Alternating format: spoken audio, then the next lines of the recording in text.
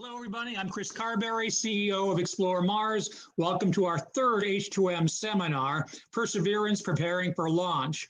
Before I introduce today's moderator, I have a few short announcements. First of all, if you haven't checked them out yet, Explore Mars is co-hosting Janet's Planet Online Astronaut Academy, weekdays at 10 a.m.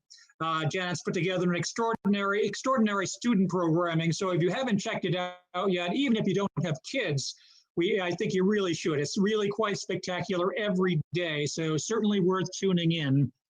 Just a reminder, the Humans to Mars Summit is now taking place on August 31st through September 1st at the National Academy of Sciences building in Washington, D.C. Registration and other details will be open again soon. And I should also note that every webinar we're acknowledging our H2M sponsors. Not all of them each time, but we're doing, trying to acknowledge all of them over the course of these webinars. Today, I'd like to acknowledge Aerojet Rocketdyne, Lockheed Martin, Northrop Grumman, ULA, Paragon, MDA, National Institute of Aerospace, and the Science and Entertainment Exchange. So thank you very much for everybody who's sponsoring the Humans to Mars Summit. Lastly, if you have any interest in sponsoring this webinar series, or even an individual webinar, please reach out to us if you have an interest. We'll post some information on this shortly, but anything people can do would be greatly appreciated to be able so we can actually continue to do these as well. Since we're not charging admission for these webinars, any sponsorships or donations people can do would be greatly appreciated. So without further ado, I'd like to introduce you to our moderator of today's session, a longtime friend of Explore Mars, Mary Angola, the manager for space communications at Aerojet Rocketdyne. Mary, thanks for leading our panel today. My pleasure. Thank you so much for joining us today. We have a wonderful lineup for you, and I'm very excited to welcome all of our guests. So during my day job, I get to tell stories. And so today our panel is going to tell the story of the Mars 2020 mission, and specifically the Perseverance Rover. Recently, the rover was named after a Name the Rover contest that NASA had with over 28,000 entries. And so quite an enormous amount of support for this. And I think the name Perseverance is really fitting for this rover because it's going to face a lot of challenges on Mars, but it's ultimately going to make discoveries that will pave the way for human exploration to Mars. During my day job, I work a lot with NASA's Space Launch System, and that's the big exploration rocket that's going to take us to Mars one day. So the Mars 2020 rover is slated to launch this summer from Florida on ULA's Atlas V rocket. It's going to launch in a 541 configuration, which means the 5 represents the diameter of the fairing. So it's going to be a 5-meter diameter. The 4 is how many strap-ons. And so in this case, it has 4 solid rocket motors built by Aerojet Rocketdyne. And the 1 is the single engine Centaur. And so that'll use the RL-10 engine. And I want to give a shout out to the RL-10 team in West Palm Beach. They recently celebrated their 500th flight of an RL-10 last month on another Atlas V launch for the DoD's Space Force mission. So the Perseverance rover's got a really reliable upper stage engine that's going to take it to Mars. And so very excited for that. So without further ado, I want to introduce our panelists. Our first is George Tehu. And George is the program executive for Mars and lunar exploration at NASA headquarters. And second, we have Katie Stack-Morgan, who is the deputy project scientist of the Mars 2020 rover for Perseverance at NASA JPL. And last, we have Neil Tice, who is the Mars 2020 Perseverance Aeroshell program manager at Lockheed Martin. So without further ado, welcome, George. And can you tell us a little bit about yourself and your role in the program? Certainly, and thanks for having us all here. Looking forward to talking about the mission. So I'm in my role as a program executive for this mission at NASA headquarters. Largely what I'm doing is helping to keep the mission going, making sure that all the activities are moving down the field. The real hands-on work is done by the project team, which is a jet propulsion laboratory and a variety of other places with our partners, like at Lockheed Martin, where Neil is, and a variety of other places. And I've been at headquarters for about 20 years. Came in after spending some time doing some commercial space, a bit of military space, international cooperation, and then became a Martian in 2000, and have been loving it ever since. Got an opportunity to become a lunatic for a little bit and be do some lunar missions on working some instruments and on the Lunar Reconnaissance Orbiter, and then came back to Mars. So I've been working on this particular mission for a little over 8 years. Thank you, George. And we love our Martians. So next I want to introduce Katie, who is at NASA JPL. I'm going to give a shout out to JPL. If you've never been to their website or downloaded any of their apps, I highly encourage you to do that. They have wonderful public outreach tools. So Katie, do you mind telling us a little bit about yourself and telling us what your role is? Sure, thanks, Mary. Well, thank you to Explore Mars for having me today as a speaker. As Mary mentioned, I'm the Deputy Project Scientist for the Mars 2020 Perseverance Rover. And that means I'm one of the scientists, part of a science leadership team at JPL, helping to develop and operate the Perseverance Rover. And so our rover missions are usually made up of engineers and scientists, and so I'm on the science side. And so I help lead a team of over 350 scientists as we figure out what we're going to do on Mars, what science we're wanting to accomplish, and also helping the engineers design a spacecraft that can meet our science objectives. And I'm very excited for Perseverance and what it's going to accomplish on Mars, and also as the first leg of a potential Mars sample return campaign to bring samples from Mars back to Earth. And I came to Perseverance from after working on the Curiosity rover. I worked on the Curiosity rover as a graduate student at Caltech, and then moved up the freeway to JPL to continue working on that mission, and eventually got pulled over to Mars 2020 and Perseverance. And so I'm very excited to bring my experience and working on Curiosity to Perseverance as we continue to explore the surface of Mars. And so we have great things ahead of us with this mission, and I'm excited to share that all with you today. Thank you so much, Katie. I can't wait to hear more about the science. I'm very excited for that. So our third panelist is Neil. Neil, welcome, and we're glad to have you. You want to tell us a little bit about yourself and your role on this mission?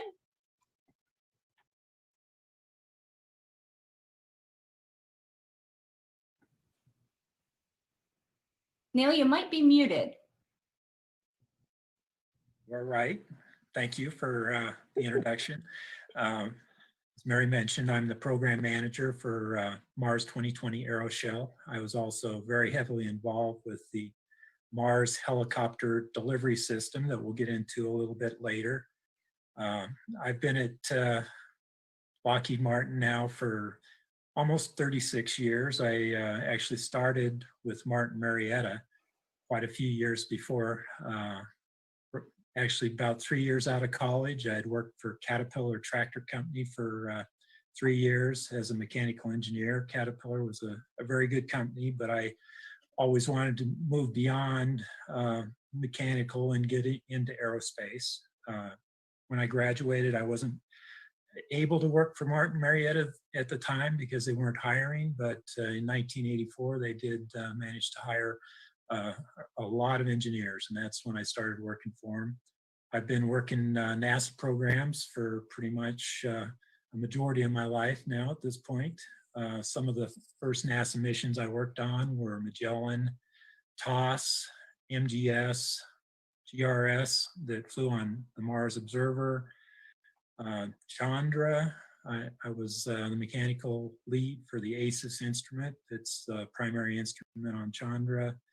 Worked on Mars Pathfinder IMP camera, Odyssey, Genesis, MRO, Phoenix, Maven, Insight, many NASA missions, and 9 missions to Mars. So I'm probably one of the most experienced Mars people on the program. Currently, I'm the program manager for the Dragonfly New Frontiers mission. We just recently started that one. We're currently in phase B and getting ready for our system requirements review. So I tend to get involved very early in these programs and stay pretty much through the end of the missions. In fact, there's still missions that are flying right now that I worked on at one time, including Chandra, MRO, Maven, and Insight. Wow, that's awesome. Thank you. You're welcome. All right, so let's get into the meat of this panel. So I want to first talk to George a little bit about the technology on the Mars rover. You all always at NASA put such great technology. I remember Curiosity had a laser on it, and everybody was really excited about the Curiosity laser. And so I want to know more about the Perseverance rover and the interesting technology you put on board at this time. Yeah, there is so much going on with this mission. We have a lot packed into it. And as you noted, we're headed towards launch pad here in July. But the story of this mission and the choices we had to make on what types of technology or what types of science instruments, that story starts a good 8 years ago, shortly after the Planetary Decadal Survey came out and said that one of the top priorities was to, for the coming decade of planetary exploration, was to do a rover that would be capable of starting a Mars sample return, to be able to go to a landing site on Mars, select rocks that could potentially preserve any what we call biosignatures, records of an ancient environment that might have given a clue to life potentially of being on the planet, and starting that process of bringing it back to Earth. But even further back, there was, you have to go even further back to where this capability comes from. We often talk about standing on the shoulders of giants in all our advances, and this mission is a good example of that, in that all the prior missions we've done, the robotic missions, have all been building not just in terms of the scientific knowledge that we've been gaining, but also the technology and the capabilities. And so it's really now is the right time for us to be able to do this type of mission through both what we learned from the prior missions, understanding, and actually if you could pull up, we had one image on chart number 1. This illustrates it a little bit of what all of our missions have been going towards. In our robotic program, we have 4 key goals. We want to, first among equals is trying to answer that age-old question: could life ever arisen somewhere else beyond Earth? And we're looking for that at Mars.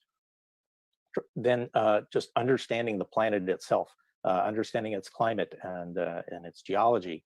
And for a long time, we've always been trying to do what we can with these robotic missions to prepare for future human exploration. And so as we progressed through that, there have been these evolving themes. The first along that line was the hunt for water. Had there been a watery past on Mars? And those early missions, particularly the Mars exploration rovers, determined, yes, indeed, Mars had a watery past in its ancient time. And then we were able to move to, well, all right, was those early environments even potentially habitable? And the Mars Science Lab, Curiosity, helped answer that question. Yes, indeed, it was able to find in the record of the rocks, a record of a habitable environment. So now we're ready to take that next step, seeking the signs of life directly onto the surface. So if you can go to the next chart, that goes to what are we doing and what types of equipment are we trying to put on this particular mission. We have 4 key objectives. First is to understand the geology of that landing site that we're planning to go to, conduct in situ astrobiology and look for those potential signs of life, put them in a cache that we can potentially go back with a future mission. And again, we're going to be continuing the experience and practice of taking measurements to prepare for human explorations, but now we're taking it the next step, something we've never done. We're actually testing technology that could potentially be useful for future human exploration on Mars. So all of that goes into deciding what type of science instruments. And I want to leave let Katie go into some of the details on the science instruments we picked, but they're all geared towards finding those potential biosignatures. But I will jump in here about the interesting technology demonstration we're doing to prepare for future humans, and that is an experiment that's actually going to generate oxygen on the surface of Mars. If we're ever going to send humans, we'd really rather be able to live off the land as much as we can and use as much resources at Mars as we can. And fortunately for us, Mars has an atmosphere. While it doesn't have much oxygen, it does have a lot of carbon dioxide. So if you can split that apart, you can extract some oxygen. And that's exactly what we're doing with one of our experiments called MOXIE, which is going to suck in that Martian atmosphere and split apart the carbon dioxide. And we're going to be able to actually measure the purity and the amount of oxygen that we can get out of it.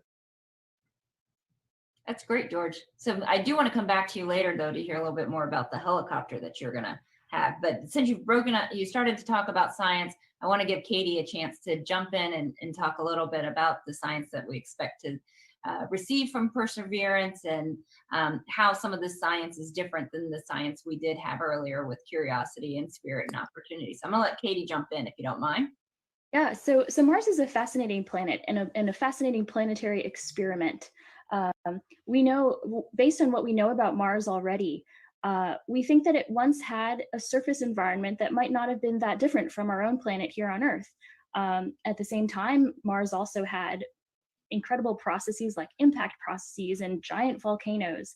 And we want to learn more about that geology with the Perseverance rover, understanding some of the major, surface processes that Mars experienced.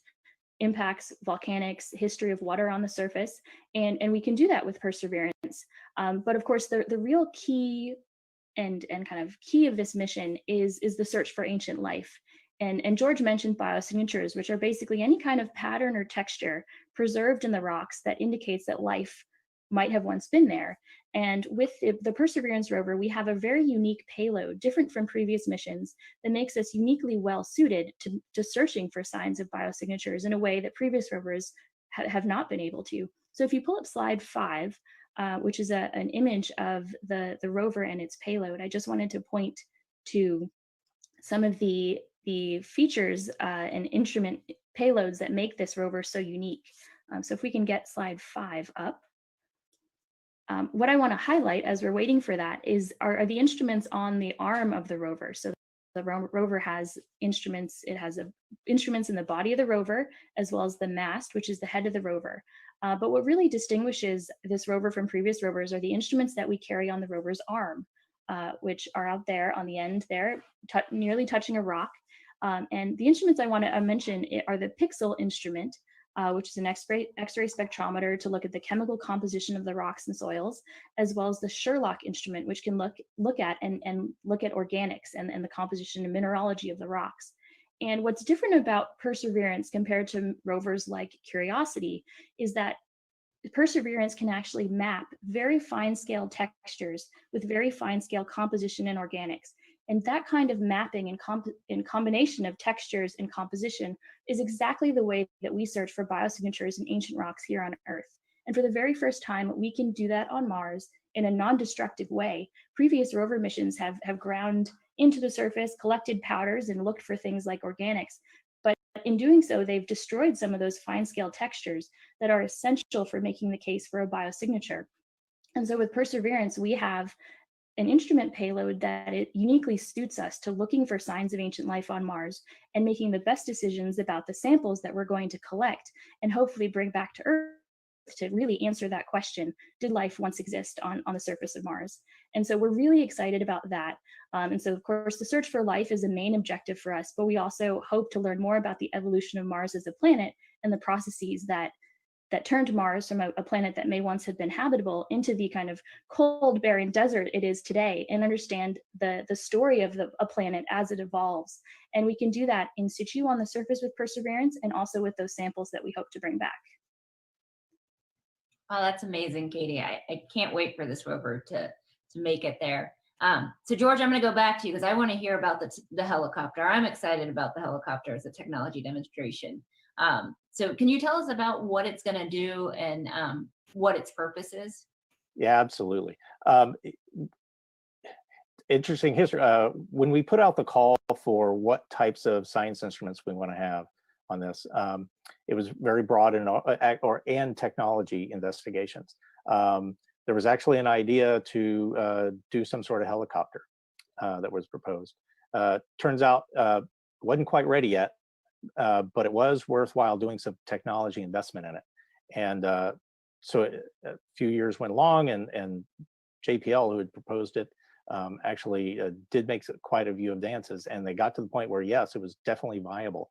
So we made the choice that this is a good example of a very high risk but high reward opportunity to have a secondary payload. You don't get a chance to go to Mars very often.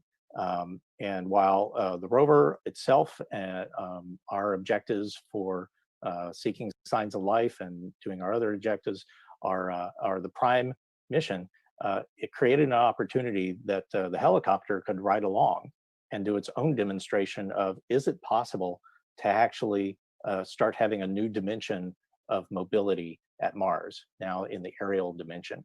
So fundamentally, it's going to, the size of it is, I can hold my hands up, the body of it is a little bit, almost CubeSat size, one cube a little bit bigger, but it's solar powered. Has 2 counter-rotating rotors that about a little over a meter in diameter.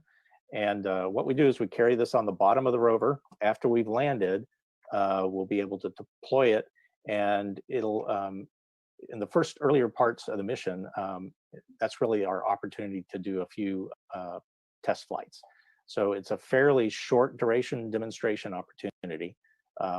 Couple of test flights, taking it slow first, small hops, then trying to go push some of the capabilities beyond that.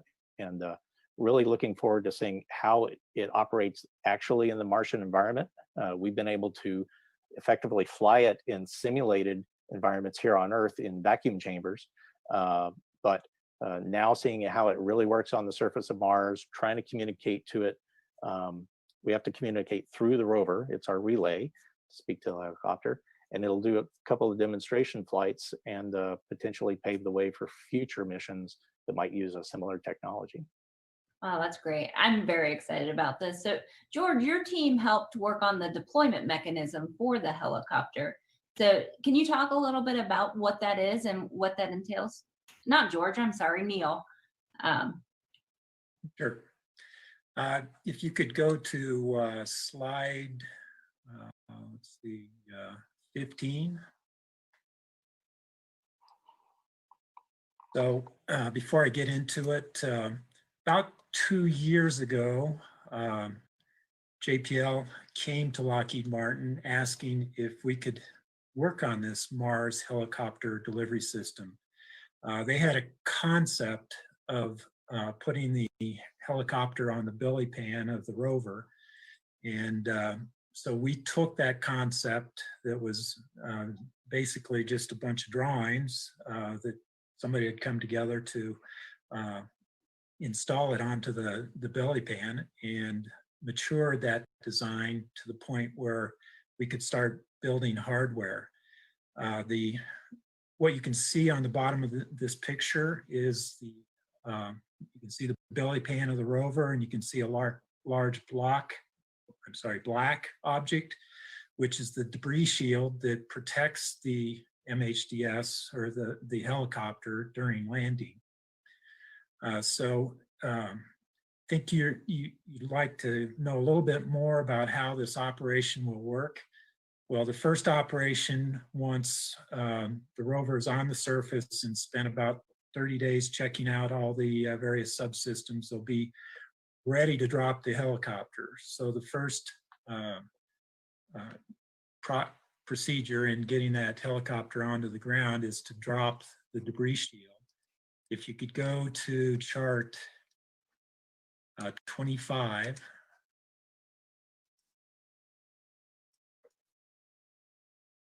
Okay, you can see the a front view of the rover like you saw previously. You can see the debris shield in the top picture. There's a cable cutter that will be fired to release that belly pan or the debris shield so that it drops down to the surface. The rover is now able to drive away from the debris shield to get it out of the way. And then that starts the process of releasing the helicopter from the belly pan.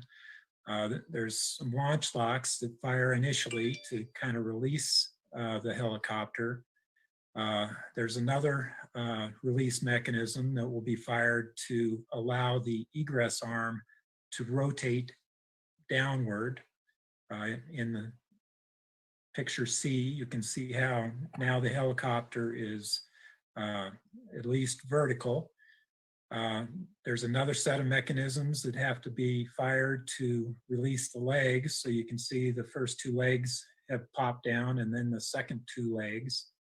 And then the final release is another frangible, which is fired that allows the helicopter to drop down to the surface. The helicopter has very springy legs that allow it to just kind of bounce, and it just need enough clearance that the rover can drive away and leave the helicopter sitting on the ground. Oh, that's awesome. I'm looking forward to that, Neil. So I want to move a little bit more to launch now and talk with Katie, if you don't mind.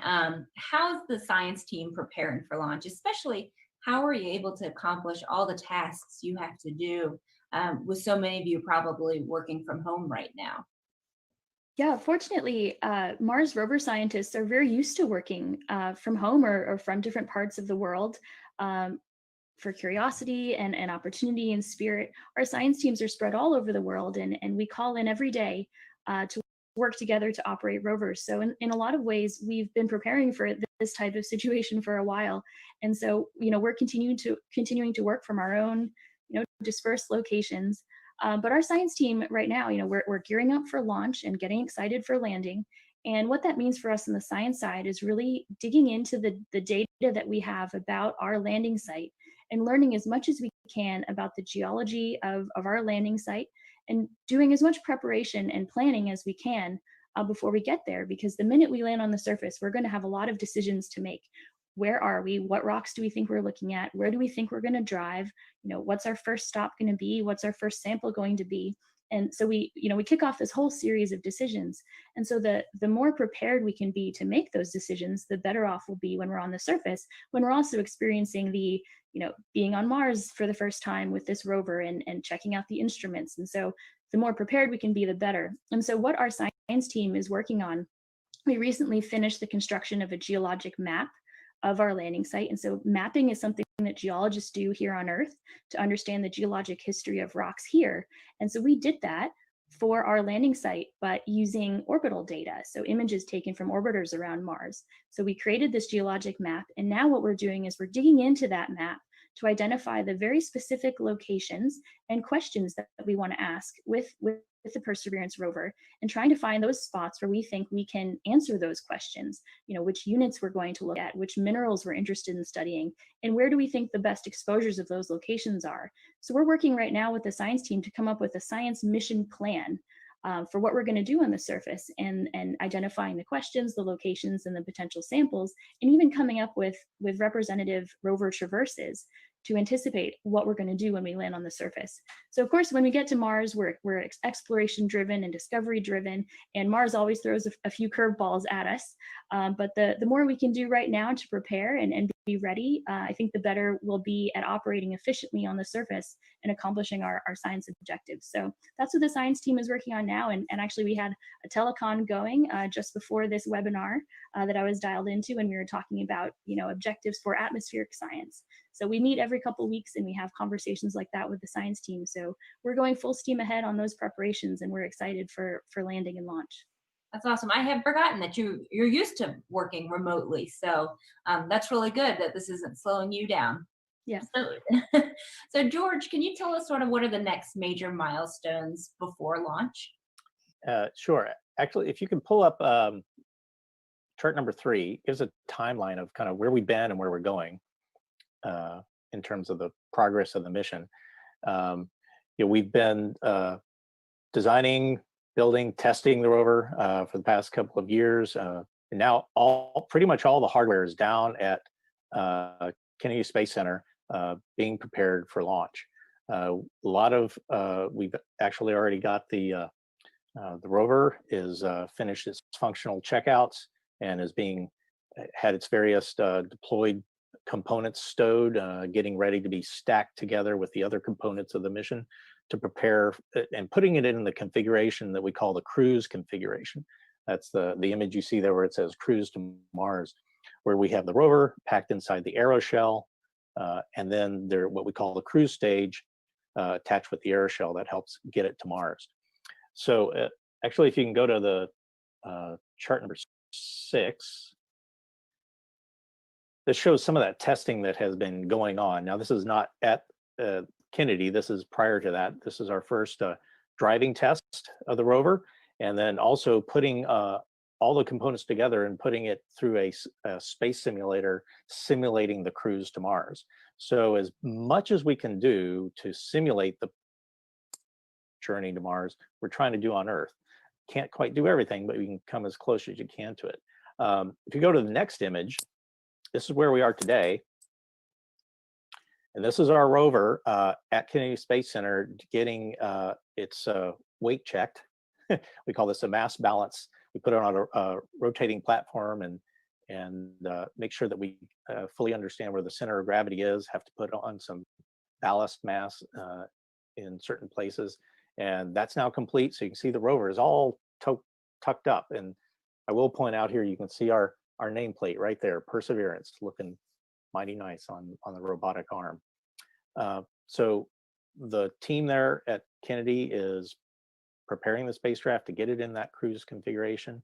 Over the next couple months, once we get it all put together, then it will be integrated and encapsulated with the launch fairing that United Launch Alliance provides our launch vehicle, the Atlas V that you described earlier. Will be put into that launch fairing, and then that whole component will be transported to the Cape Canaveral Air Force Station side of the launch area. We're going to Launch Complex 41, which is where we'll launch out of. Take that whole component to what they call the vertical integration facility, right next to the launch pad. Then that whole, the fairing with the spacecraft inside it will be hoisted up, put on top of the Atlas Centaur rocket, and then we await our launch data for rollout and launch. Our launch period opens on July 17th, and we're getting ready for that. Now, I want to throw in, point something else out. Katie mentioned how her team, at least the science team, is used to working remotely. A lot of our Outload team, of course, is not. And when you're doing the hands-on work, that can't be done. I think a lot of people are asking the question, how is the team handling this new environment where a lot of us are needing to be remote? And roughly a majority of the team is now doing teleworking. There are the small numbers of teams that are who are the mission critical, finishing up a couple of pieces of sampling hardware at Jet Propulsion Lab, but the majority, a lot of that effort happening there at Kennedy. And I do want to point out, across the agency, the first priority has been to the health and safety of our workforce, and also the communities that we're around. So we've been very successful so far in making sure that both our team and the communities they're in are operating in a very safe manner. Thank you, George. I'm glad you all are staying safe.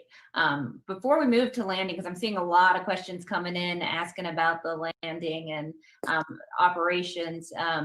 But Neil, I just wanted to check in with you if you had any fun facts you wanted to share about the launch.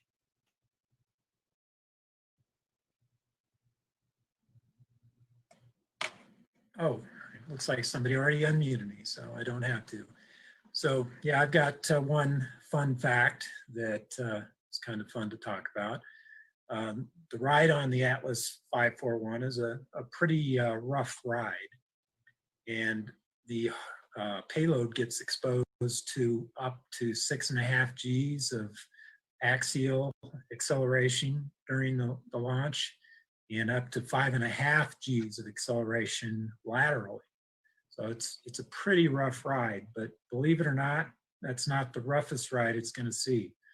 The real rough ride occurs during entry, descent, and landing, whereas the aeroshell hits the atmosphere, there's a deceleration of up to 12 Gs, which puts an extreme load on the front of that heat shield as you're slowing down. And that's really the design requirement for the aeroshell, was that 12 G load. So that's kind of a fun fact that normally launch is the worst environment, and in this case, EDL is the worst environment. Another fun fact is during launch, it's very noisy if you're to be right next to that launch vehicle. And a comparison of how loud that noise level is would be if you were standing right next to a jet engine on takeoff. That's how much noise is generated by the rocket engines on the Atlas V. And so it's a pretty noisy atmosphere that creates all kinds of vibrations inside the fairing where the payload is sitting, and can see up to 18 Gs of vibration just from that acoustic level on the launch pad. And then I guess the last fun fact is the Atlas V really has to get going fast in order to escape the pull of gravity from the Earth. And in order to get headed on its way to Mars, it has to achieve at least 25,000 miles per hour of velocity before it gets away from the Earth and on its way to Mars. Thanks, Neil. I'm glad we have those facts. We're ready come July 17th to share those tidbits with our friends. Yep. So Katie, let's talk about landing, because I think that's what folks want to know about. And so we'll get into the technology, but let's talk about sort of the science in picking a landing site. So you mentioned earlier there are orbiters around Mars. So we've had 8 successful US landings with landers and rovers, but then we also have these orbiters, and probably one of my favorite is the Mars Reconnaissance Orbiter, which has the HiRISE camera, and it took a gorgeous image of Victoria Crater back in 2016, and I think everybody knows that image. It's kind of an iconic image of Mars, at least in my mind, and that really helped the science team look at the terrain that Opportunity was going to have to traverse. And so you spoke to these orbiters and how they play a role. Can you talk about the landing site for Perseverance? What is it called? That was one of the questions that's come into us, as well as some of your decision making that went into picking that landing site and some of the challenges with it as well. Yeah, absolutely. And so if we can bring up slide 17, I think I'll start there. But our landing site is Jezero Crater, and you can see that here. And I'll mention that the selection of our landing site was the culmination of a 5-year process involving the community, the Mars community, and any other interested folks in the community who wanted to weigh in and provide perspective on where the right place was to send the Perseverance rover. And so the result of that 5-year process was the selection by NASA headquarters of Jezero Crater as the place to go with Perseverance. And so what this image shows, this is topography of Mars, shows the location of Jezero relative to some of the other big geological features in the area. So Jezero Crater is on the inside rim of one of the largest, oldest impact basins on Mars, and that's the Isidis Impact Basin. And we think that the Isidis Impact Basin formed about 3.9 billion years ago. So these are old rocks here. And this is one of the major impacts that we think happened on Mars. But not too far away from Jezero and Isidis is Syrtis Major, which is one of the major volcanic centers on Mars. And so Jezero Crater has this unique position, being very close to major impact related terrain on Mars, but also close to a major volcanic center. And if we go to the next slide, what is particularly special about Jezero, in addition to this general setting, is the presence of a delta within the crater. And we think that Jezero crater was once the site of an ancient lake basin. And there are a number of places on Mars that we think might once have hosted ancient lakes. But what's really special about Jezero crater is that it's a slam dunk. We have not only the delta that we see, and we recognize landforms like the Jezero Delta here on Earth and deltas that we have here, but in this crater, we have an inlet valley, which tells us that water flowed into the crater. But what is unique about Jezero is that it also has an outlet valley, and we don't always see that in craters on Mars. So we know that this crater once filled up basically like a bathtub to the point where it overflowed out the outlet valley. And so that's really important for us as we're thinking about what a good landing site might be, because not only do we have evidence in the rocks in the delta that a lake was there, but we know that there was enough water there for a significant amount of time to basically fill this crater and then overflow it. And sometimes we think in different places on Mars that water might have been a kind of figurative flash in the pan. But here in Jezero, we know that that water was around long enough to fill the basin. And we think that might have been a great place for life to exist and take hold. And we have the types of rocks, similar to rocks here on Earth, that are very good at preserving that evidence of life. And deltas here on Earth are great places to go to look for organics.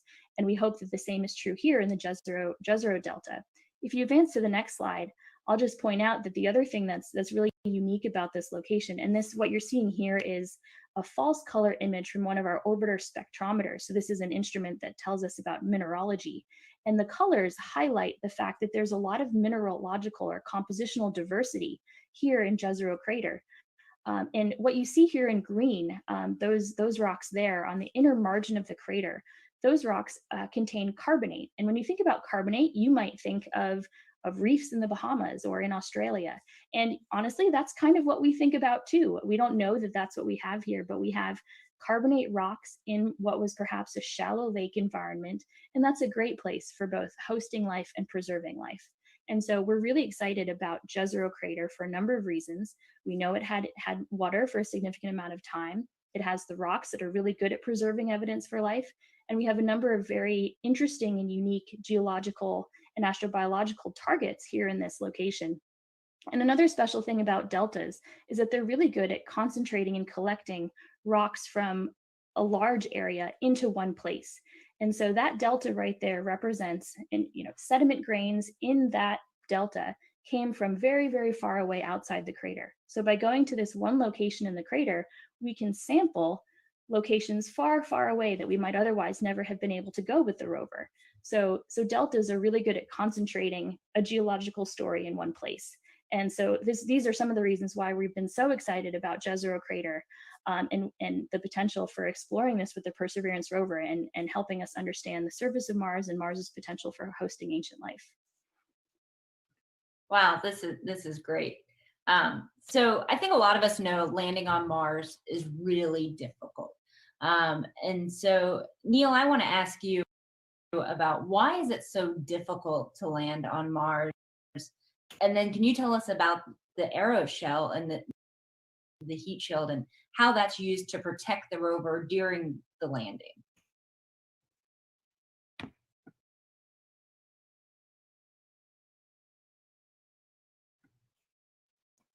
You could go to chart 10 for me. Thank you. Okay, so entry, descent, and landing is a very complex process. There's lots of things that have to go right in order to get down to the surface. And that's one of the things that makes it so difficult. And there's been a lot of failures at Mars. Fortunately, JPL's been very lucky at getting most of their spacecraft to Mars, but some of the other countries that have tried have not been quite so lucky. Just to give you an idea of the complexity, the spacecraft essentially takes 6 to 8 months to get to Mars before it's ready for the entry phase of the mission. And the first thing that you have to do is separate the crew stage from the aeroshell. And so now the aeroshell is floating on its own, heading towards the atmosphere. It does have thrusters to adjust the angle of the spacecraft, of the aeroshell as it hits the atmosphere. Since it was previously installed on the cruise stage, we do have to adjust the center of gravity of the aeroshell before it hits the atmosphere. And we do that by deploying a bunch of very heavy tungsten masses. There are actually 2 tungsten masses, weigh about 164 pounds each. And that sets the gravity where it needs to be as it hits the atmosphere. The spacecraft is really on its own at this point. Everything is robotically controlled and pre-programmed, which means you have to do it right the first time. There's no joysticking this spacecraft as it comes in. So as you hit the atmosphere, the aeroshell is the primary protection for the rover that's inside it. There's a peak heating phase where the heat shield gets to about 3,500 degrees surface temperature on the outer surface. And that aeroshell protects the rover from seeing those high temperatures. There's a thermal protection system called PICA that protects the rover by ablation. It allows the heat to flow away from the spacecraft, and the back shell also does some protection there. But once you get through that peak heating, now you're just kind of coasting. There's some additional balance masses that are released. 65-pound masses are ejected from the aeroshell. And that allows us to kind of surf our way through the atmosphere to the final landing point. And so it's actually, very ingenious. There's lots of things going on during EDL. All of these have to happen just right. The next major event would be to deploy the parachute. Parachutes seen a lot of testing. We're very confident in this parachute. JPL did all the testing, but there's always things that can go wrong with parachutes. And then after you've coasted on the parachute for a little while, then the heat shield is released from the rest of the structure. And there's some very good videos on YouTube showing the MSL heat shield leaving the back shell. And that allows the radar to turn on at the right time to see how far above the ground you are and determine the final landing points. There's lots of cameras on board that are used to optically navigate the spacecraft to a safe landing zone. The sky crane was developed by JPL to allow various separation hardware to fire and lower the rover down to the surface so that it can fly away. So all of this has to happen in 7 minutes. So anytime one of these happens, it's just very exciting. There's lots happening and lots that has to go right. So as soon as you hear that, the word that you've touched down safely, there's a lot of cheering that goes on. Oh, that's wonderful. 7 minutes of terror. I can only imagine. I had some questions about the back heat shield. Yeah. I do have a picture on slide 11 showing you the heat shield.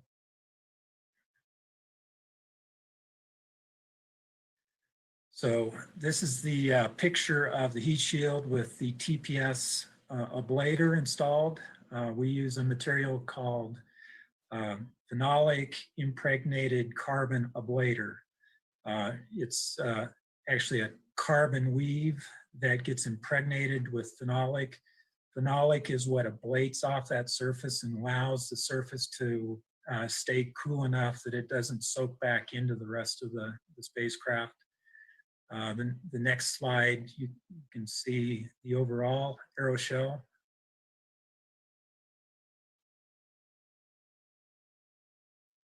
Slide 12, please. So here's some additional hardware that's on board this aeroshell, in addition to, and most of it is mechanisms. I talked about the balance mass devices that are ejected. That was all part of the aeroshell mechanism. There's also 9 separation fittings that are fired in sequences of 3. That is all hardware that was built at Lockheed Martin and had to be tested.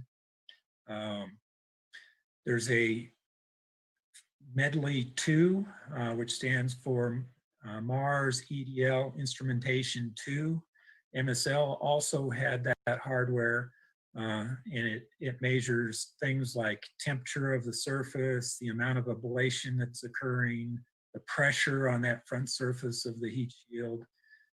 All of that hardware is installed and will be active during the EDL event, so we get information for future missions. The back shell also has a ablator product on it. It's called SLA 561B. It's the same material that was flown back on the Viking program. So a lot of this technology has been used in the past. The structure itself is almost totally M55J composite materials. It has to be very, very stiff to withstand the high pressure of entry. There's 2.5 inch thick honeycomb on the heat shield structure that adds to that stiffness.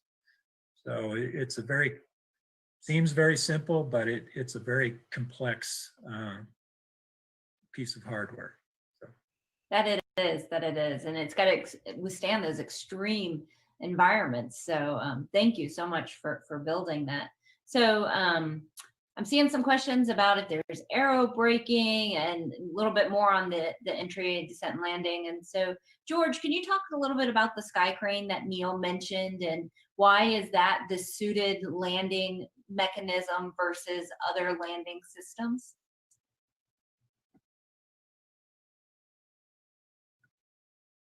If you're familiar with how the Curiosity rover landed, then to the untrained, well, it looks very similar, right? But there's actually a lot extra going on for Mars 2020 and Perseverance that you can't actually see. A lot of improvements, and part of that starts with the sky crane and the descent stage. And there's 2 key new capabilities that we're going to have for Mars 2020 that Curiosity didn't have. One is called range trigger, and the other is terrain relative navigation. Range trigger is all about when do you pop the parachute. Previous missions would be able to, as they're coming in to landing, they've got an estimated velocity and estimated distance of the surface, and they determined on when to pop the parachute based on their velocity, a certain velocity marker. We were able, by just changing one line of code in the system and using other measurements in terms of our range to the target, we're able now to pop our parachute based on our actual estimated range to where we're going. What that helped us do was shrink the size of what we call the error ellipse, or the landing ellipse. So where Curiosity was shooting for a target, ellipse that was 20 by 25 kilometers, we've been able to shrink ours down to about 8 kilometers diameter circle. So was really what enabled that, and then terrain relative navigation enabled us to choose Jezero crater, because it helps us get to more interesting landing sites that the scientists want to get to.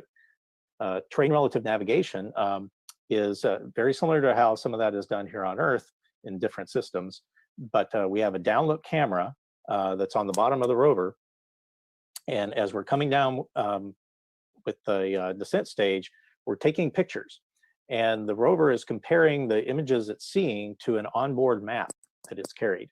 This map was generated from the orbiters that we have around Mars, and the same ones that we use to pick the landing site. And on that map, we've marked out where are maybe some of the more dangerous places. And as the rover, as it's coming down, it can compare where it's headed with that hazard map. And if it looks like it's going towards one of those hazards, we have a built-in capability. It's called the divert maneuver. Curiosity did this too. after we pull away from the back shell and the parachute, we don't want that falling on top of us when we land. So we had a built-in divert maneuver. We used those engines to just go off in a direction. Curiosity, it wasn't a guided thing or a decision. It was just go in a particular direction. For us, we're able to use that same divert maneuver, and if it looks like we're headed to a more hazardous location, use that to go towards a safer location. So those are the two big new things that we have going on with our descent and landing. And definitely for those of our viewers, if you haven't seen it, I recommend searching for either 7 Minutes of Terror or Curiosity Landing.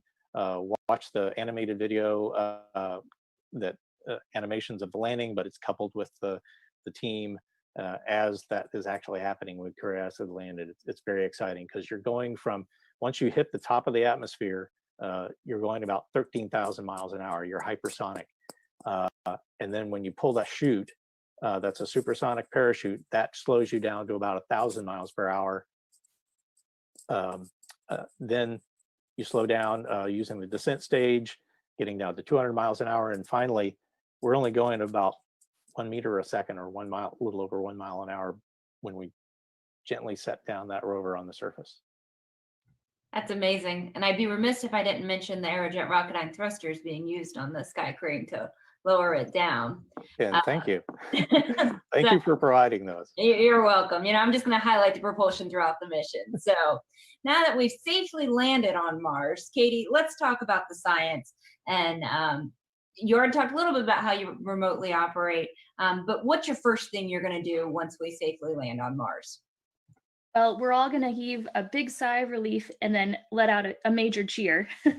But then, you know, we get down to business. And George mentioned the terrain relative navigation. And I just wanted to mention that, you know, that capability and the enhanced computer that allows Perseverance and Mars 2020 to do that terrain relative navigation is actually, we're taking advantage of that on the surface as well. And so we're using that faster, better computer processing to actually be able to traverse autonomously in a way that previous rovers have not been able to. So we think we can cover more ground every day with Perseverance than perhaps Curiosity ever was able to do, because we're basically with the rover surveying our landing site as we, you know, our terrain in front of us as we drive, and the computer is making decisions about where to drive. And so that's an exciting new capability that we have thanks to this better processing power that is also benefiting our entry, descent, and landing. But if we think about what we're doing on the surface, I mean, so we'll have hopefully our science mission plan in mind. So the minute we find out where we've landed, that'll all kick into high gear. So we'll think, okay, where did we land in this site? Do we, you know, what do we want to do here at this location? And where are we headed next? Of course, during the early days of the mission, we're doing a series of instrument checkouts and checking to make sure that our systems are operating nominally, and we come online piecemeal, so slowly we add capabilities every day. So the science team during this period of time is really focused on coming up with that science plan. And as we test out our instruments, we'll be selecting targets. And this is something that we do on other rovers. And we say, okay, well, we have this much time today.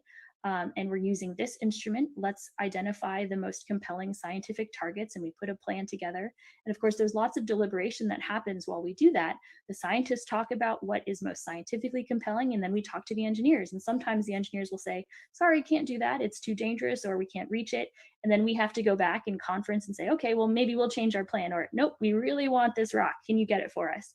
And so that kind of back and forth is one of the things that makes working on a rover mission, you know, so fun, I think, for so many people, is this working together as a team and doing that back and forth and give and take as you take hundreds of people to operate a single robot on another planet. And so it's a really unique experience that we have, and one that is very satisfying every day when you can come to a consensus about what to do on the surface, and then actually you get that data back. And so we'll be focused on that, you know, getting through those early days of Mars time when we're living on the Martian clock instead of the Earth clock. And those are fun, but kind of stressful days when you're walking around like a zombie sometimes because you're sleepy. But we do our best to make good decisions for the rover during that time, and that time is really essential to take full advantage of all the time that the rover has awake on the surface of Mars before we take our own human considerations back into account. So eventually we will transition off of Mars time. But then during that time, that's when we are getting excited for our first sampling opportunity. We have ambitious sampling goals with this mission, and so we know that we have to get going putting together that sample cache, because we hope that we have a rendezvous a couple years down the line with the next leg of Mars sample return. So we've got to get going, and we've got to do the science and collect the samples that will enable the next leg of that campaign. So we'll be thinking about that as soon as we get on the surface, and doing our best to plot a course and collect a suite of samples that will really feed, I think, generations of scientists when those samples come back. So we feel the responsibility, but we're excited to have that responsibility, knowing the potential for what it sets up in the future. Oh, that's wonderful. So I know we're at the top of the hour. The panelists have agreed that they can stay longer, but and so we're going to talk a little bit about future Mars exploration, and then we'll get to more Q&A from the audience. But I just want to let folks know who did have somewhere to go that the panelists are going to stay. So let's move in. You mentioned the sampling. So Perseverance is collecting samples. So Neil, Lockheed's been a part of some previous sample return missions. And so can you talk a little bit about sample return missions and how you possibly could return samples from the Mars Perseverance rover? Sure. So there's already RFIs in place for this next mission that you're talking about. It's going to be called Mars Sample Return. We recently completed a proposal for one of these RFIs to go off and build another aeroshell. This one, Mars 2020 aeroshell, was 4.5 meters in diameter. The next aeroshell for Mars Sample Return is going to be even bigger, believe it or not. It could be as big as 5 meters in diameter. So we were asked to propose this newer, bigger aeroshell. In addition, there's a new lander that's an even larger lander that's JPL will be responsible for. It's called the Sample Retriever Lander. And so this big lander has to get down to the surface, and its primary purpose is to go pick up the samples that Perseverance has left down on the surface. So the next mission to Mars will be close to where Perseverance is right now, so that they can go pick up those samples. And then there will be additional missions that actually land a rocket down on the surface of Mars that could be used to take those tubes, stainless steel tubes that have samples from Perseverance, and fly those back to the US, or back to the world, the Earth, so that we can see what's actually down there on Mars and see if there's any signs of life. But those are missions out in the future. This particular RFI we just proposed to would launch in 2026. So we're talking about 4 or 5 years out. And then at the sample return mission is probably a year or two after that. So Great. we're hoping to be part of all those. We love Mars, and we love going there whenever we have an opportunity. Well, you have that in common with Aerojet Rocketdyne. We love Mars too. So gonna turn to George and just see, George, do you have any other additional thoughts on sample return missions? And then if not, what kind of planning is going on for future Mars robotic science missions? Since Neil brought up the fact that there will be future missions that will need to go return these samples. We, Mars 2020, cannot lift off and come back home. And one thing that's very unique, I talked about the prior missions, and we kept building on prior missions and the knowledge. Each mission we've done has, taken the knowledge from prior ones and built on that. But this will be one of the first time where we've actually had hardware interfacing between 2 different missions launching in 2 very different opportunities. And so I want to illustrate kind of what that interface will be. So since I'm at home, I didn't have my usual props of my 3D printed sample tubes, but I realized that a little flashlight is about the same size as a sample tube. I even took my calipers to it, and it just so happens that this is roughly the same size and shape, even this little bulbous end of a sample tube. So we're carrying about 42 of these with us, and we'll be able to leave them on the surface. And so the future missions that we're talking about designing, we've already been working for the past several years creating what we call interface control documents. So basically agreements between our mission and future missions to be on, are there any requirements we have to actually place on these tubes, and how we can keep the samples, keep sample integrity for when we eventually get them home. And what do those future missions, how do they need to be designed to actually pick these things up and put them in some sort of container to come home. And continuing our flashlight analogy, the actual sample itself, it turns out it's pretty close to the size of a AA battery, maybe one and a half AA batteries. And so that's what we're talking about. This is going to be the goal that we get home. And if you can go to chart number 21, I actually have a picture of the real sample tube. This is part of our caching system. This is during thermal vacuum testing of it.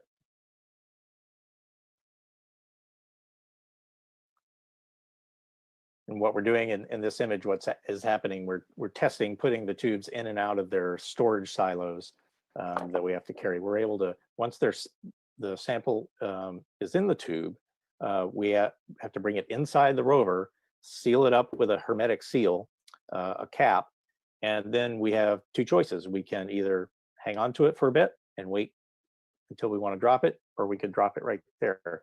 Most likely our plan is we're going to be putting them back in the silos where we pull them out. And then once we get to a location on the surface where we want to place this set of samples to await the future missions, then we would start depositing them there. We call that the depot cache approach. So all these future missions that we're starting to look at is we're in the planning stages now. And a big component of that is doing it with our partners in the European Space Agency.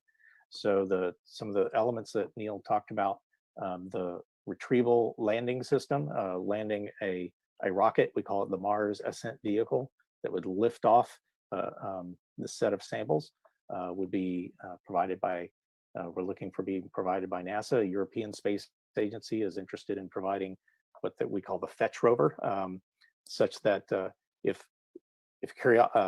Perseverance itself isn't able to deliver the samples to that lander, a Fetch Rover, a smaller thing that's specially designed to go and pick up these types of tubes and bring it back to the Mars Ascent Vehicle. And then once it gets off the surface, there needs to be a return orbiter. And that's the third component of this sort of three major components. The sampling mission, that's us, a retrieval mission on the surface, get it off into Martian orbit, and then another mission that will rendezvous with that sample container that's in orbit around Mars and bring it home to Earth. Wow, that's amazing. Thank you so much for sharing that and bringing your flashlight to explain it to us. Oh, I got a new prop now. It's great. Great. All right. So, Katie, as I mentioned earlier, I've got this great exploration rocket NASA does. It's the Space Launch System that wants to bring humans to Mars. So from your perspective, the science perspective, what needs to happen before humans go to Mars? Well, I think going to Mars is kind of like planning a trip here on Earth. You don't go without having done a little bit of research about what the location is like and what the conditions are like, and perhaps what you need to bring with you and what you can get when you're there. And so in some ways, it's very similar to planning trips here, but in particular, we want to understand what kind of conditions our astronauts or Marstronauts would experience if they went to the surface of Mars.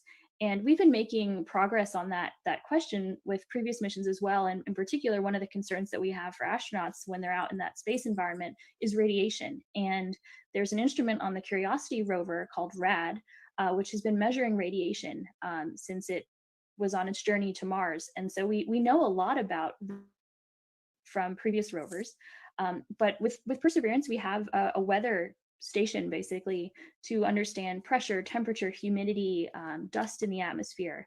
And those are all very important pieces of information we would want to know if we were to send astronauts to Mars, to know what kind of environment they would be encountering and what kind of equipment they would need, how their spacesuits need to be built. And so our robotic explorers are doing some of that reconnaissance and data collection that can help enable planning for human exploration. Another thing we often think about is the in situ resources that Mars might have that astronauts could take advantage of when they're on the surface and perhaps don't have to bring with them, because mass equals dollars in a sense when it comes to missions like this. And so if there are ways we can take advantage of the resources that Mars has, we don't have to bring those things with us. So we think about things like understanding the climate cycle and understanding water and where it is at the surface or subsurface, and ice and what conditions, what the weather's like, to affect things like where those resources might be. And so those are the kinds of things that we think about and we want to understand, and what the material properties are of even the soils and the rocks are on Mars, because those could all be different resources that get used by astronauts in situ on Mars. So I think those are some of the things that we think about and that Perseverance in particular can contribute towards. And so each time we send a robotic explorer, we're making progress towards that goal of sending humans to Mars. And we can do that, fortunately, in a way that addresses interesting science questions for Mars about Mars's atmosphere today and the conditions on Mars, while also, in service to that goal of human exploration and advancing that part of our objective. I love the sustainable approach that you all are really taking to exploration and taking it one step at a time. I think it's great, and I commend you for that. So before we get into the lightning round of questions, because we've got a lot coming at us, I wanted to ask Neil one thing about, he mentioned the Dragonfly that he's working on, which is going to send like a drone-like vehicle to Saturn's Titan moon. And so I wanted to know if you could talk about the lessons learned from the Mars 2020 Perseverance rover and the Mars 2020 program, and how you're applying that to the Dragonfly mission, Neil. Sure. So we're always gathering lessons learned from the various programs that we work on. Started back, at least for these big Mars missions like MSL, Mars Science Laboratory, we had to build a very similar structure, identical structure, essentially. It was considered to be build to print. So back on the MSL program, we actually built 2 heat shields instead of just one. We needed a second heat shield to do environments on, and that heat shield became a spare, which when we got on contract for Mars 2020, that piece of hardware was provided as government furnished equipment for us to save money on the Mars 2020 program and use that heat shield in addition to the new back shell that we had to build. Well, as it turns out, the biggest risk on the program for the aeroshell was that heat shield that was now 10 years old survived the static test. It had to go through testing just like any other piece of flight hardware to prove that it was capable of going to Mars again. And as it turns out, that heat shield was not adequately built to survive the new environment that was being imposed on it by Mars 2020. And we had a failure at that point. So we had to go back and figure out, well, what happened to that first heat shield? It was the first heat shield of its kind of that size. So we learned a lot. We figured out what went wrong with that first heat shield, and we fixed it for Mars 2020. So it's all information that will be used on this new mission called Dragonfly. Turns out Dragonfly wants a 4.5 meter aeroshell as well. So it's very applicable to use everything we learned on Mars 2020 and MSL on this new heat shield. We learned a lot about how to improve our processes, how to test the hardware early so you know that there's no issues with the hardware, We developed some new test approaches using IR thermography to look for disk bonds of the structure.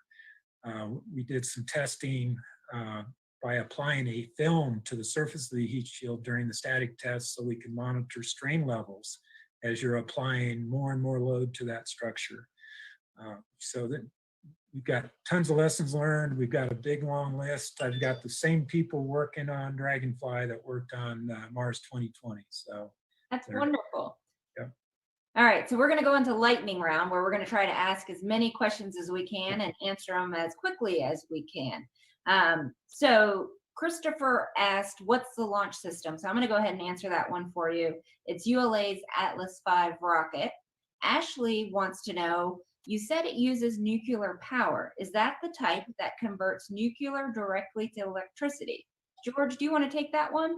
Yeah, we use what's called a radioisotope thermoelectric generator, and we use the exact same type that MSL used.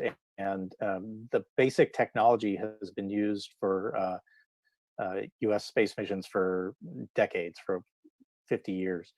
And in fact, Dragonfly, we use a similar system. And what it does is you have a small pellets of radioactive material, plutonium dioxide. It's a ceramic material that just heat. And we have several of those stacked up, and we have thermocouples wrapped around it. So it's a passive system. There's no moving parts. And those thermocouples directly convert that natural heat from radioactive decay into electricity. And for Perseverance, we get actually a twofer with the system. We don't, in addition to the electrical power, we also get the heat, which is what we need on the surface of Mars. So there is actually a fluid loop pumping through the rover to help transfer some of the waste heat from the RTG into the interior, what we call the warm electronics box, to keep the insides of Perseverance nice and warm. And that's what enables us to do what we need to do on the surface of Mars. Awesome. And I'll also mention Aerojet Rocketdyne builds the nuclear power source for That's right, you do. the rover. So another Ashley wants to know, how long does it take to build a rocket? I think that's going to probably be best answered by the rocket provider, ULA, United Launch Alliance. So since we don't have them on this panel, I recommend if you go to their Twitter account and tweet them, I think it's at ULA Launch, they probably will answer that question for you. So next question from Joel. What opportunities might there be for citizen scientists to participate in the mission? Katie, is that something you want to tackle for us? Yeah, you know, we've thought about different opportunities, and there are some opportunities already to do Mars research and assist with Mars research. And so citizen science, I think, is a growing area. We don't have anything at the moment that we have planned, but we're thinking about it in terms of thinking about identifying interesting places in the landing ellipse and perhaps, you know, opening that up and allowing, you know, our own community to take a look at the landing site and dig into the images and perhaps help us identify interesting locations. So we don't have anything that I can say that we've confirmed that we're going to do, but we're thinking about it, and we'll be sure to let you all know if we are able to kick something off like that. That's a great idea. That's awesome. All right, so next question, George, this might be one for you, for Mario. Why are the wheels covered? Oh, from the picture. Actually, if you can put one of those pictures of the rover with the wheel coverings. One of the, you know, we're searching for potential evidence of ancient Martian life, right? Well, the first thing you don't want to do is bring some sort of Earth life with you and have our science instruments basically detecting Earth life. So one of the key things all Mars missions have done, this is part of what we call planetary protection, is, and that's why when you see these spacecraft being put together, they're in clean rooms to keep any potential of Earth contaminants as few as possible off the rover. So since the wheels themselves are what's going to be touching the surface of Mars, we want to keep them as clean as possible right up to the last minute. Katie, is there anything else you want to add to that, or did I hit it? No, I think you hit it. I mean, we take it very seriously, the cleanliness of the rover and the system, because we want to make sure that the samples we get back, and the things that we find in those samples are indigenous to Mars and not things we've brought with us. And so we take that very seriously for this mission, particularly because of the sample return component. And so we've taken extra measures to keep the spacecraft clean and to protect our, what we call the sample intimate hardware, the parts of the rover that are going to interact directly with the samples. And so the wheel coverings are one example of ways that we try to keep the rover and the spacecraft clean as we're putting it all together and getting it ready for launch. So the tires are a big question. So Patrick wants to know, how are the tires different on Perseverance opposed to Curiosity? I can take that. So as some of you may have noticed, Curiosity is starting to get some holes in its tires. And this was not completely expected. And we, of course, we're doing a lot of things very heritage, trying to do as much build to print as we can. But even though the wheels are still, even though the part of the wheels have some holes in them, they're still perfectly capable and functioning. Curiosity can keep doing its mission for a long time. But we certainly thought that we'd like to maybe make some improvements. So what we did a test with various different types of sizes, size modifications to the wheels, also changes to the treads, because it actually, the tread shape on Curiosity is sort of a jagged chevron pattern. Turns out that actually is part of what was contributing to some of the holes. As we would roll across a particular rock, it would create greater forces there than it was designed. Oh yeah, thank you for putting that up. You can see on the Curiosity wheel that jagged, what we call the grouser. So for Perseverance, what we've done is we made the skin, oh, perfect. You'll see the skin of the wheel, it's still all the same material, it's all hogged out of a single chunk of aluminum, but it's slightly thicker, so it's more robust. But once you do that, you're adding weight, right? So how can you potentially offset that? So we've made the wheels slightly narrower. We also made them slightly larger in diameter, and then we changed the tread pattern there. We now have sort of a nice curvy wave sign. And it turns out that these wheels are actually much more robust. We have a test set up at the Mars yard at Jet Propulsion Lab, where we've run these wheels round and around and around, tens and tens and tens of kilometers, and they are just scuffed. So they're going to be quite durable for us. And on top of that, the new grousers actually give us a little bit better traction, so that we have a little bit more margin and a little bit more robust capability for going up or down slopes and sandy terrain. Oh, that's awesome. All right, so we're going to move on to our next question. How, if at all, is COVID-19 threatening the July launch? And this is coming from Julie. And then what preparation activities, if any, have been moved to a virtual environment? I addressed that a little bit earlier, but I'll repeat. Certainly the COVID-19 situation, like many people around the world, had to adjust to the way we do work, particularly for our folks who are doing the mission critical work. The majority of our team has successfully transitioned to remote teleworking. Timing helped in this regard. Most of our hardware was completed and already at the Cape, and had already been transported there. So with the small teams that we still do need to have working on the hands-on critical hardware, like I said, we've kept the first priority is the safety of the team, as well as the community they're in. So we've been able to work with occupational health officials at our NASA centers, and taking guidance from Centers for Disease Control, as well as the local centers there at Jet Propulsion Lab in Kennedy, and been able to put in place practices so that our team can operate safely. And so far, we've been very successful. We are still on target for launch, so still making the milestones. Awesome. Sunny wants to know, Katie, will Perseverance provide data to students, community, or universities for research? Yeah, so all of the rover data goes out almost as soon as it gets back, and we have agreements to make sure that the rover data that we collect is available and accessible by the public. And so, for instance, the images that the rover takes, those are, again, available almost immediately once they come down. In terms of some of the other data sets that we have, usually they take a little bit of processing and preparation, but then they get posted, particularly on it's the PDS is what it's called. It's a data repository, and we have an agreement to post the data there to the PDS. It's usually about kind of a 3 to 6 month time frame from the time that we get it. It's packaged with the proper files and explanation and put on the PDS, this data repository.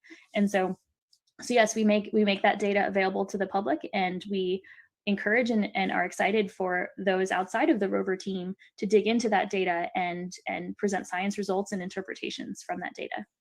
Awesome. All right, I know we have just a little bit of time left. So Saita wants to know, should NASA collaborate with other international space agencies for Mars exploration like it does with the International Space Station? I'll take that one. We absolutely do. In the game of space, we all can accomplish more if we're working together. Perseverance itself certainly has international contributions. If you can go to which one?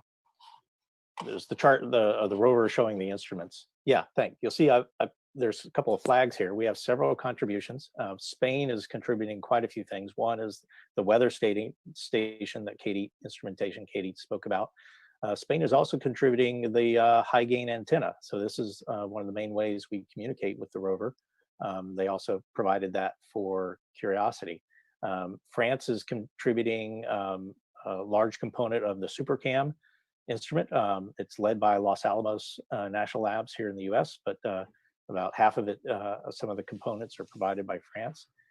We also have Norway. It's providing a brand new instrument we've never had on Mars. It's a ground penetrating radar. So this is another total new dimension. We're actually going to be able to, we've had orbital radars looking beneath the surface a bit, but this is the first time we'll be able to do it from on the surface. And lastly, Italy is contributing. It's not an active science instrument on our mission, but for future, they put a laser retroreflector. We put these on several, I think the InSight mission also had one, such that if in the future there could be a mission that has a laser ranging instrument, that we will be able to do some even better science in that laser ranging with these retroreflectors. And I also mentioned earlier about how for going forward with our future sample return activities, we are definitely working very, very closely with the European Space Agency to try to make that a joint and collaborative campaign. Wow. All right, we got 2 minutes left. So Neil, 30 seconds or less. Tasha wants to know, is there a reason why the heat shield has a certain block configuration? Yes, what you're actually seeing there is individual tiles. Just due to its size, you cannot machine a piece of TPS big enough to fit on the entire heat shield. So it's broken up into individual tiles. So you probably saw some of the lines in that image. Probably going to bring it up. So each one has its own reason for being the shape it is. You can see some highly triangular shaped tiles there that are there due to the heating at that particular point on the heat shield. So that's the reason, and there's reasons. That's good enough. All right, so our last 1 minute together.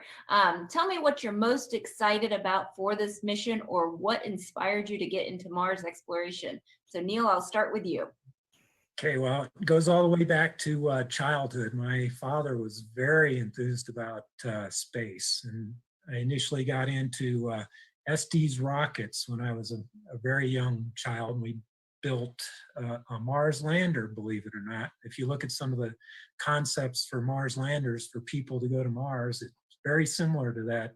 You know, that was probably that we built probably 50 years ago, believe it or not.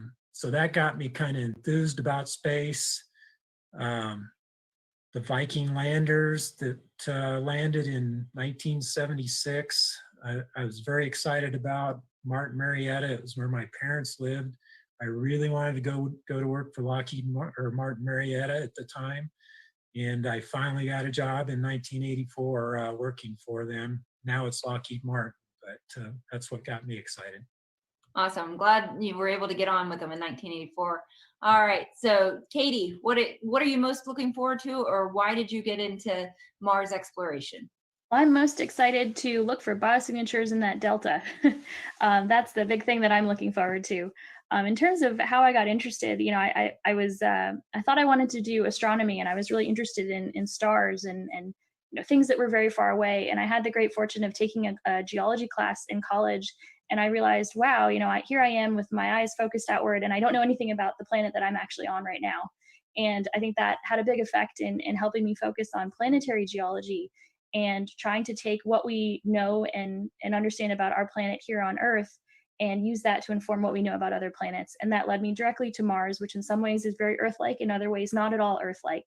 And so for me, Mars is a great place to work, and a way to translate the kind of, or to combine something that we know and understand very well with something that we've never done before, and exploration of a place we've never been before. So to me, that's this perfect combination of the known and the unknown. And it's why I'm so excited to explore Mars, and I'm very excited for what we'll find with Perseverance. How cool is that you get to say I work on Mars? That is, I know, it's pretty amazing. That's awesome. All right, George, take us home.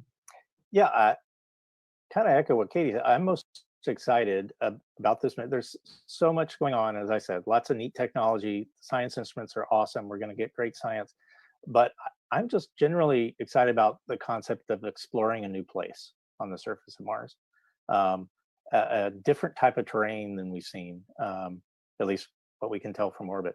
I remember I was fortunate enough to be in the at JPL and in some of the with the science team when we got some of the first images from Spirit and Opportunity, and seeing how diverse those two landing sites were, and then with Curiosity, landing in that environment, and then being able to look at that terrain and see the crater wall off in the distance, and then Mount Sharp just right there begging to be climbed.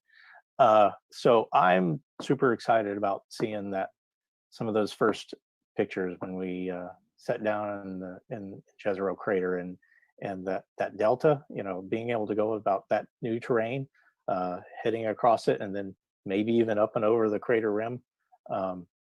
I think that's what I'm most excited about, getting the samples, bringing them home, and really beginning humanity's first round trip to Mars with these samples. Thank you. I want to thank all of our panelists and thank Explore Mars for putting on this wonderful event. Hopefully everybody has enjoyed it. I think it was an outstanding event. I know I learned a lot today. So thank you very much. And if you haven't checked out the Perseverance Twitter account, I recommend. It's tweeting about what it's up to in the first person. So it's a lot of fun. And then JPL has a Twitter account, NASA has a Twitter account, Aerojet Rocketdyne has a Twitter account, Lockheed Martin as well. All of us have social media accounts, so you can follow along and prepare for the launch in July, and then hopefully the landing on February in 2021. Thank you all, and I'll turn it back over to Chris Carberry. Let's see, 1 second. There I am. Thank you, Mary. Thank you, panelists. That was spectacular. I don't have much else to say, but thank you, everybody, for coming on. We will be announcing our next week's session very soon.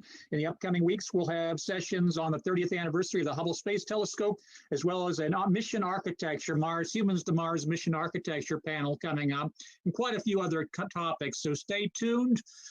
We have a lot of great webinars coming up. So once again, thank you to everybody who came on and to our panelists. Have a good day.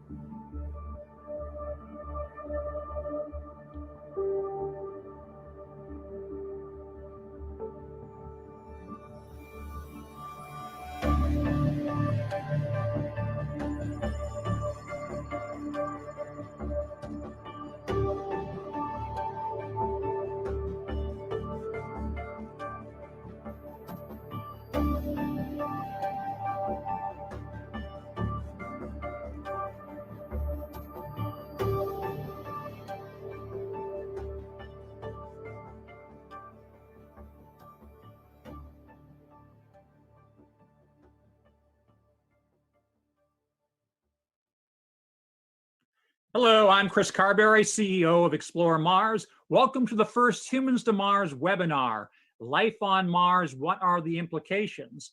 I hope everybody is healthy and safe in these strange days.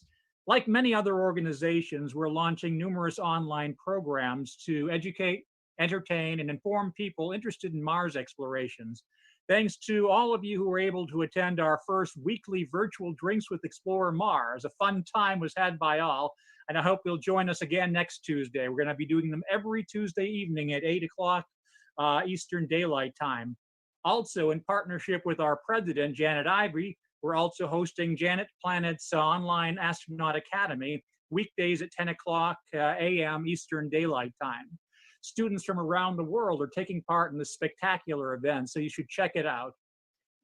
And for today's panel, which is the first of the ongoing series of weekly webinars that will be running and probably beyond the Humans to Mars Summit, but certainly up until the Humans to Mars Summit that's taking place on August 31st to September 1st at the National Academy of Sciences building. Of course, you can find information on that at ExploreMars.Org.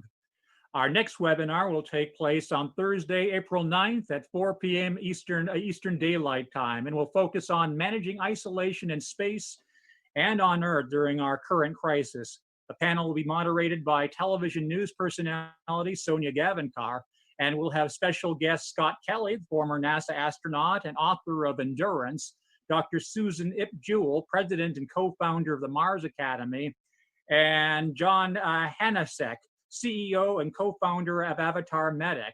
Should be a great and timely panel. I'd also like to thank a few of our sponsors and partners of the upcoming Humans to Mars Summit, including Aerojet Rocketdyne, Lockheed Martin, Northrop Grumman, ULA, the National Institute of Aerospace, and the Science and Entertainment Exchange, and many others, all of whom will be highlighted frequently throughout this webinar series. Now, without any further rambling by me, I would like to introduce our moderator extraordinaire, the host of Planetary Radio, Matt Kaplan. Matt, welcome and thanks for leading our fascinating discussion today. Oh, it is such an honor and a pleasure. Thank you very much, Chris. And Chris, I don't know if you mentioned, you are the founder and CEO of Explore Mars, which is the parent, the guiding hand for this event today. Explore Mars with the Humans to Mars Summit every year. That I so look forward to, and I sure look forward to the return of that wonderful gathering in Washington, D.C. But since we are all faced with these hopefully quite temporary necessities of making life go on from home, we are absolutely delighted. We are thrilled that all of you could join us for this first outing.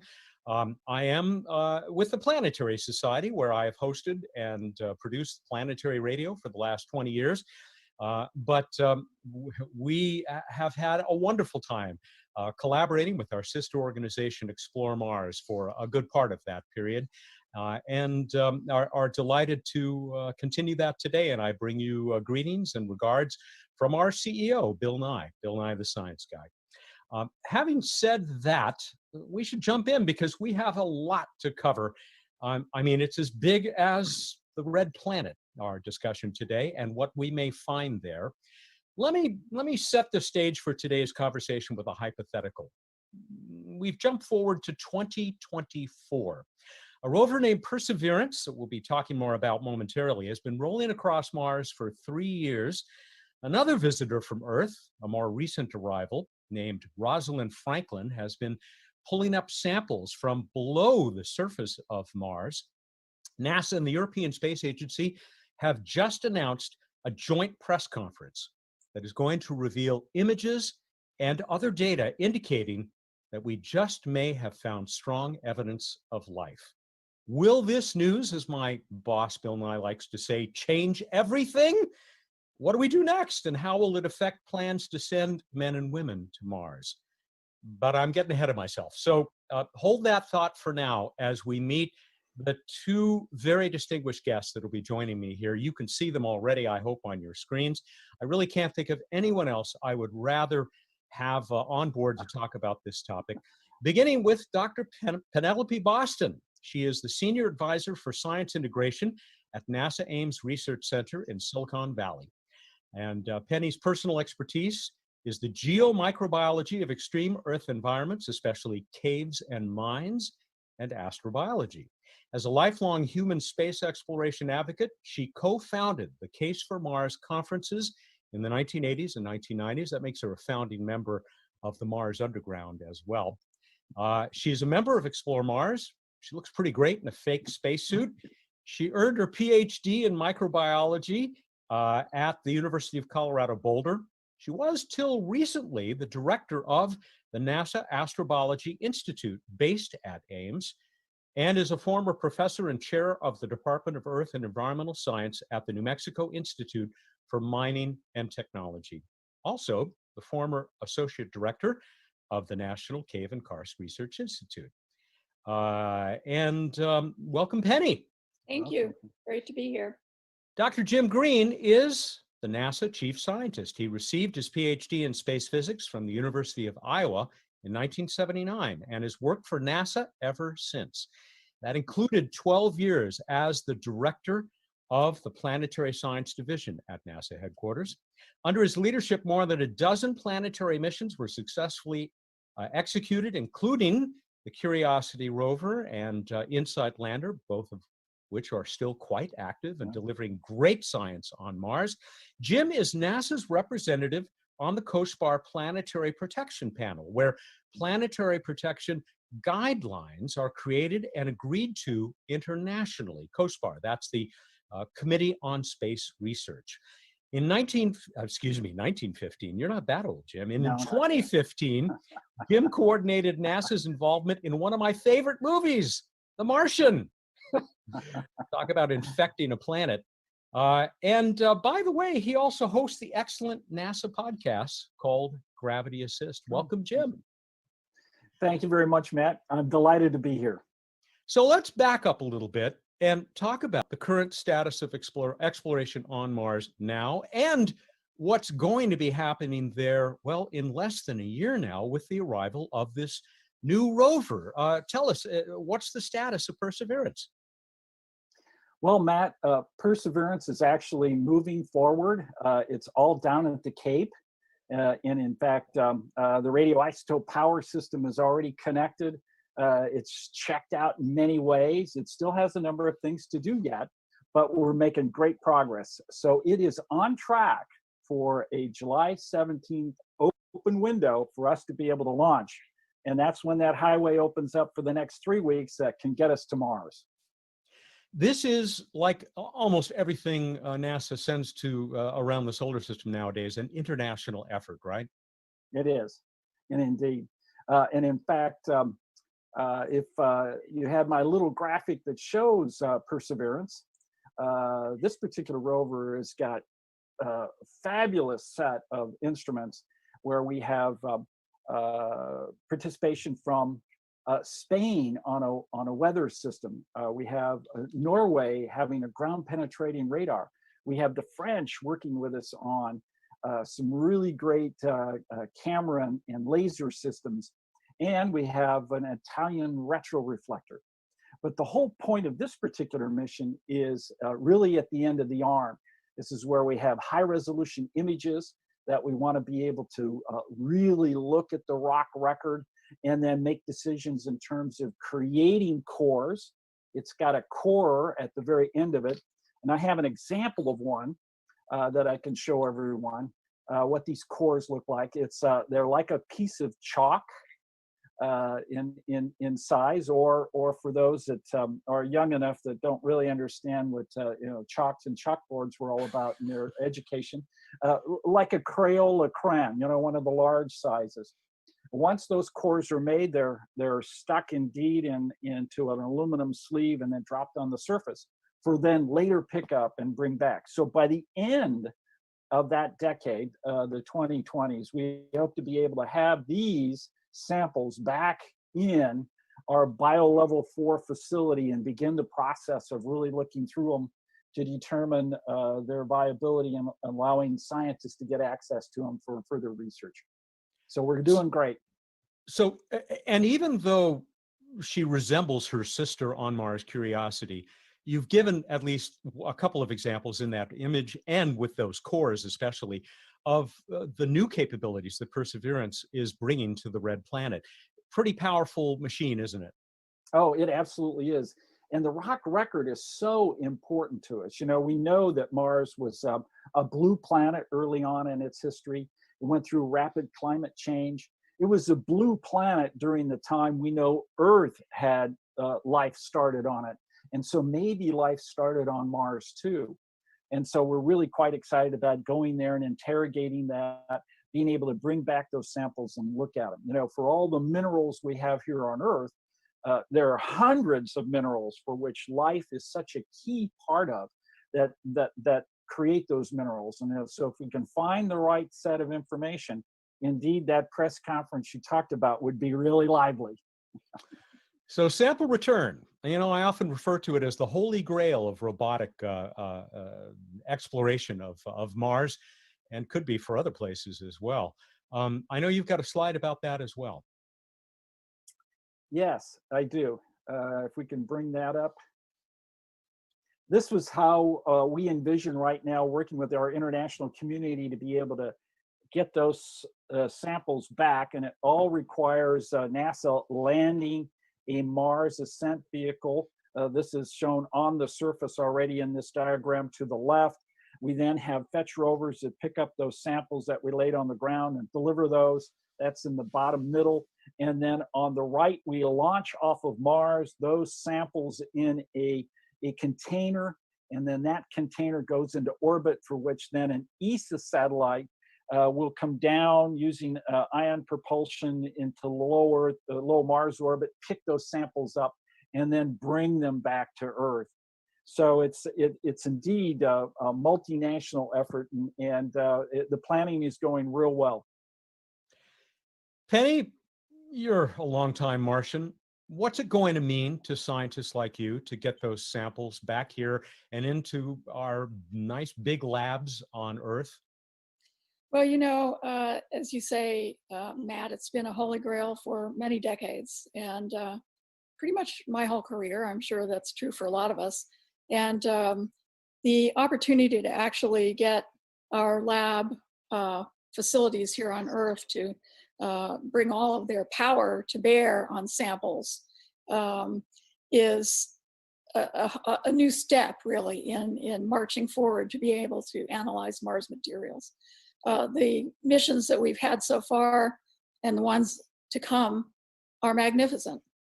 But, you know, there's only a certain amount that you can smash onto a spacecraft and a lander and a rover before you run out of power and mass and all of that.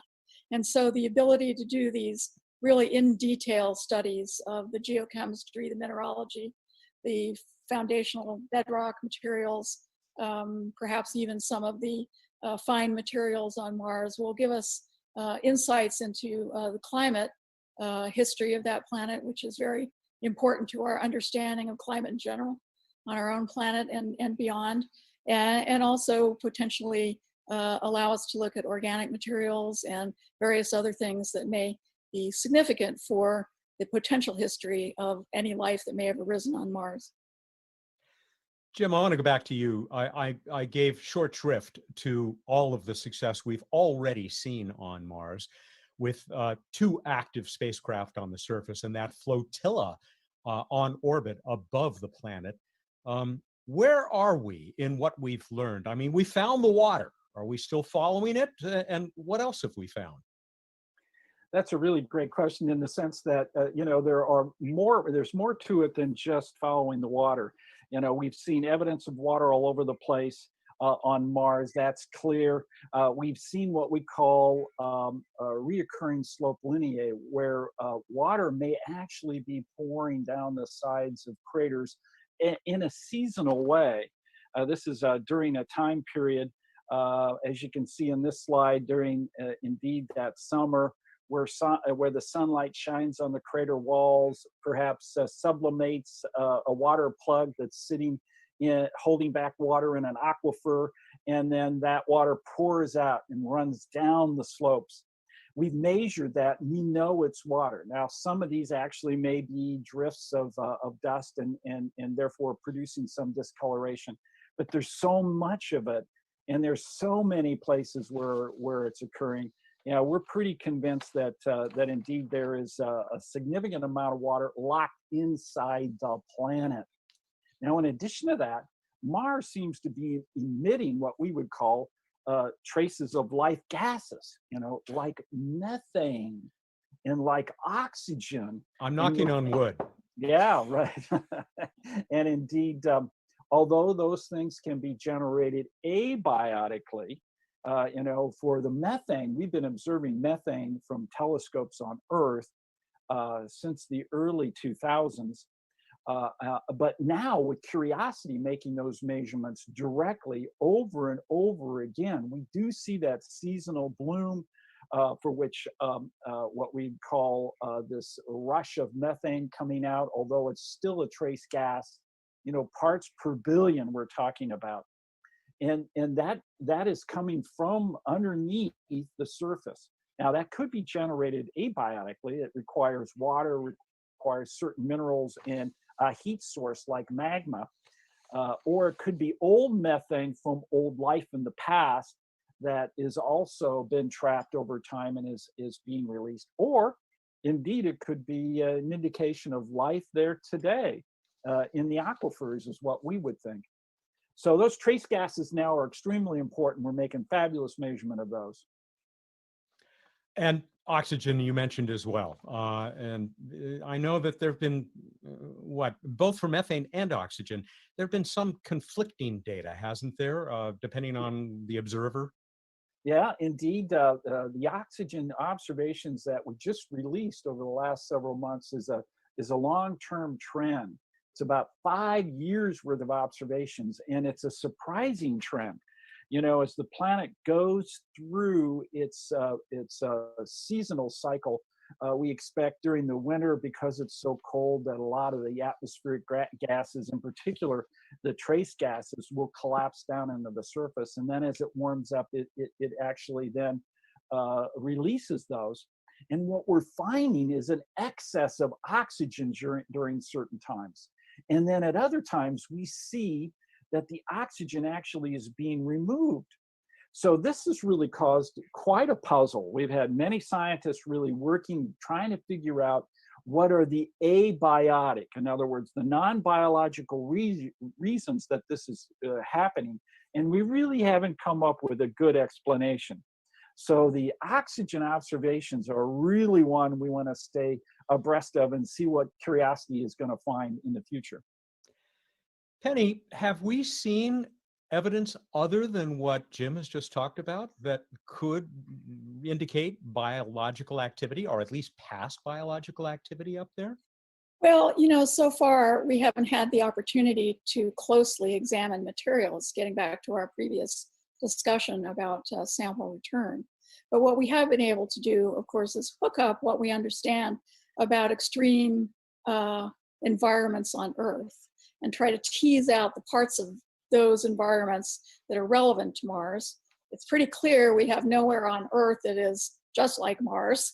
It's a very, very challenging environment. But we have challenging environments on Earth that have components that really go into that Mars picture. And so microorganisms in their vast diversity, their unbelievable diversity on this planet, have adapted to a wild variety of conditions. Many of them are the conditions that we see in the Mars surface, and particularly, of course, from my point of view as someone very interested in the subsurface, both near and deep subsurface, where there is more protection from some of the nasty things that you get on the Mars surface. So I think that the importance of the gases that Jim has just been articulating is really because the atmosphere of a planet is its breath, essentially, and the breath of life on Earth is very, very clear. We have a very complicated atmospheric spectrum, which is the sum total of all of the complex gases that life on our planet puts out. When we're looking at a planet like Mars, if we're looking at life that has been not as globally as it is here on Earth for a long time, that is something of a relict biosphere, then we would expect to see a much more subdued signal.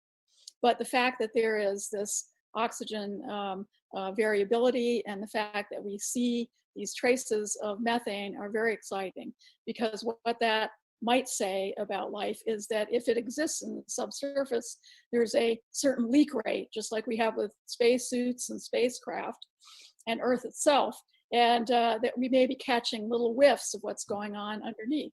In any case, whether or not it's biology or it's non-biology, when you have a life-bearing solar system like ours, in my view, every planet matters to understanding that life, even if that life only occurs on one planet. And of course, we certainly hope it occurs on Mars or has occurred on Mars, as well as other places in the solar system. Hear, hear. Penny, you have spent a good part of your life going to places most of us would not want to go, looking for how life has found a way to survive. One of those more milder locations, I remember being with you at Carlsbad Caverns, and you pointed to a spot on the wall and you said, "You see that? That's life eating copper." So it does sure look like the enormous variety of extremophiles that we find on our planet. It's got to give you some encouragement, right? Oh, very much. And, you know, even though I'm a Mars fan for my entire life, of course, I have an eye on the other potential habitats. And I think that the fact that we have organisms that appear to be able to tolerate almost everything, including high radiation, and organisms that have been retrieved from, you know, space exposure and complete desiccation and living amongst metals that we find toxic, but they're busy using inorganic chemistry to make those into energy sources, makes me really understand the sweep of what our type of life, meaning organic carbon in a water matrix, is capable of. It's really quite extraordinary. Life as we know it. Yeah, life as we know it. And of course, you know, many of us consider life as we don't know it. And that life as we don't know it extends to other ways of making life, even out of organic carbon. So there are people thinking about other alternative sets of chemistry that might work on other planets. But from the point of view of Mars, my conviction is that we're really looking for carbon-based life in a water matrix, because Mars is not all that different from Earth. And certainly, as Jim pointed out, early in its history, it was much more similar. And so that you know, early childhood of our rocky terrestrial planets together seems to me very significant. And even Venus in its current state, which is quite inhospitable to life as we understand it, but its early history may have also, you know, shared in habitable zones. So, you know, it's not just Mars alone that is compelling, but really Mars as this beautiful red jewel within this entire spectrum, this entire crown of jewels that we have in our solar system, and what they offer for life. Have your studies and what we've learned from others in looking for biosignatures, that key term, has it led you to the point where you think that if we had life staring us in the face, we would recognize it? Well, yes, maybe. The slide that was just put up shows a variety, and this, of course, is from my own work. All of these colorful and drippy, gooey things that you see are all examples of microbes, as tiny as they are, but making major changes in the rock and mineral environments that they live in. So the orange stuff that you see that looks sort of like a pizza or the surface of Io, that's all rock breakdown material that's been chewed through by organisms that use manganese and iron rather than, you know, eating hamburgers for lunch. They eat rock, and they use those minerals, and then they poop out, so to speak, all of this fluffy stuff. And so they're major geological agents on Earth, but it shows that they can make their living off a geological source. You can see the screaming blue patch that one of my French colleagues is standing by, sort of in the middle lower part of the screen. And you can see an example of the same process. You were talking, Matt, about the copper material that I showed you. These are organisms all over the world that are different, but they're different and very unrelated, but they still are able to do the same thing. And so that makes me even more excited because it doesn't have to be the same organisms. It's finding a pathway of organisms in different places that can use the same energy sources. And so to me, that seems like an encouraging sign for extraterrestrial life. Hey, if you've just joined us as we hit very close to the half-hour mark, this is the Explore Mars Life on Mars webinar, the first of a series sponsored by Explore Mars. And you just heard from Penny Boston. And I'm going to go back to Jim Green, the NASA chief scientist now. Jim, I want to jump back now to that hypothetical that I posed at the outset. That press conference, which you would very likely be a part of. I hope you're still on the job in 2024. You've got big news for us. Right. What's this going to mean if indeed we find evidence better than we've gotten in the past? I'm thinking of a certain meteorite, ALH 84001, that seems hard to argue with, that maybe we have found at least evidence of past life on Mars. What's that going to mean to us here on Earth? Well, let me just mention, of course, there is an important aspect of thinking about that future when we start that announcement, and that really boils down to looking at what's happened in the past, by analogies. The ALH 84001 is a good one in the sense that, we would organize that press conference. On that press conference, we would have the scientists that are announcing the discovery, but also scientists that are a little skeptical. And so that announcement then would go out to the public, and then there would be a period where the community of scientists would really dig into the results. Perhaps if we've returned samples soon after that, they would then be able to have those in the laboratory, et cetera, and really tease it out, and then public reaction. And then an education has to go on to everyone in terms of the context of what this means. But if we just take that supposition that indeed in the long run it proves to be true, and we have found that second genesis and it is on Mars, what does that mean? And here by analogy, I think we have to look at perhaps several. One comes to mind is what Copernicus did. At the time Copernicus was coming out with the theory that the planets went around the sun and not everything went around the Earth, it changed the world view.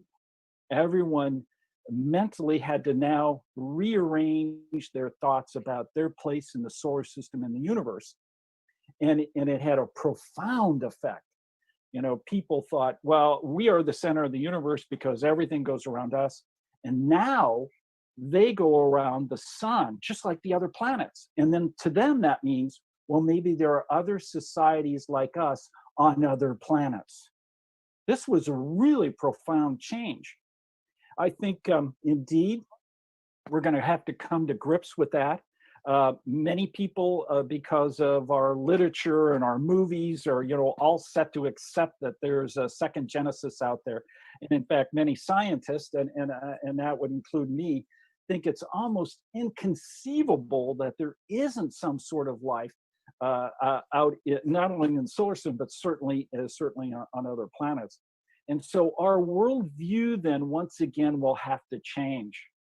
And I think it will change many different things. The results of finding microbes might be as revolutionary as cracking DNA. The concept of what's come out of microbiology, which is only a handful of decades old, has just been phenomenal. And that is awaiting us with this kind of discovery if we do indeed find microbial life on Mars, I think. Penny, what would this mean to you and your colleagues, this announcement and the provision of this data? Well, I spent my entire life doing this, and so have many of my colleagues. So I have dreamed about that happening in my lifetime. I hope it does. I'm trying to stay as healthy as possible to get the maximum chance. And, you know, the minute we got any kind of indication that there might be extant life or even extinct life, okay, because I also do paleomicrobiology and I'm interested in the entire deep history of planets with life. The entire community would go into a frenzy of trying to test whatever features this potential life would have. And so there would be an enormous flourishing, maybe in directions that we're already pursuing, maybe in new directions. It depends on what those results would find. And then I would throw one heck of a big party. I'd like to attend that. Please invite me. I will.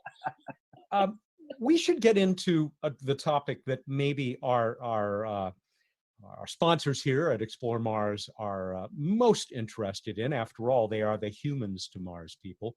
And that is what the possibility, evidence for not just past, but possibly existing life on Mars, stuff that's still kicking up its heels there today, would mean for sending humans there. Jim, you were a big contributor to that movie, The Martian. Yes. It would not be a good idea for us to head there and plant poop potatoes, would it?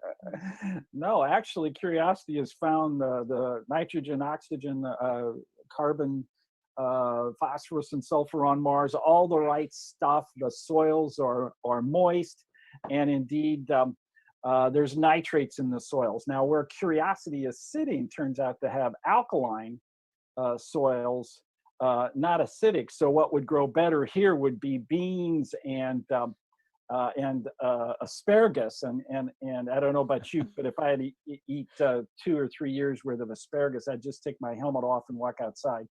But I'm assuming I could do the potatoes. I'm assuming we all are assuming there'll be more acidic soils too elsewhere. And so indeed, the analogies between Mars soils and Earth soils is really strong. And that's really quite important. If we found evidence for current life, that current life has to be below the surface. We haven't found evidence of life on the surface. And for human exploration, I think we'd have to talk about how we're going to share Mars. And I think we can share Mars. There are many approaches, unlike the Martian, where the concept was you land Ares 1, and the next time it's Ares 2, Ares 3, Ares 4. We would plan to go to one particular area, you know, perhaps 150 or 200 kilometer area called an exploration zone, where we land in one part, live in another part, and then have the ability, mobility, to go around and perform a whole variety of scientific experiments, but really confine ourselves to that part of Mars.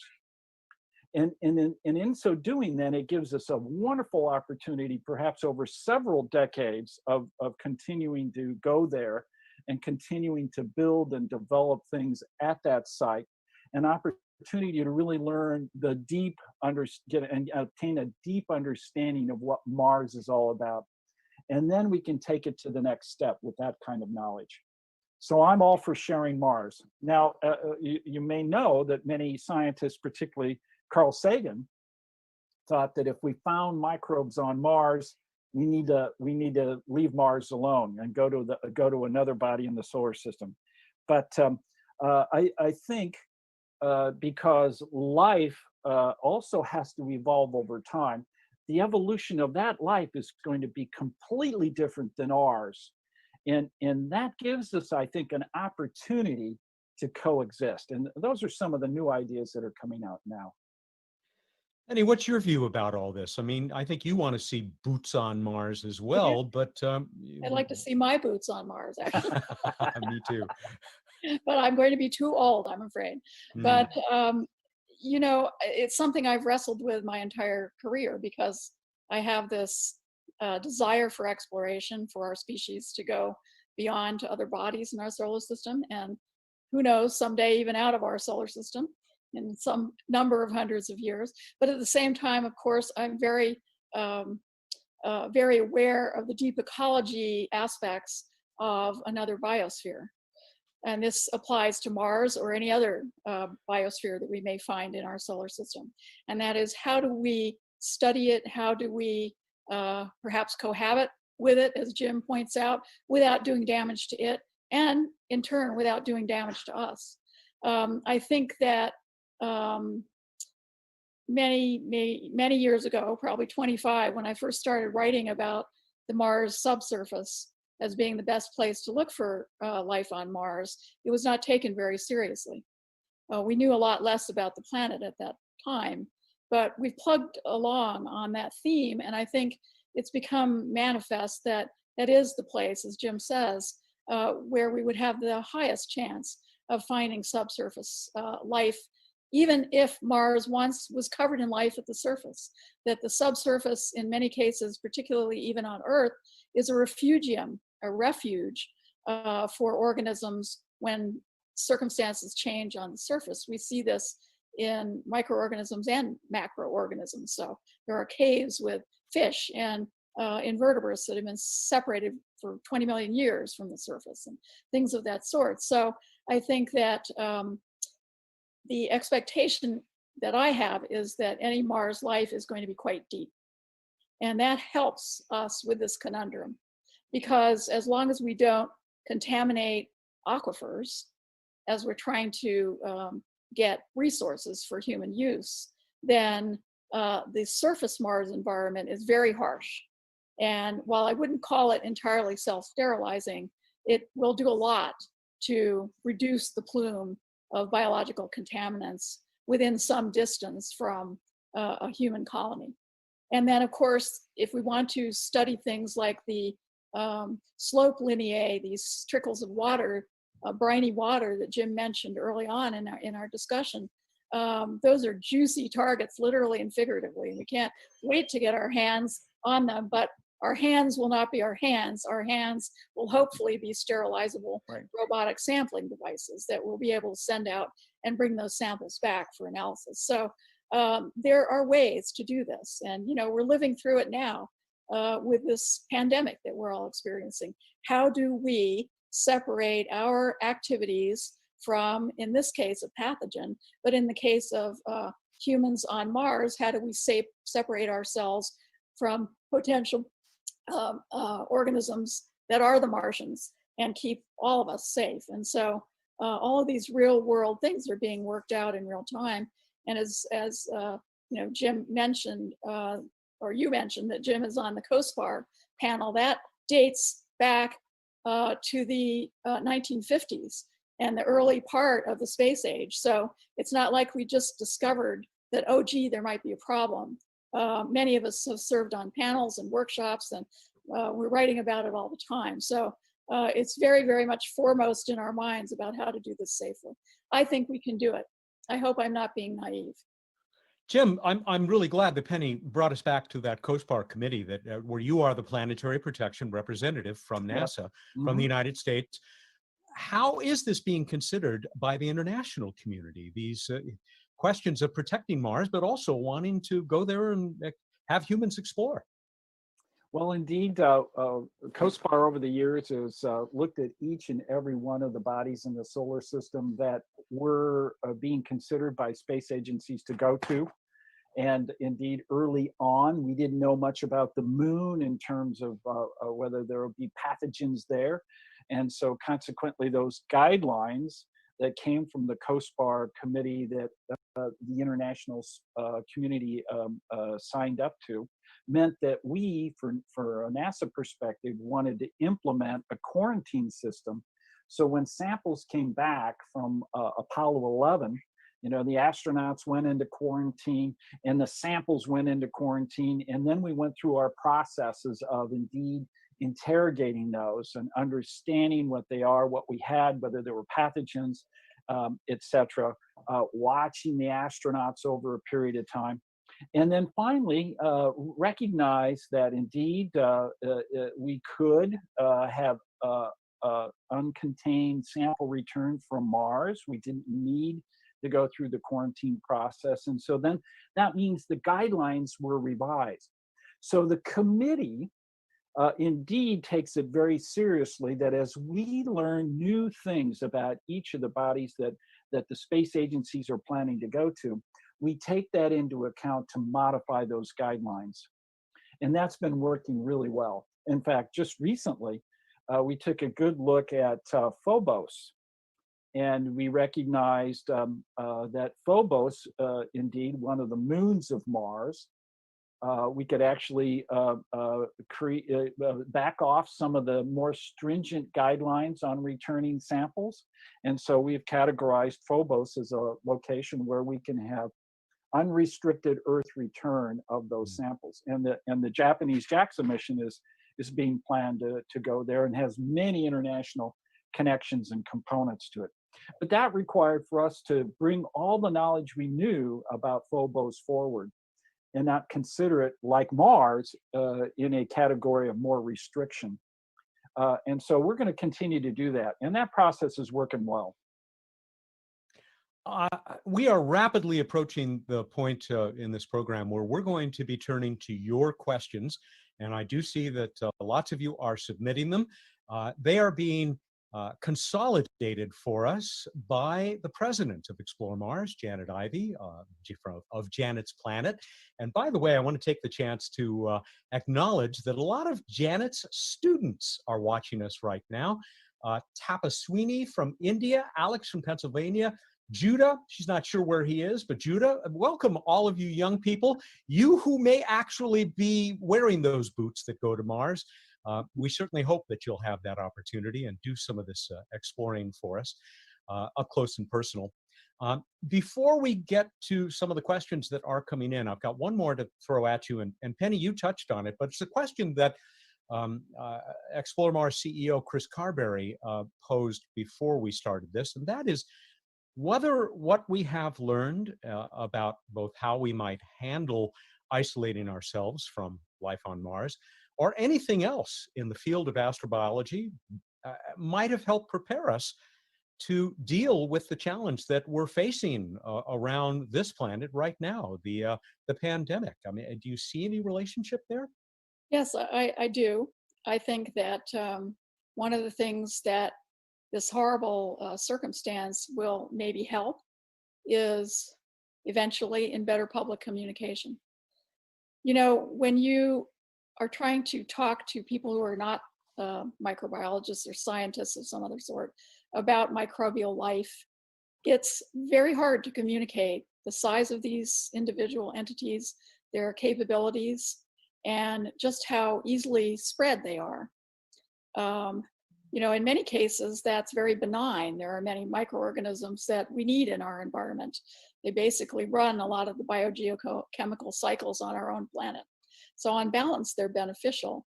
We only sort of notice them on the broad scale when they're deleterious, like in the case of the COVID-19.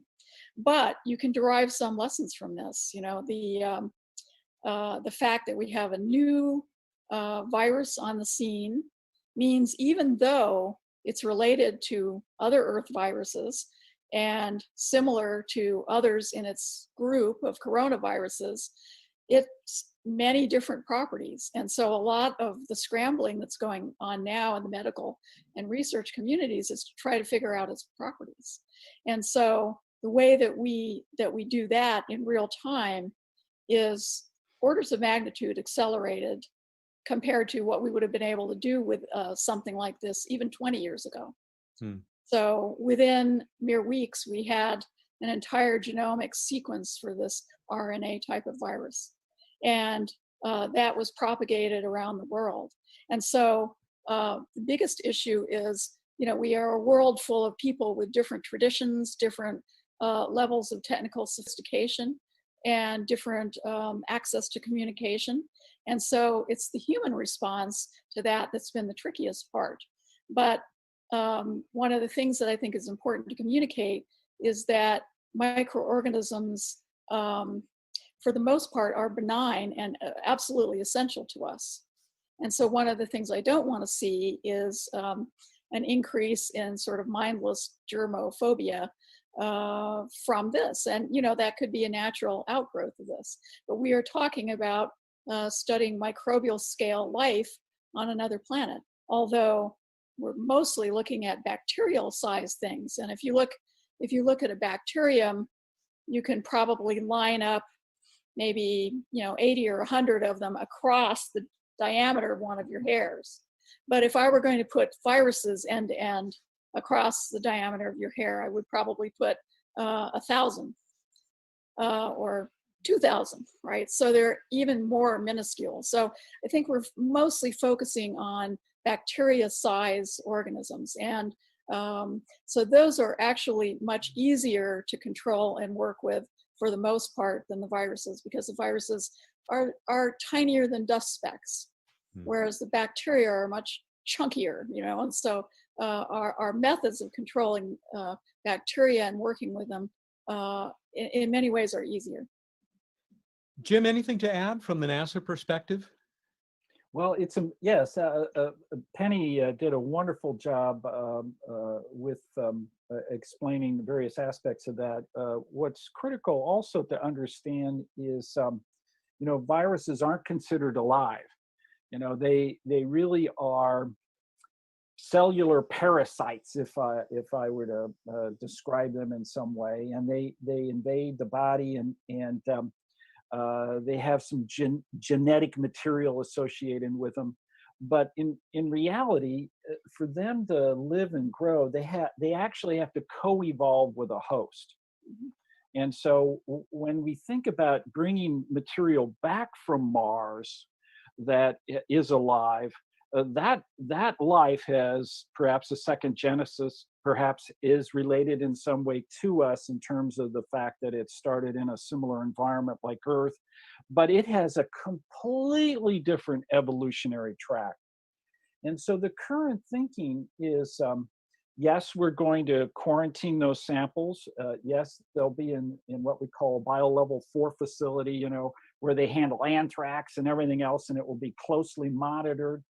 But I think, as Penny points out, our ability to understand the microbial and virus environment will allow us to use those current tools to interrogate those samples and begin the process of releasing things to the science community, which will be really important to do, because that's where those laboratory equipment really comes into play. In many places around the world, that will really tease out some of the most spectacular science in terms of really having a deep understanding of that planet than we can dream of today. So those are all just right around the corner, and I'm hoping also to be around when we start cracking into that next generation. You and me and Penny, all of us, and everybody watching this program, I am sure. All right, we are now at approaching about 10 minutes of the hour. But I have also heard from both of our guests, Jim Green and Penny Boston, that they might be able to spend a couple of extra minutes of bonus time with us. Yep. So let's go ahead and start getting to your questions. And I know that many of you are submitting them through the Zoom window, but we also got a couple. Well, I'll read one of these that was submitted ahead of time to Explore Mars. And this came from Andrew Planet, how appropriate, in Gibraltar. And so we also welcome our international audience for today's program. Andrew says, if we ever find native life on Mars, and if it had the same method of storing genetic information as we all share here on Earth, would that mean that biology originated independently at both worlds, but had evolved analogously, because it was a good solution, I guess, or that they've evolved out of a common ancestral biochemical panspermia? There's a term that we all love. Penny?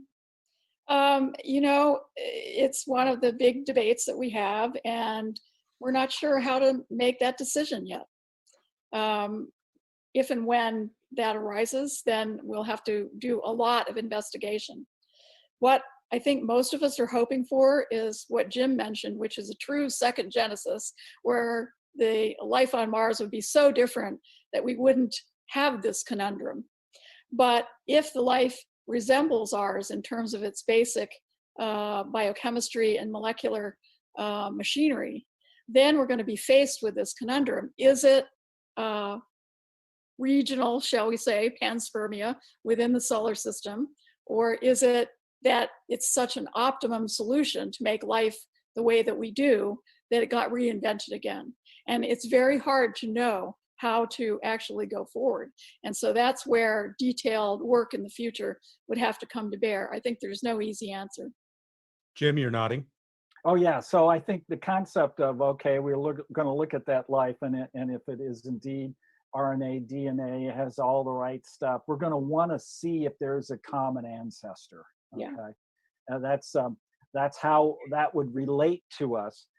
But as Penny points out, that's going to still be incredibly difficult, and it's really because of the fact that life has that attribute that it has to evolve, and that environment is so different than ours, on a daily basis. The temperature swing is on the surface alone is 170 degrees Fahrenheit in one day, and it's bathed in ultraviolet light, and so maybe this life has found a way to repair itself or to survive in those environments, and that's tremendously exciting. If we can tease that out and it relates to our life, then we have new medicines, new approaches. It's just a complete revolution in our ability perhaps to live and grow on other planets where there are extremes.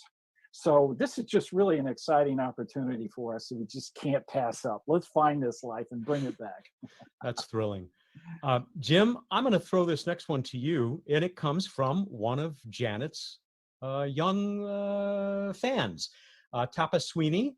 I apologize, Tapa Sweeney, if that's not even close to how your name is actually pronounced. She says, how can we guarantee that we are not putting life forms, our own biology, on Mars from all the probes that we are sending to crawl around on the red planet, even though we try to sterilize the stuff that goes down to the surface? This is a really good question, because indeed it's all about that planetary protection guidelines.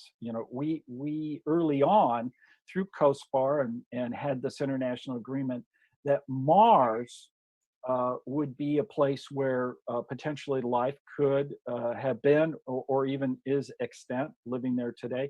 And so consequently, those guidelines tell us that there's a level of sterilization that we want to do. We want to be able to have an opportunity not to contaminate that planet while we learn much more about what that planet is like.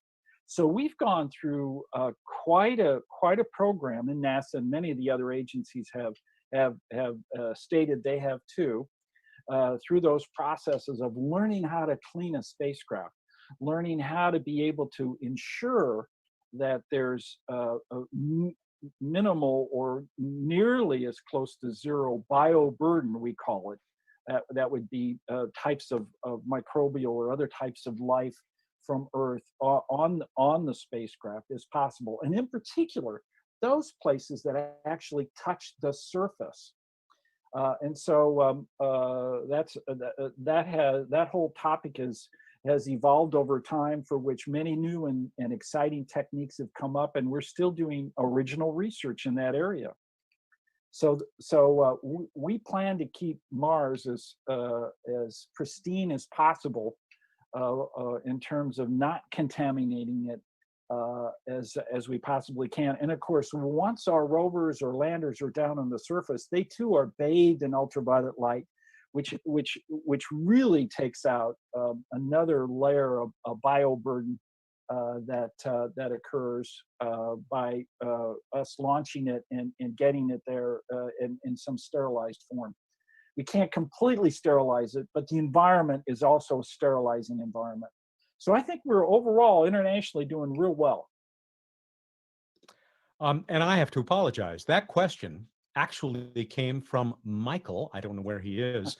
I apologize to you, Michael, and to Tapa Sweeney. Tapa Sweeney did have a question, though, and it's more a geology question about rocks on Mars. Are they similar to what we know we have on Earth? And I think the answer is yes, right? Yeah. But I mean, are there geological implications for our search for life on Mars? I don't know which of you might want to answer that. I'm willing to jump in. I have one of the slides and the backup slides, which is my number 3, I think, for Wade out there. One of the big revolutions in thinking of the last 10 or 15 years has been the degree to which life on our planet has affected. So slide 3, which would be oh wait, let's see. Is that your last one? Biominerals? Yes, it's Yes. biominerals. I'm sorry. Oh, it's number 7. There we go. Sorry. We're learning to do this online thing here. So the biominerals in the solar system, it's been pointed out by a guy named Bob Hazen, who's at the Carnegie Institute in Washington, and a number of his colleagues more than 10 years ago now, that if you look at the early solar system and a lot of the bodies in our solar system, like small bodies that have not had extensive geological evolution and don't appear to have life, that you got 12 primitive minerals. And on Earth, we have in excess now, actually, probably about 4,500 known minerals on Earth today. Many of them, I must say, are found only in caves. So just giving caves a plug here. Okay. But, you know, in their thinking, the mineral wealth that we have here on our planet is due to abundant liquid water and the fact that we have tectonic, plate tectonics that helps to mix up the crust and down to the mantle and so forth. But the rest of that 4,400, 4,500 is due to the geochemical and biochemical interactions of life with the geology of the planet. And so one of the things that I think we're very interested in is not just the bulk chemistry of Mars, but where we find a lot of these unusual minerals on Earth are places, micro niches, sometimes hidden niches, many of them in the subsurface or at the bottom of the ocean, or in rock fractures, where the life is actually working to create these minerals. And so this is another whole class of biosignatures that I think we did not really grasp in its complete form until Bob Hazen and his colleagues pointed that out. And so I think this is has been a revolutionary concept. Yeah, the slide that that Wade just put up now shows the life-produced gases, which relates to Jim's early remarks today. And then the biological molecules, there are molecules that we can see from space. Chlorophyll is the most abundant protein on our planet, and it drives the solar production of biology. But there may be other pigments that we could find, and then of course there's morphology. So when you add all these things up together, biominerals, real fossils if we ever find them, microfossils, and my favorite is Baby Yoda, so I'm still holding out hope for that. Let's see. Well, indeed. Go ahead, Jim. Let me just follow up by saying, Curiosity has an experiment that actually looks at the mineralogy, and so consequently, over its 5 years of operation on the surface, it brings in material and does X-ray diffraction, and then that pattern tells us the mineralogy, the structure of how these things are put together. And right now, I think the count is well over 300 individual minerals, and of course, that we have found and discovered. And then the first thing we want to do is that a new mineral? Is that something we don't have, or do we have it? And in every case, we've said, yes, that is also exists here on Earth. But the concept then of bringing back those samples, bringing them back and actually having in the laboratory an opportunity in that rock record to look at the change in mineralogy over time, because we have cored that rock and we have that time record, is going to be incredibly important for us to understand how Mars has evolved, and evolved in a way that's different than the Earth, because of, perhaps its distance from the sun, or it's the lower mass, or it didn't have a magnetic field that kept it preserved for as long as the Earth has had, all those other factors then come in to really understand and figuring out that history of Mars. So this is really an exciting time, and that rock record is just so key to being able to tackle those questions and those things that Penny was bringing up too, all important. Let's see if we can squeeze maybe a couple more questions in here. We Good. are now into bonus time, and so we thank all of you for sticking with us for over an hour here. And this one comes from, if I can find it again, from Gene of Talking Space, another great podcast, for both of you, actually. Given the fact that there is an interest in Mars colonization by several commercial entities, what would the impact of microbial life on Mars or Second Genesis due to these commercial ambitions? Jim, why don't you start with that one? Well, you know, the planetary protection guidelines that come out of COSPAR are implemented by each of the space agencies. And so our commercial entities here in the United States would indeed fall under those same guidelines. So indeed, they are just as interested as NASA is in terms of what that means relative to the exploration of Mars. So we're working together to be able to think about how we would approach colonizing Mars in the sense of that exploration zone. Commercially, we expect them to be major partners. We expect things to be landed in those areas, things that can be put together. And in fact, they may eventually have commercial astronauts that will go. But because they are US companies, they will follow the US implementation, the NASA implementation. And that's why they're interested in these topics just as well as we are. We plan to do, you know, the right thing. We think we can, but to do that, it requires these samples coming back for us to really interrogate them, learn so much more about Mars that will allow us then to revisit those guidelines and come up with a way that makes it even easier to explore Mars. Penny, I'm going to go right to this last one and throw it to you. It's partially personal. From Rachel Tillman.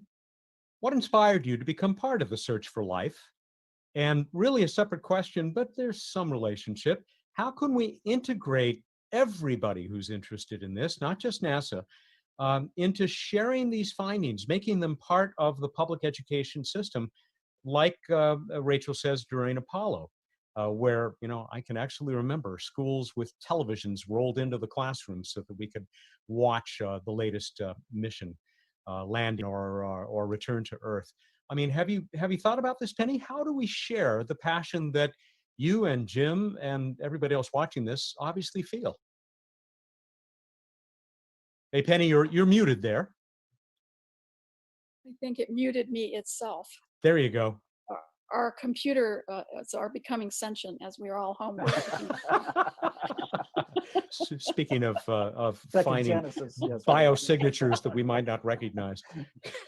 So, Rachel asked what inspired me. I was a very curious little kid, like most kids are, right?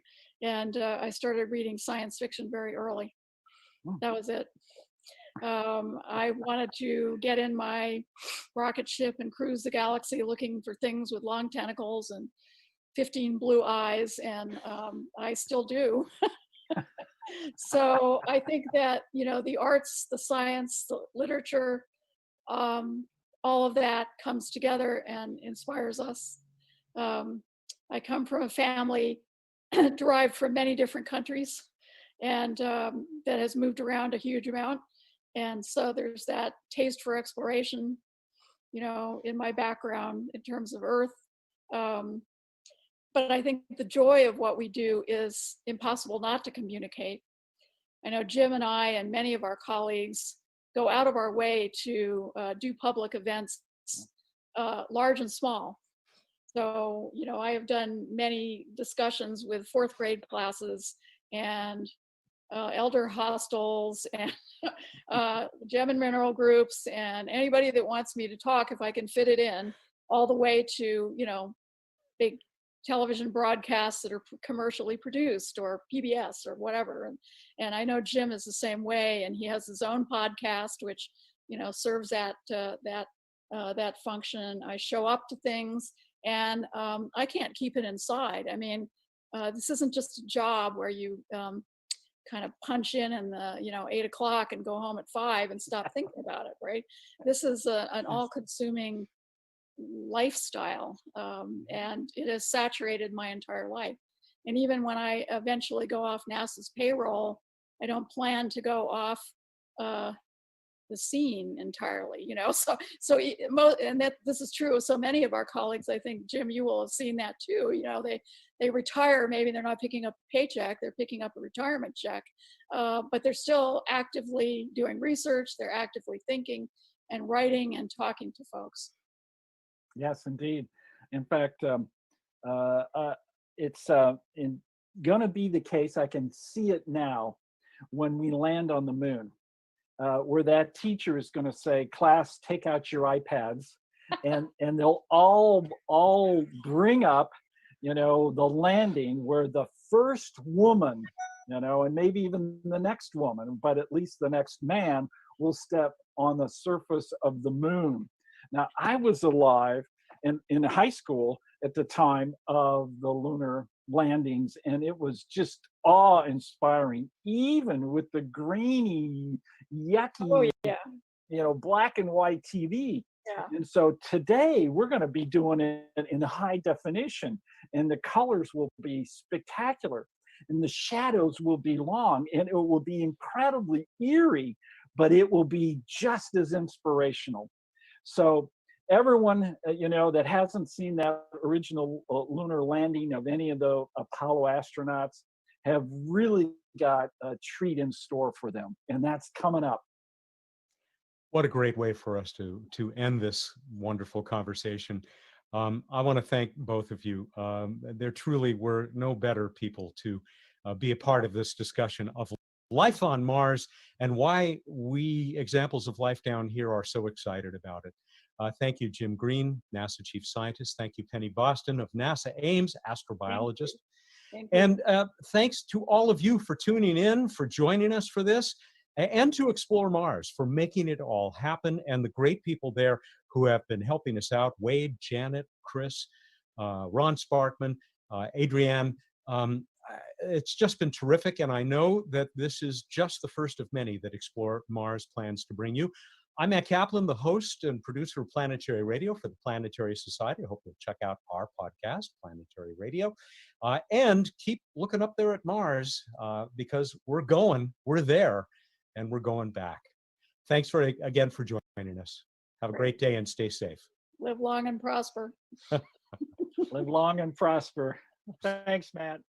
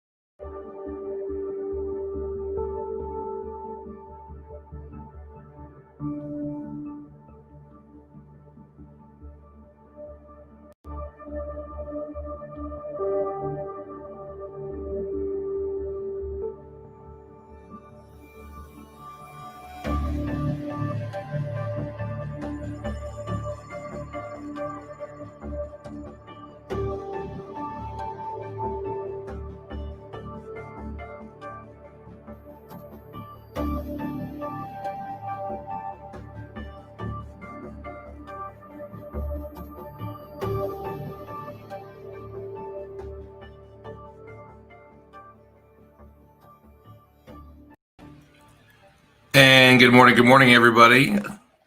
We are here. It is very, very early in the morning, and it's time for the live stream to begin. We have our CEO, Chris Carberry, joining me, and we are as wide awake as we can possibly be, because It's time. Finally. Good morning. It's much more morning for you than me, but it's early enough here. It's early enough. Yeah, I think we've got a couple hours before the sun comes up. So it's a big day, Chris. So let's just start it off and let everybody know what's going on. Perseverance, we hope, is going to Mars this morning. The weather looks clear. Last we checked, there wasn't a cloud in the sky, which is always great news. So this might go off without a hitch. And let's be honest, we need one of these wins for 2020, right? It has been a challenging year indeed. Yeah, we certainly need this. I mean, it would certainly be a shot in the arm and a shot towards Mars. But this, really important mission, Perseverance for getting humans to Mars. As everybody who I'm sure watching this broadcast knows, Explore Mars. Been around 10 years committed to getting humans to Mars by the 2030s.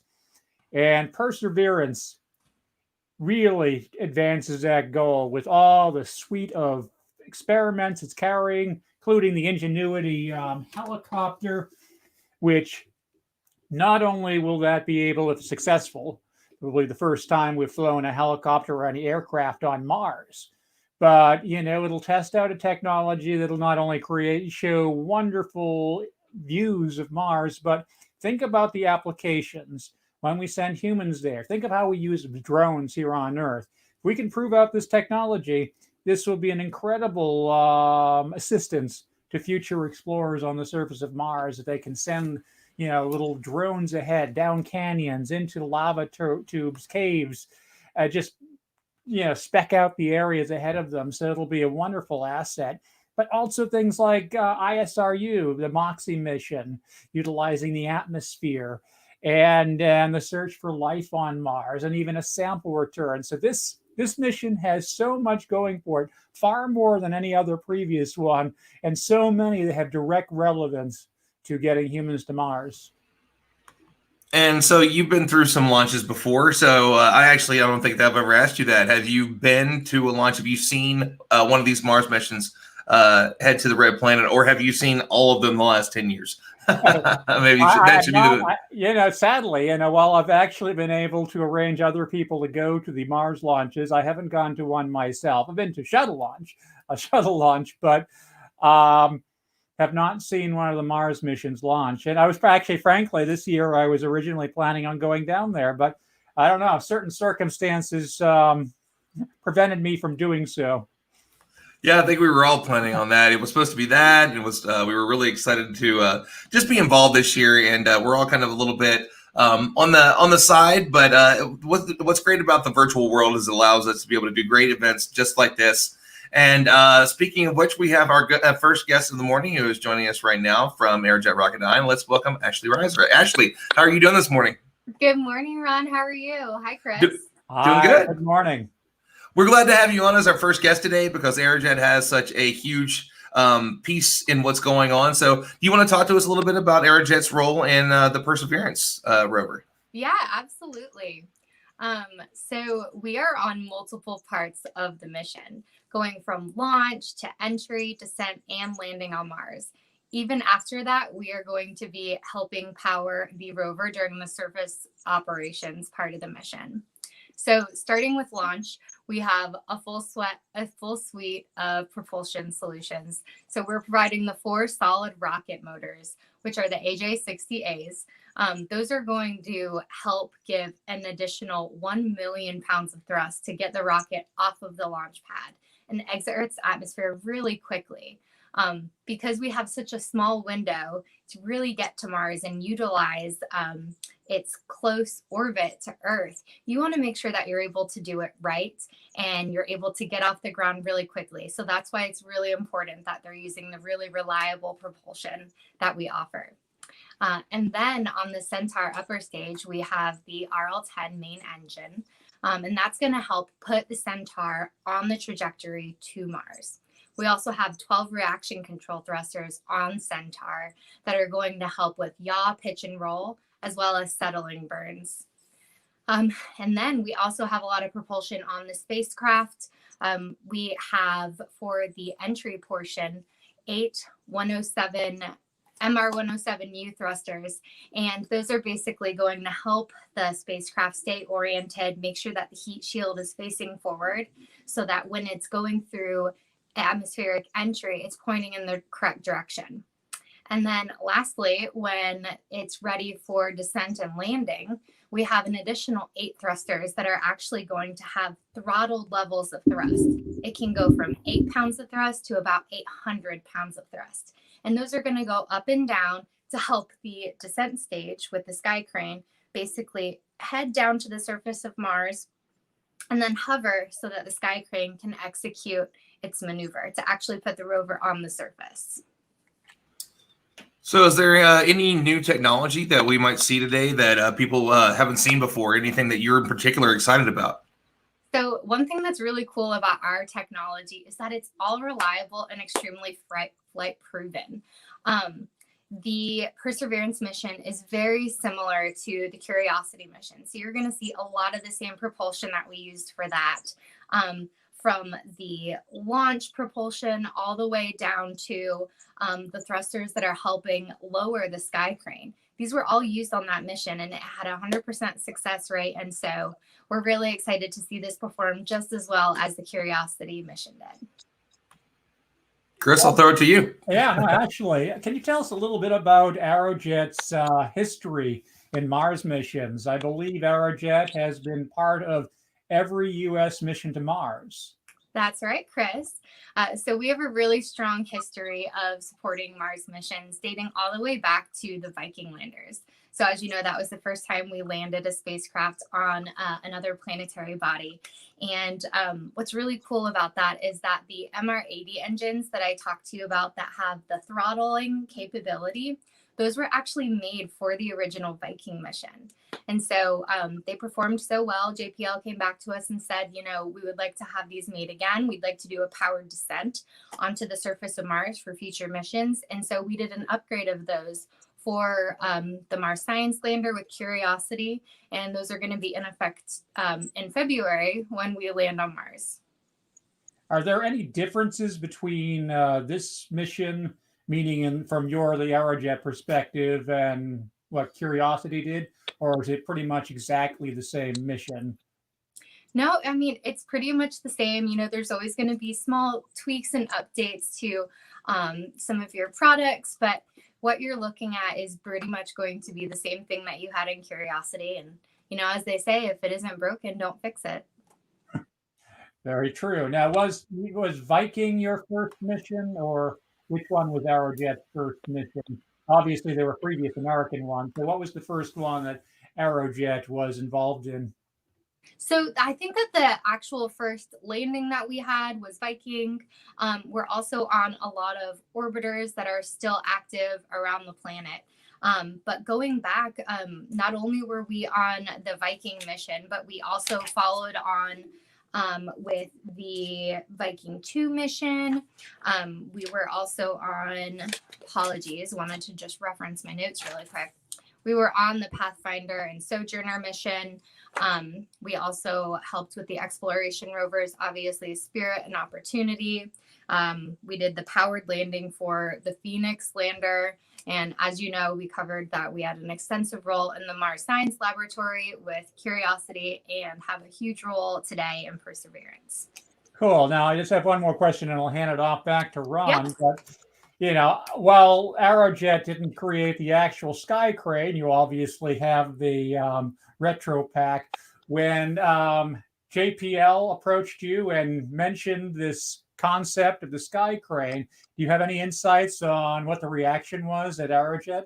Yeah, so obviously I wasn't there at that point, but from stories I've heard is that this is a little bit out there. This is kind of a wild idea, you know, but our engineers, they're really up for everything. You know, they think very outside of the box, and we had already used those throttling thrusters to help do an actual powered descent of a spacecraft on Mars. And so we thought, you know, this is definitely something that's doable. So let's take this proven technology and try to make it help with this sky crane application. Yeah, it was certainly unusual. I remember back in 2012, you know, just all the speculation on this crazy technology. And of course, so many people were betting against it. I mean, I remember even with some of the people who are fairly well known within the space community, there was definitely doubts. But boy, did it perform brilliantly and perfectly. It's such a cool application, and it's really neat to see the various ways that you can land on Mars, going from a strict throttled descent where it actually lands on Mars to the really awesome airbags. But I would have to say that if I had to pick one, the Sky Crane's definitely my favorite. And I lied, actually, Ron. I have one more question. So, Sure. On launch, so what role does Aerojet have on the launch today? Yeah. So on the launch, we are providing 4 solid rocket motors. So those are the AJ60As. And those are basically strap-ons. As you know, the Atlas V is going to be in a 541 configuration today. And the background of the configuration number is actually pretty cool because it ties a lot into our role. So 5 being the meters of fairing that there is. And then the 4 actually counts for the number of strap-ons, which are our AJ60As. And then the 1 is reflecting the 1 upper stage motor, which is our RL10, which is really great. It's super flight proven. It's a workhorse in the industry. And we actually just celebrated our 500th flight of the RL10 in March this year. So you're going to see some really great, really flight proven technology that's going to set Perseverance straight on its way to the red planet. Yeah, 500 flights is pretty impressive. You know, hopefully we'll get into a world soon where 500 flights is just not impressive at all. You know, we've been in this almost test mode since the beginning of space flight. So hopefully we're finally getting to a point, we're about to enter the new age, whereas you do 500 flights in a year or something like that. But 500, yeah, hopefully we're almost there. But Ron, questions? Yeah, no, just one last question before you head out. If there's anything in particular exciting that's coming up for Aerojet outside of the launch that you want to share with us, and then your social media handles for people to be able to check out what everybody is up to over at Aerojet. Yeah, absolutely. So another really awesome mission that we have a very big role on coming up is the OSIRIS-REx sample collection. So OSIRIS-REx is currently surveying asteroid Bennu, and it's going to be performing a tag and go. And it's going to basically extend an arm and grab a sample of regolith, and it's going to be able to bring that sample back for us to analyze. And so the cool thing about this is Aerojet Rocketdyne provides all the propulsion for this mission. So as it went out to the asteroid, as it did circles of the asteroid, as it's going back and forth and surveying it, and even when it takes the spacecraft down to the surface, very, very closely, but not quite touching it, that's all our propulsion. And it takes a ton of expertise. It's very minute maneuvers. And so it's going to be a really big milestone for us. So definitely stay tuned for that. I believe the sample collection has been pushed back a little bit, and it's going to be in around October. And go ahead. Of course, if you want to follow along with us, we'd love to have you guys join us on our journey. We are on Twitter at Aerojet RDYNE and Aerojet Rocketdyne on Facebook, as well as Instagram. So follow along with us. Actually, I do have one more question. Chris, you keep having these questions come up. He woke up ready today, so you just got you were the first one. I've been drinking caffeine all night, and moving to humans to Mars. So what from the Aerojet perspective, when do you expect humans to be on the surface of Mars? Do you think we'll be there as plans are by the mid-2030s? I mean, we're sure hoping. We are not only part of some of NASA's science missions, but we actually play a really big role in the Artemis mission. And as you know, Perseverance and other missions that we have going that are robotic right now are really going to lay the foundation for us to eventually have humans go to Mars. And that's going to happen through NASA's Artemis mission with the SLS rocket, which we're providing the 4 RS-25 engines for, as well as an RL-10 upper stage engine, and the Orion spacecraft, which will eventually carry crew. And we are providing reaction control thrusters on that, as well as auxiliary engines and the main engine for the Orion service module. Very cool. Well, hopefully we'll be able to get there in that time frame. I'm very optimistic with everything happening these days. So, Ron? Yeah, no, actually, thank you so much for coming on and joining us and telling us a little bit about what Aerojet's up to with the launch today. And couldn't have picked a better first guest. So thank you for coming on and saying hello and filling us in. Thanks, Chris. Thank you. And as Ashley heads out, who better to talk to today about what's going on with the rover than Hoppy Price, the man, the myth, the legend. So, Hoppy, how are you doing this morning? How are you doing this morning? I'm doing great. Yeah, I'm really excited. Looking forward to this launch. We've been working for years for this. And for those that don't know, Hoppy is the chief engineer of NASA's robotic Mars exploration program at JPL. So who better for us to talk to next about what's going on? For those that may not know, maybe they're just joining the stream because we are simulcasting this out to a lot of different channels. Can you tell us what the Perseverance Rover is, what its mission is, and why we're all so excited about it today in the space industry? Sure. So the Perseverance Rover, if you just look at it and look at the sky crane and everything about the system, it looks pretty much like the Curiosity rover, but there's a lot more to it than Curiosity because it has new science instruments, some better life detection equipment, looking for the types of material that might have supported life in the past, and most importantly, it has a drilling system. The adaptive caching assembly is able to collect up to 40 samples on the surface of Mars, and these are core samples. So we actually drill into the rock and are able to bring out a sample that is about the size of a big piece of chalk, like from back in school days, if you had chalkboards, that's about how big these samples are. And some of these samples will be kept on board the Mars 2020 rover, and others will be deposited in caches on the surface, all for the purpose of returning these samples to the Earth. And we're working towards a mission in 2026 to launch a sample return lander, which will be a different kind of vehicle than the Perseverance rover, but it will have a Mars descent vehicle to actually launch the samples up into Mars orbit. And then we're working with ESA, the European Space Agency, for them to build an orbiter to be able to retrieve these samples in Mars orbit and then bring them back to the Earth.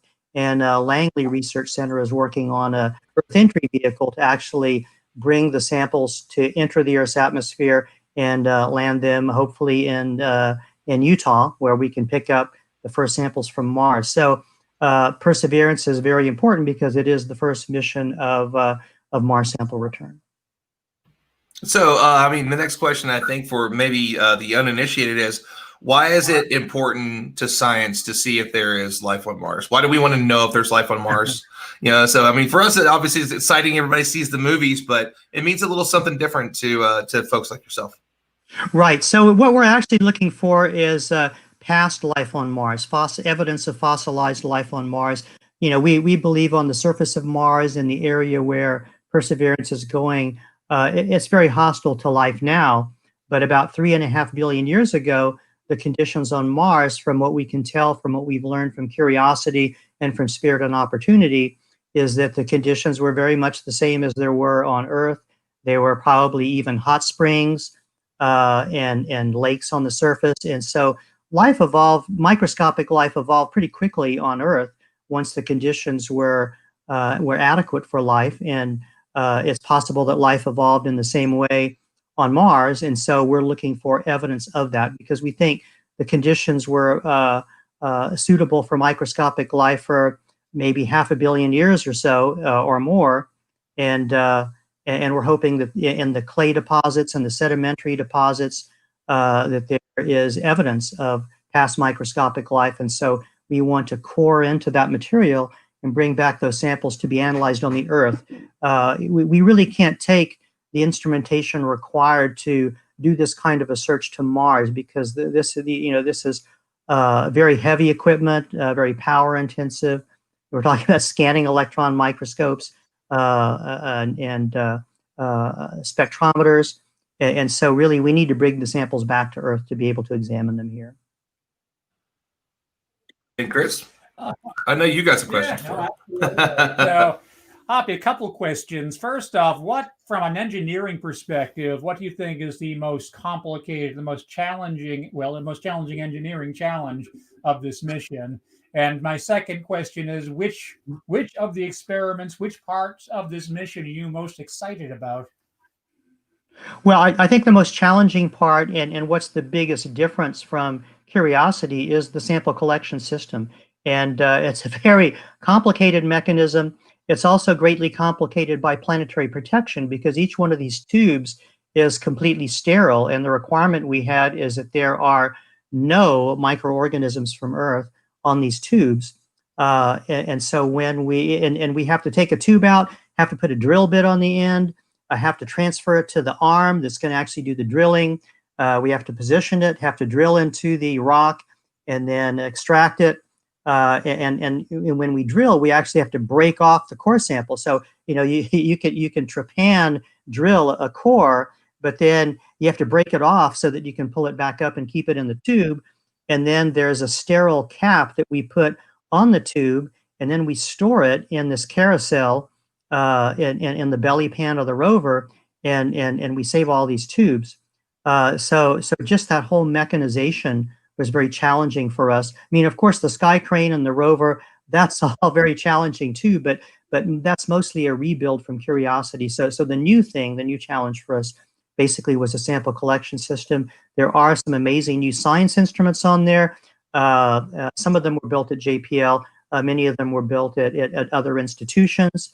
And then we also have an experiment to support human spaceflight, which is the MOXIE experiment. And that's to make oxygen from the carbon dioxide atmosphere of Mars. And that was also a very challenging instrument too. But we're hoping that will work quite well and make several grams of oxygen, each day. And which one, just to repeat my earlier question, which one are you most excited about? Oh, it's collecting the samples, absolutely, Okay. yeah, to bring back to the Earth, yeah. Interesting you brought up the planetary protection issue, and we'll certainly be talking to Jim Garvin about this when he comes on a little bit later. But certainly a topic in the press lately as NASA's now re-examining the limitations of planetary protection. And for those of you listening, I think probably most people listening know what planetary protection is. But for those who don't, actually, why don't you, Hoppy, explain what planetary protection is? So there's two parts of it. The first part is the forward contamination. So we don't want to contaminate Mars with Earth life if it's in a special region where that life may propagate. But actually, one of the reasons why we have a requirement to have no microbes on the actual sample collection as equipment is because when we bring these back and we examine them, if we see a microbe, we want to make sure that it's a Mars microbe and not an Earth microbe. In order to further protect against that, we actually take samples all over the rover every day while it was being built. And we have done a genetic inventory of all of those samples. So if we do see evidences of life there and we find DNA, we can check that DNA to see if it matches the DNA that was on the vehicle before it was launched. So even though the sample tubes are sterile, there are other parts of the rover that aren't completely sterilized. They may have a small amount of spores. And so we want to make sure that if we see something in the sample tubes from Mars, that it isn't something that we brought to Mars. And so we're able to do DNA matches on that. Yeah, we have confirmed there's life on Earth. So we need to rediscover that. have we? Now, backwards contamination. You want to explain that? Sure. So we also want to make sure that we're not bringing back any viable Mars pathogens to the Earth. And although we think it's extremely unlikely that anything could have survived on the surface of Mars for the last 3 billion years, when we know that it's been inhospitable to life, and we're drilling core samples that aren't that deep. They're only maybe they're less than 10 centimeters deep, and so the galactic cosmic radiation would have just sterilized everything to that depth. But there is some slight chance that there may be special regions on Mars, like exposed ice scarps, and the wind has blown some kind of hypothetical Martian pathogen over, to where we are, which is far away. And so when we do the Mars sample return and we bring back the tubes, that orbiting sample container, which has the samples, will be captured in a way that it will be completely encapsulated by the orbiter's capture mechanism. And it will go through a process where we seal it up and we actually break the chain of contamination with Mars with seals that are heat sterilized. And then there's a secondary containment that's put around that. And so we want to be absolutely sure that all the Martian material is completely sealed up in double sterile containers for return to Earth. Very interesting. So Ron, do you have other questions? I do as well, but I'll hand it back to you, Ron. No, go ahead. You're killing me right now with the Yeah. questions. You're on top of it. So like now, well, as for the Ingenuity helicopter, now that's really cool. And what are the expectations of that technology? I mean, just for the cool factor, I think one of the most interesting one may not be the most scientifically important one, like search for life or sample return, but it's certainly cool. It also certainly has applications for when we send humans to Mars. So what are your perspectives on that and the challenges of that mission? Well, it was very challenging because the atmosphere on Mars is about equivalent to the atmosphere on Earth at 100,000 feet. So the challenge is, can we design a helicopter that could fly at 100,000 feet on Earth? And so, the engineers were able to come up with a design that did work. It's counter-rotating blades, and they're very big blades, and they rotate very fast. And we've tested it in chambers on Earth that simulate the Martian atmosphere. And so we are convinced that the thing will be able to fly and that we'll be able to control it even in that thin atmosphere. And so this is really just a performance experiment to get data, to test out the control software, and pave the way for future missions where we could have bigger helicopters that could go to areas of terrain where our normal rovers wouldn't be able to go, and to do some aerial reconnaissance. And then for human missions to Mars, there could be some value for telecom relays over the horizon, being able to scout ahead, and also to collect some kind of samples, like if we wanted to go on a cliff or some area that is really hard to get to any other way, that we could fly there and be able to collect a small sample and bring it back to look at it. Do you think, I know this is a lot of big questions here, you have to prove out this little technology first, but do you think that there is any prospect of scaling it up, whereas you could actually eventually create aircraft that could carry people on Mars? Is that just too big a challenge, or is it a thin atmosphere? Yeah, we certainly plan on scaling it up, and we would be able to carry maybe even a few kilograms of science instruments. But to build an aircraft big enough to carry people around and spacesuits and all of that, I think that's a tremendous challenge from a size standpoint and an energy standpoint, the energy required to power that. So, I'll never say never, but I don't think we'll see helicopters carrying humans around in my lifetime or my children's lifetime. But I think we can see some exciting uncrewed applications that would make great use of helicopters. Very cool. Ron? Yeah, actually, so Ashley from Aerojet is still with us. So I thought it'd be great to talk a little bit about how Aerojet is helping out, on the mission, and kind of get a little bit of the viewpoint of the two of you on how organizations work together to make these things happen, right? Well, of course, we've worked with Aerojet for many, many years on all of our missions. And you're asking about what was the earliest mission. I'm not sure if Mariner 4 had an Aerojet engine on it. Maybe it did. I don't know. That was the first spacecraft that we ever sent by Mars in 1964. But I can say that we really like the MLEs, the Mars landing engines. Those are really great. That really has enabled the Sky Crane and probably our future landers too. So that's been incredibly helpful. So, and yeah, I was just going to say, so you all are helping out with powering the rover. So you want to tell us a little bit about that, Ashley? Yeah, absolutely. And just to hop back to Happy's point, I know that you said, you really liked the engines that we have to help land on Mars. And one really cool thing is that if Perseverance, which it's going to, has a successful landing in February, this is actually going to be the 9th successful landing of a NASA mission on the surface of Mars. And the really cool thing is that it's not only the 9th successful landing for NASA, it's the 9th successful landing with a mission propelled by Aerojet Rocketdyne. Mhm. So if you go all the way back to Viking, if you go through the exploration rovers, Phoenix, Mars Science Laboratory, we were on all of those. So it's a really cool thing to be able to look back and tie that reliability to the actual success of these missions. Just had to get that point in there. Right. But yes, Ron, back to your question. In addition to providing a lot of propulsion, I know that folks always, when you think about Aerojet Rocketdyne, you think about propulsion. But one really cool thing is that we're also very big in the power systems community. And we are providing the power source for the Mars rover. It's called the MMRTG, the Multi-Mission Radioisotope Thermoelectric Generator, which is quite a mouthful, but basically just a very fancy name for something that is the actual power of this rover on Mars. And the MMRTG is powered by the decay of plutonium. So it is radioactive.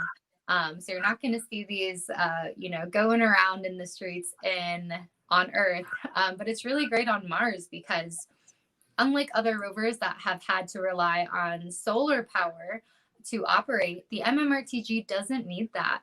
The heat that it generates powers lithium-ion batteries, and this helps keep all of the instruments on the rover operating, and it gives it the unique ability to be able to operate during the winter when exposure to the sun may not be as much as it is throughout the rest of the year.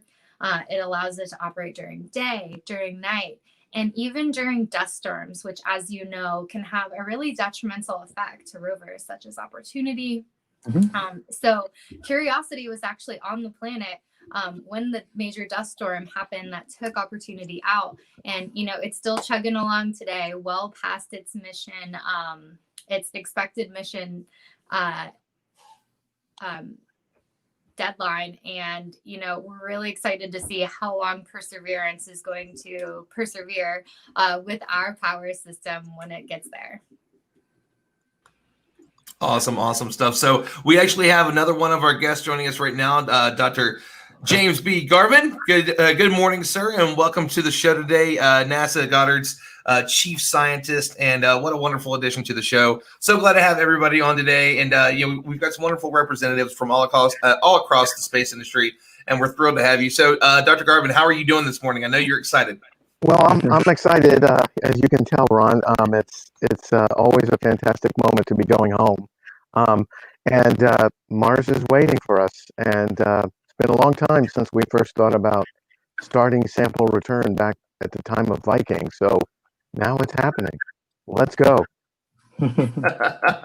So let's talk a little bit about past missions that have helped us get to where we are today. Obviously, there's been a lot that's been learned, and you've been a part of quite a few of them. So can you talk to us a little bit about your history with these Mars missions and what they've taught us to get us here now? Well, thanks, Ron. So really, our story at Mars is so complete and compelling. It's really a tapestry. And so I first got involved with Project Viking. It kind of dates me.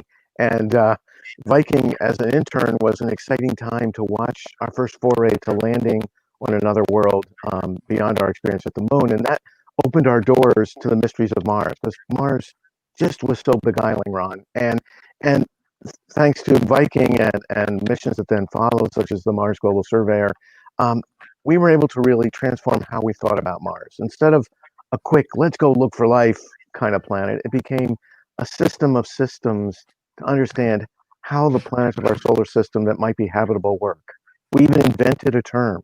So for me, my story began with Viking, but it continued with instruments such as Mola. It sounds like a fish, but it was not a fish.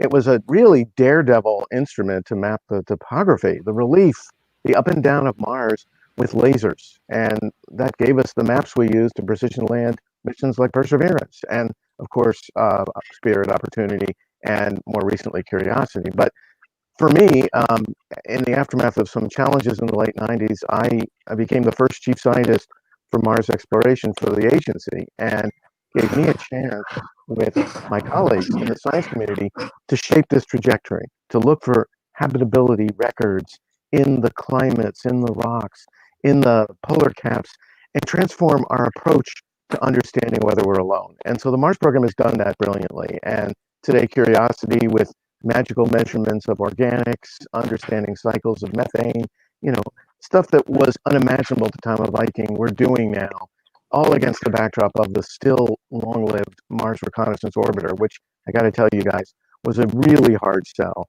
And hats off to the team that done it, because she's still there, still mapping. She'll see Perseverance when she's down. So for me, this is just the next step in a story, Ron. And that story is one that says, we've prepared the way now to go to Mars and bring a piece of her home. And that bringing Mars home to the labs for the women and men to uncover, to do the forensics on Mars, it's so ready, because it's going to be our door opener for the women and men to go to Mars. So I'm just thrilled, because it's been 8 years since we first put forth to our administrator the idea to do a mission like Perseverance, and here she is, ready to go. Chris? Yeah. Hey, Jim. How are you? Hey, Chris, I'm good. Waiting for Mars. Waiting for Mars. So just a real quick note, Jim, your microphone's just a little scratchy. If you can maybe wiggle it just a little bit, it might be sitting on that there. Just want to clear you up a little bit, because you're saying some awesome stuff. Okay, is this any better? Still about the same.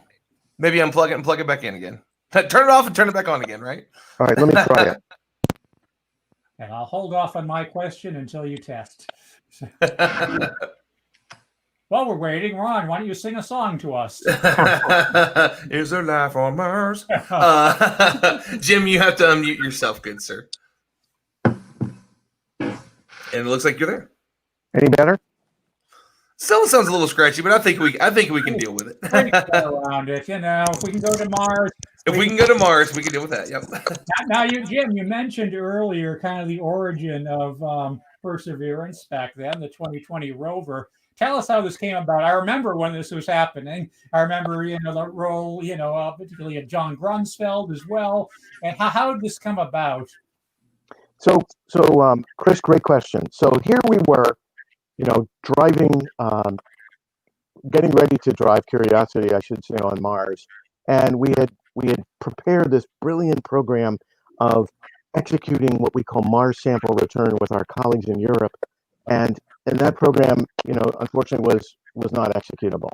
And so John Grunsfeld, together with Charlie Bolden and many of the leaders of NASA, got together a team. We called it the Mars Program Planning Group, MPPG. You got to have an acronym.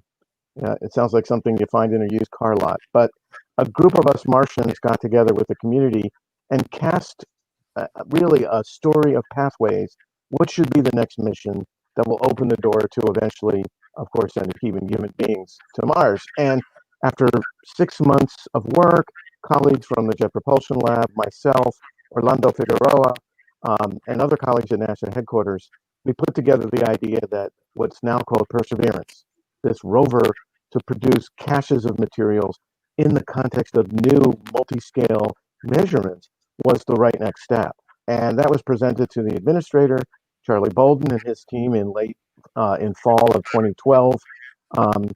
And together with leaders like John Grunsfeld and some of the rest of us old Martians, that was the plan. And I'm just dazzled, because then we competed the payload. I mean, it's like the Olympics does science. And we have this incredible set of vision systems and of instruments of all sorts on this rover. I mean, I'm, Chris, dazzled beyond belief that it's all come together, including the first ever, airborne vehicle to pave the way for something that might go beyond the roving on the surface we do. And so Ingenuity will do that the same way I just flew drones and new islands in Tonga last year, and we'll be doing that on Mars. So it came forth, Chris, through a process that involved taking the best minds of the women and men who work on Mars, putting them together into a program plan that has been executed brilliantly by NASA, by the Science Mission Directorate, by JPL, and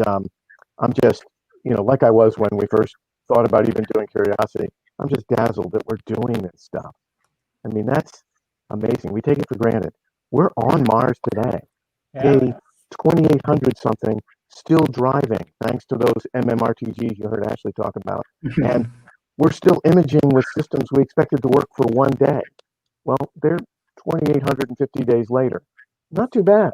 So I'm looking forward to Perseverance because I think it will open our eyes to the stuff we want to bring home. And that's going to change everything.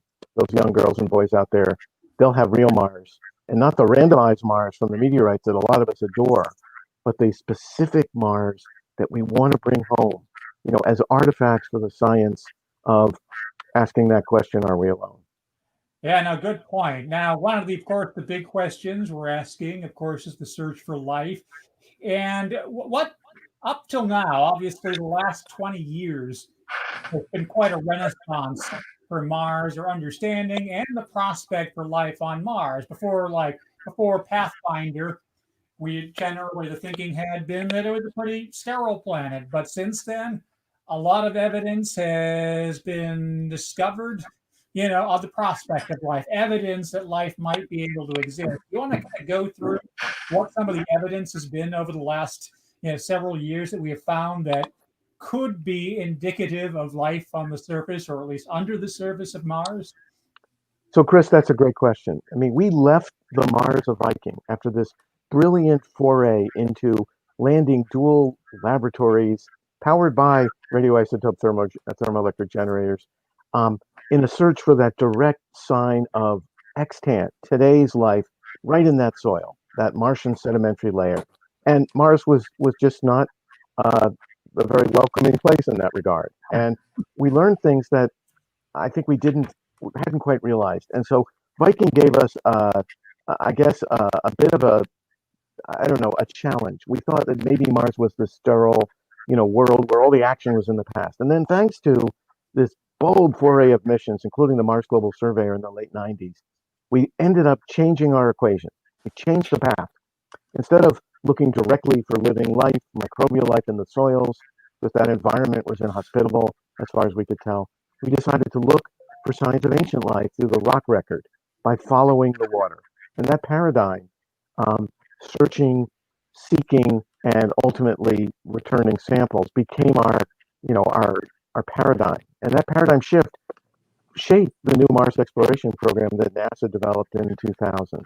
So, Chris, what we've learned, in answer to your question, is that Mars is a water planet. It's just that the water doesn't work quite the same way as it does on Earth because of Mars' really topsy-turvy history of climate and environment. Mars goes through massive environmental changes on cycles that we're not familiar with on Earth, and that's why it's such a special model. A lot of the Mars we are having an earthquake in California right now. Oh my goodness! Yeah, we just had a little jostle here. Things shook around a little bit. Now it's settled down, but it was definitely a sharp jolt there. Geez, I'm here. I'm okay. I didn't it wasn't bad enough for me to crawl under my desk, but that's it. We'll see what happens next. Well, Hoppy, you kind of bring up a great point of there's problems here on Earth. How often have we all heard that query of there's problems here on Earth? Why Mars? Why are we doing this? This is really something I'd like to ask because we're not too far away from the launch. It's like we're getting ever closer. So I'd like to pick everybody's brain on this, Chris, including you. Why Mars? Why is this important? Why do we keep sending rovers, and why do we want to put boots on Mars? So whoever wants to go first, I'll let you chime in. Well, I just like to say one thing, and then I'll turn it to everyone else. Why Mars isn't the question. The question is really why not Mars? Because here we are on a very special, large silicate planet with surface oceans, and we sometimes tend to think of that as the model for everything. And our storyboard on Earth doesn't reflect the way the rest of the universe, the rest of the planets of our size class work. Mars is a perfect test case to probe the aspects of Earth history that reflect why we're here as living things.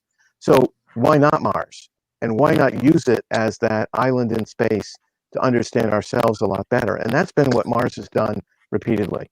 So our forays with these robots, eventually with women and men, I think is going to open our eyes to that bigger universe in almost a Star Trekian way. So I would say, why not? Especially when it's the first and only accessible place where that question for the kind of life, that kind of especially microbial life, we come to know is so dominant on Earth, especially in these days. Especially, why not look for that, the signs of that in the record, even the modern record, perhaps in the understory of Mars at Mars? That's the quest. It's curiosity driven. Wonderful, wonderful. And on that note, it was perfect timing, and we will get back to that question in just a minute, but I want to welcome our sixth guest today, Mike Hecht. How's it going, sir? How are you? I don't think he's quite there yet. No? It looked like he was there. Let's try his next one. Lost him. Oh. So wait. the earthquake was 4.5 in San Fernando Valley, not far from here. Mike, do we have I'm you? glad you're all right, huh? We're glad you're okay, yeah, sir. we're fine. Well, while we're waiting for Mike to pop on here, Ashley, why Mars? Why for you? I really love what Jim said. Why not? I think that there is something that ties all of us humans together, and it definitely is that curiosity, that that thirst and that hunger for wanting to know more about our origins. And I just think that it's really amazing that not only all of our different industries are coming together, that the U.S. can work with international partners, and we can all, come together no matter where your origins are, no matter your political affiliation. Space is so incredibly uniting. And I just think it's such a fantastic thing that we can all kind of in this kind of funky climate that we're currently experiencing. Okay, we can all come together and be rooting for one thing. Oh, is someone else? Oh, I think Mike's here. Mike might have just accidentally. Okay. Yeah, Mike might have just had his stuff there, so it looks like he might be there, maybe a little bit. I don't think he meant to interrupt, though. No, it's okay. Yeah, it looks like he's having troubles. He seems to be hearing again. So yeah, just to wrap it up, I definitely echo the why not. I think that space is so uniting, and I think it's really exciting that we're going to go to explore, learn a little bit more, and hopefully make Mars the next step in making humans a multi-planetary species. And Hoppy, we'll go to you next to give us your thoughts on why Mars. Sure. I mean, to me, it's all about the search for life. I mean, humans have always wondered, are we alone? There's been so much science fiction written about Mars, John Carter of Mars, all of that. If we do discover that microscopic life evolved on Mars early in its history when conditions were the same as Earth, I mean, that would tend to lead us to believe that life could be common in other places in our solar system and other star systems. So, yeah, I think it's a very fundamental question of how hard is it for life to start once the conditions are right for life. It may be that we find life everywhere where the conditions are prime for that. So it's a very fundamental question that I think we need to answer. And if we do discover conclusively that there was life on Mars in the past, I think that would be a revelation for everyone. We would want to understand that life.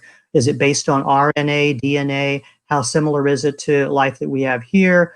It would also enable us to ask the question about how does life transfer? Does it evolve independently on each world? Or is there panspermia where, a meteorite from Mars may have molecules on it or proteins that then were the seed for life on Earth? So those are all fundamental questions that I think are very important to answer. And Mars is the easiest place to get to. I mean, yeah, there may well be life in the oceans of Europa, but that's a harder place to get to with the radiation and just the logistics of getting there. So I think Mars is the easiest place for us to get to, where I think we have a good chance of answering some of these questions.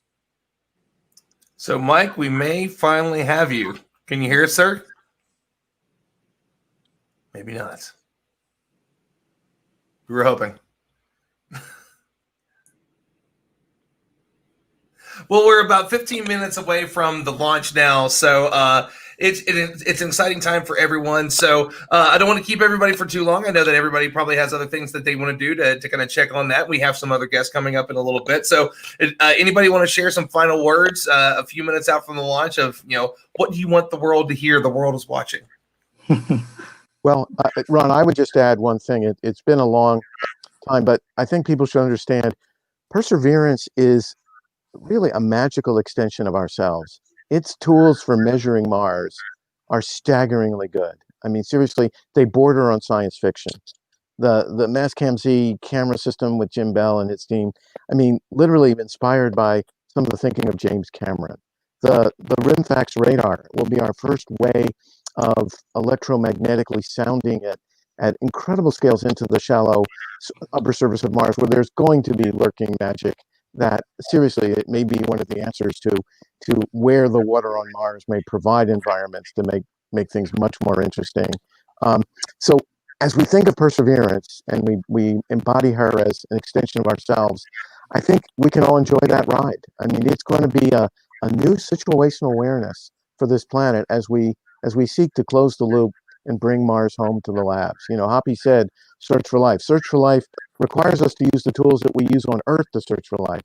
And that means we have to bring the rocks and soils and atmosphere home to Earth to use those tools. We cannot bring them all with us. How many of you gone on a vacation? And I don't think you brought your living room TV.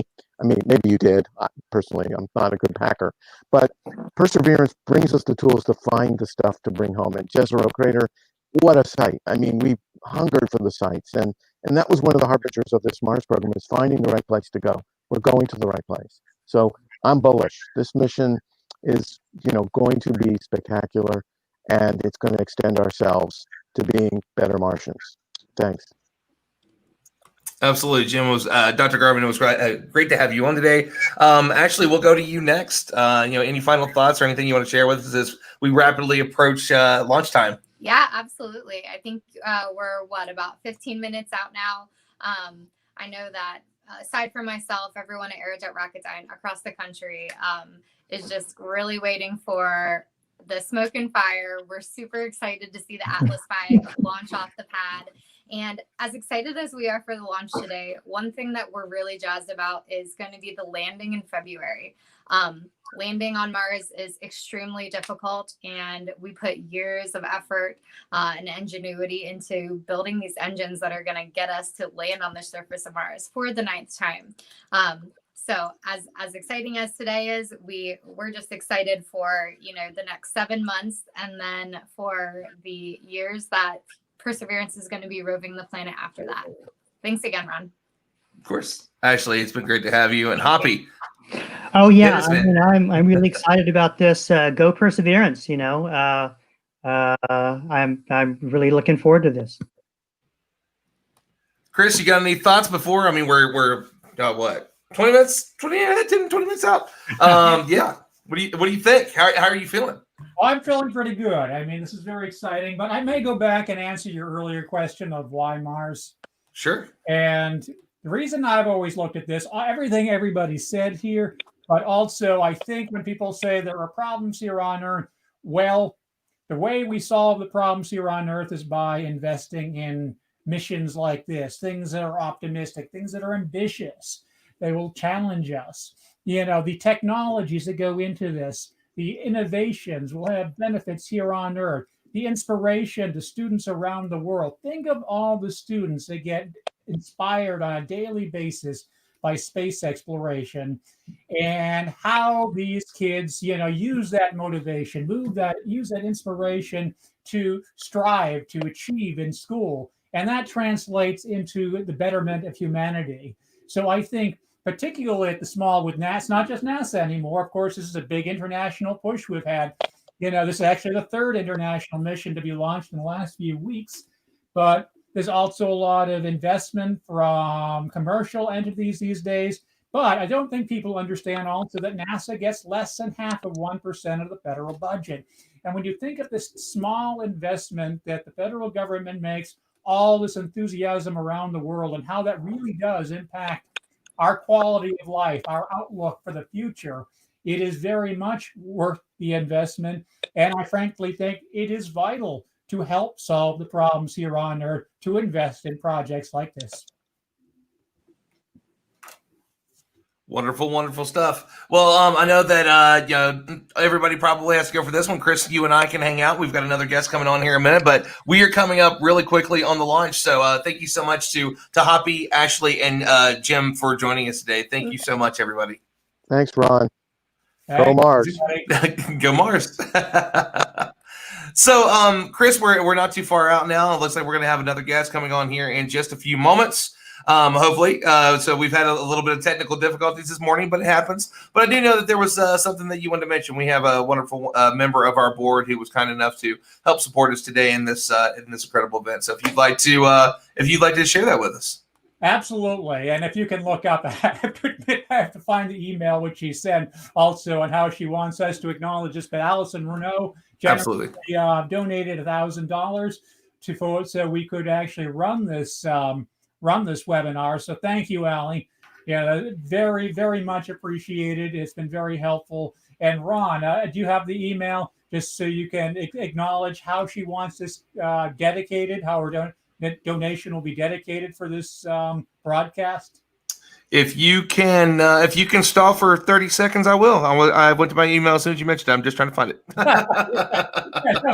No problem. We should have had it ready before now. But as we're waiting, I also want to mention that we are also running this campaign called the Why I Persevere campaign. So anybody who hasn't done this, we're asking people to submit their tweets, basically Twitter-length statements, explaining how you may have, if you've had a challenging year, as many people have this year, it's been a very complicated year, how the optimism, the goal of getting to Mars may have helped you overcome the challenges. And basically, with the hashtag Why Persevere, send it in to us, tweet it.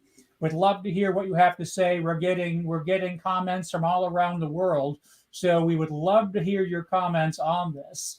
Because I really think, as I was mentioning earlier, I think missions like this have the power to transcend the challenges and bring people together. It is one of the only issues out there, if you think about it, that has bipartisan support, overall, general support from the public, and international support as well. And so there aren't too many issues right now that, just cross partisan lines and have broad overall support all around the world. And as I mentioned earlier, this, internationally, there's evidence of this. Just, I believe it was last week, the Chinese launched their first mission to Mars. The week before that, the United Arab Emirates sent their first mission, the Hope mission, which will orbit Mars. And when it arrives, it'll help celebrate the 50th anniversary of the formation of the UAE. So, but this isn't it. There's also a couple other missions coming up in 2 years. Europe's going to be sending, in partnership with Russia, their second ExoMars mission. And then shortly thereafter, I believe 2 years after that, India will be sending another one of their missions. So the entire world is engaged and inspired by Mars exploration. And this is really a critical element. While the U.S., we hope, will be able to still take the leadership role in sending humans to Mars, we see this as a huge international collaboration to get there, similar to what the International Space Station is, which is a collaboration between many nations. We hope we'll be able to do that when we go to Mars. That's great. And so I do have this pulled up, and then we are 5 minutes away from the launch. So we're going to switch over to that. But Allison wanted to dedicate that to the captain of the Afghan robotics team, Fatma, and her deceased father, who gave his life for the education of his daughter. So a wonderful cause and a wonderful team of people. If you don't know the Afghan girls robotics team, please check them out. We have a panel from them last year on the Humans to Mars Summit 2019. You can find it on our YouTube. And Chris, any last thoughts before we switch over to the live feed of the launch? We're 5 minutes out. Go Perseverance. That's all we need. So we'll switch over to that here in just one moment.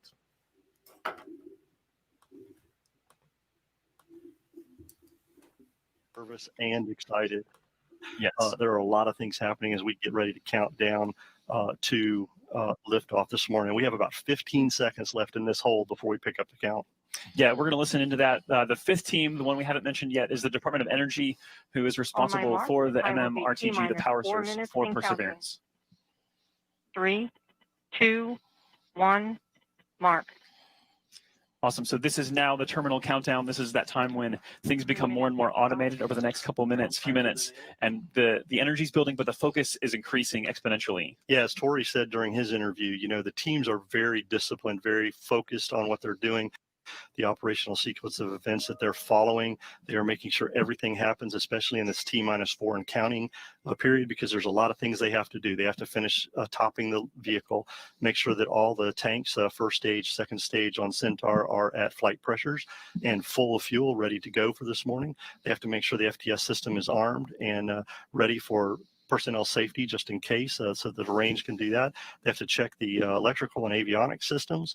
They have to make sure that the flight computer has all the information it needs to place Mars 2020 into the orbit it has to. So a lot of things going on. Exciting time for the team right now.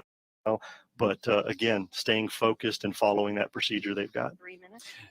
As we look ahead to post liftoff, want to kind of preview for you what's going to happen, because there's going to be a lot going on. You're not going to hear much from us. You'll actually be hearing from the ULA flight commentator, Jesse Gonzalez. He'll be kind of giving those calls past liftoff that will walk us through maximum dynamic pressure and into SRB separation, and then into fairing separation, booster separation, and then the first main engine ignition of the Centaur, yes. RL-10. And so then you'll kind of hear us jump back in and help provide some more context to what's going on.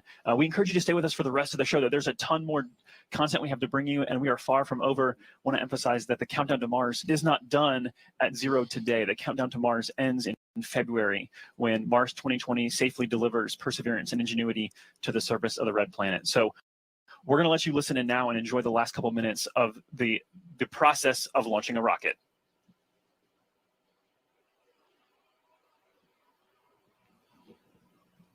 One minute 59. Vehicle internal. 1 minute 55. Launch sequencer start. 1 minute 50. Securing Centaur LH2. Securing Centaur LO2. So there we heard the fueling is 1 wrapping minute up. 40. Yep, fueling is wrapping Launch up. enabled. Team is done. Launch enable's 137. done. Launch conductor sequence is ready to go. They're getting ready to turn the vehicle over to auto FPS sequence at T-31 seconds. So that's a big thing that they're getting done here. At T-25 seconds, we will hear the team give their final goes that everything is ready and 1 the minute launch 20. vehicle is ready to lift off and OCU perform armed. this mission. SCS count 1 started. minute 15. Produce ECS for launch. Roger. 1 minute 10. Then valves locked.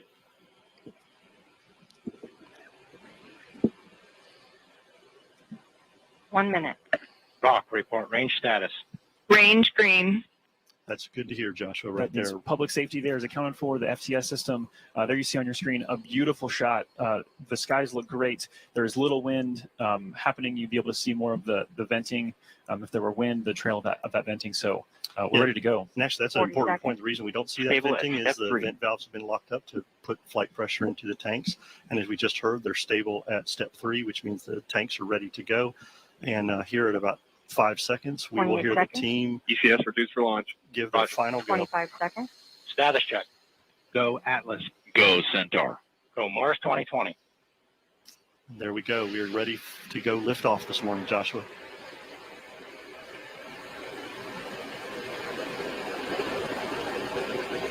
Eight, 7, 6, 5, 5. 4. Engine ignition. 2, 1, 0. Release. And liftoff. As the countdown to Mars continues, the perseverance of humanity launching the next generation of robotic explorers to the red planet.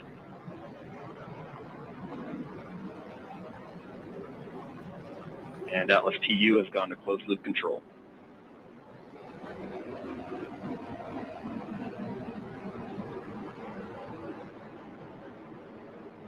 Coming up on 30 seconds into flight, the RD-180 is throttling down as expected. Engine response looks good. And Mach 1, Atlas 5 is now supersonic.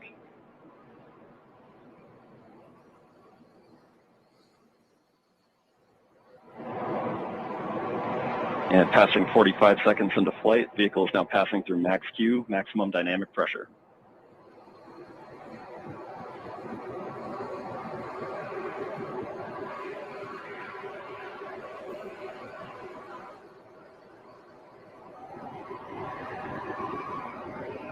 And passing 1 minute into flight, the RD-180 is throttling back up as expected. Engine response looks good. At this time in flight, the SRB chamber pressures remain nominal. The RD-180 pump speed and fuel injector pressures are responding well to demands on the engine. Standing by for SRB burnout shortly.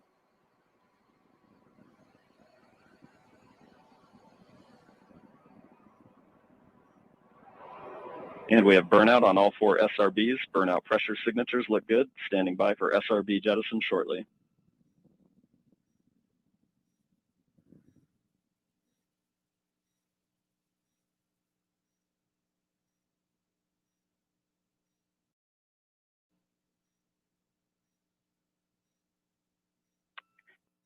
And we have a good indication of SRB jettison of all 4 SRBs. And the vehicle has gone to closed loop guidance. Vehicle body rates are responding nominally at this time.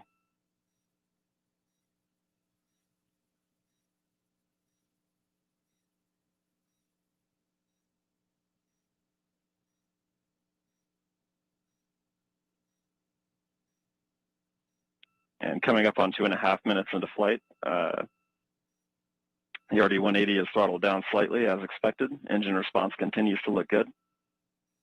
At this time, the vehicle is 50 miles in altitude, 85 miles downrange, traveling at 6,000 miles per hour.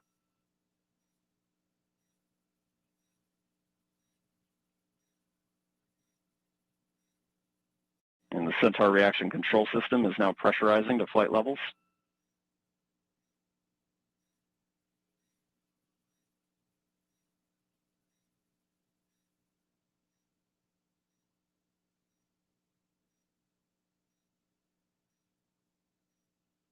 And just past 3 minutes into flight, the RD-180 is now throttling to maintain a constant 2.5 G acceleration limit for payload fairing jettison. Engine response and vehicle acceleration look good.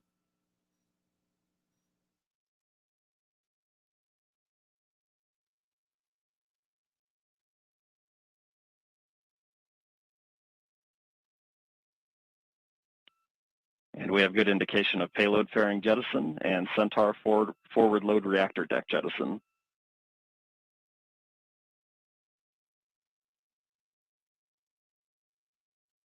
And the RD-180 is throttling back up to attain a 4.6 G acceleration. Engine response continues to look good.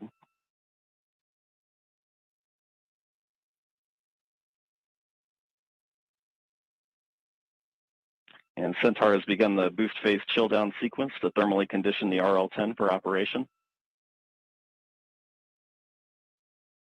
Standing by for BECO shortly.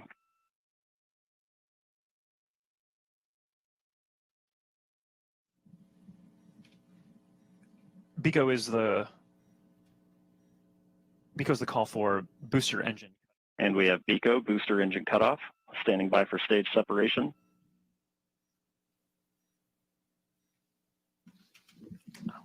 And we have good indication of Atlas Centaur separation.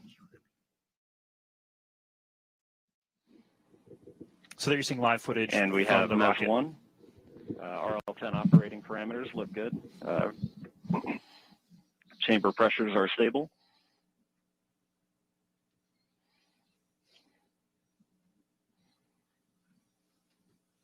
This will be the first of 2 burns for today's mission. This first burn will be approximately 7 minutes in length.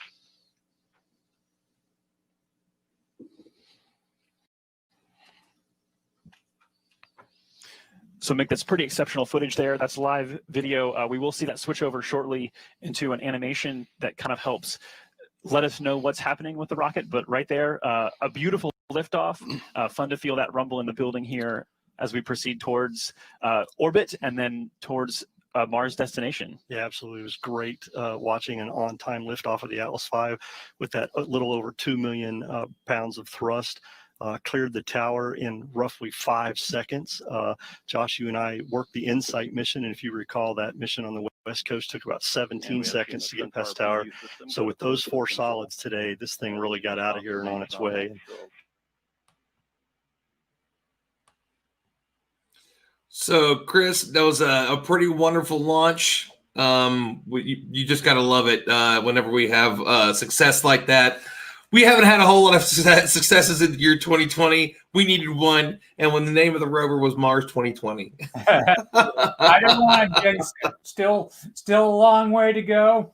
A lot of still a lot of course corrections, other things. 6-month voyage, then it has to land. So, but very, very impressive launch. So, congratulations to NASA, the international team, everybody. Let's just hope this mission continues like it just has, like the launch just went. Well, and we do want to remind everybody that we're going to still stick around for a little while, give you some more of the updates that are going on. We've got plenty more guests. We're going to be here for exactly 1 more hour.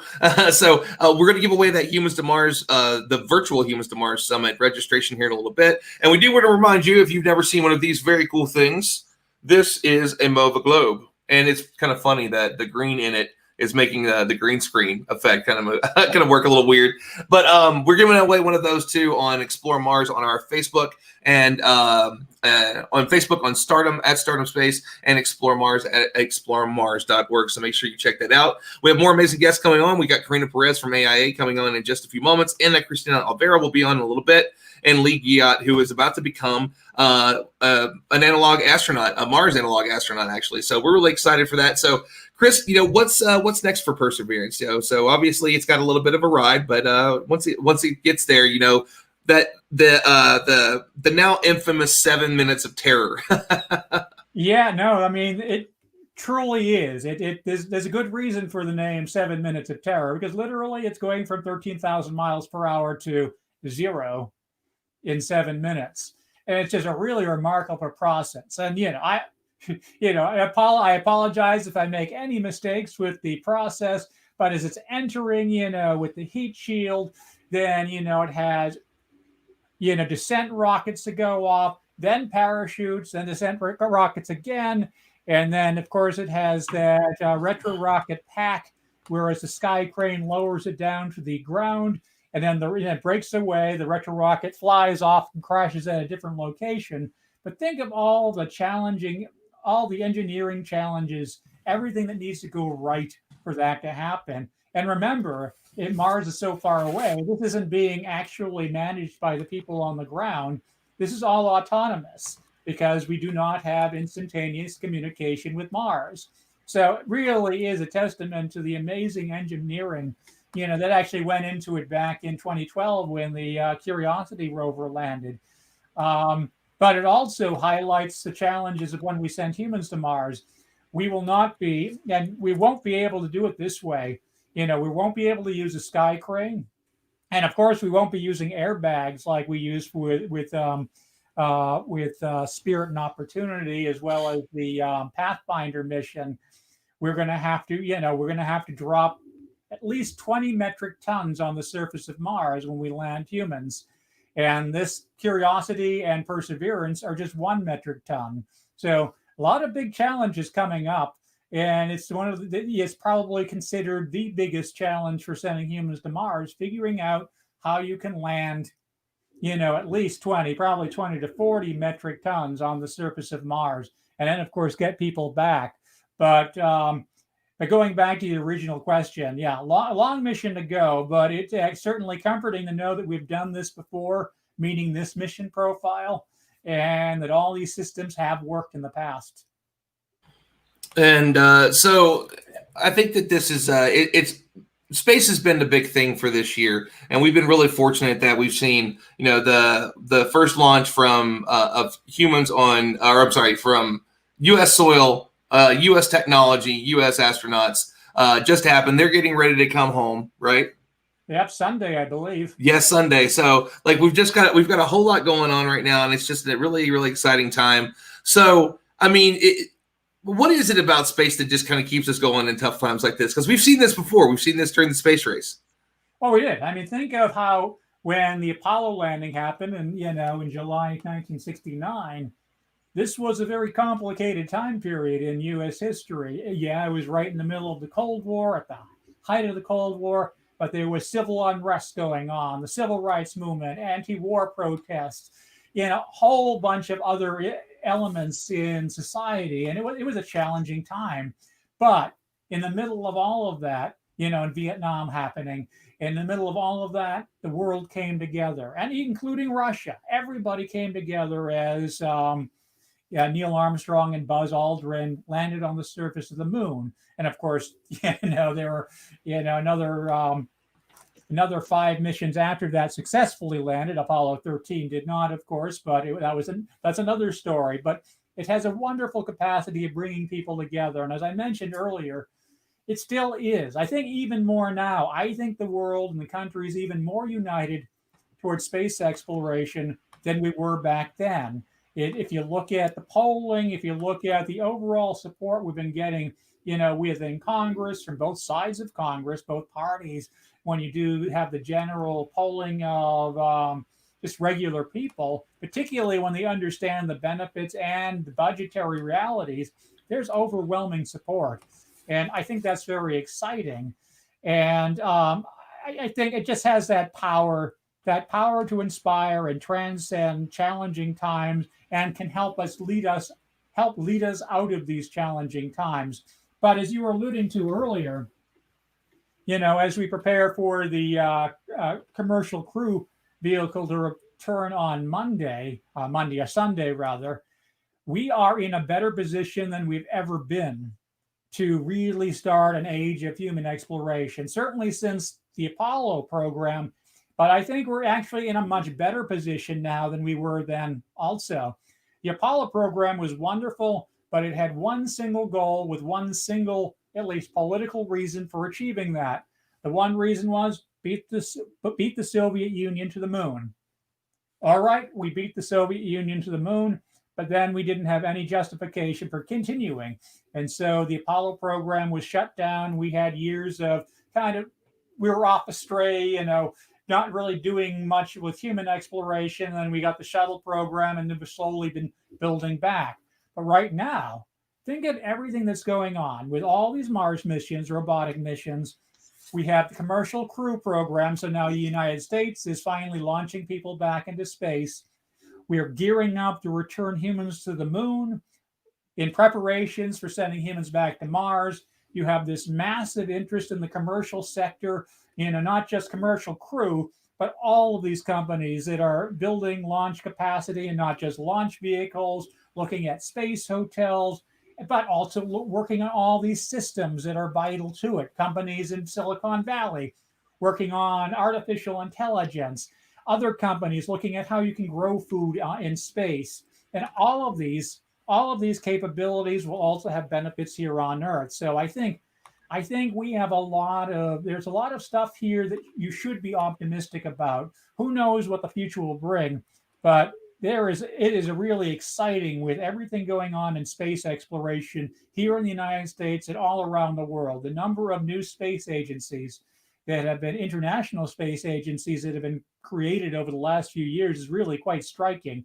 Countries, small countries you never would imagine could have had a space program before, now can have a space program. And I think we've seen even high schools and middle schools are now able to have space programs with CubeSats.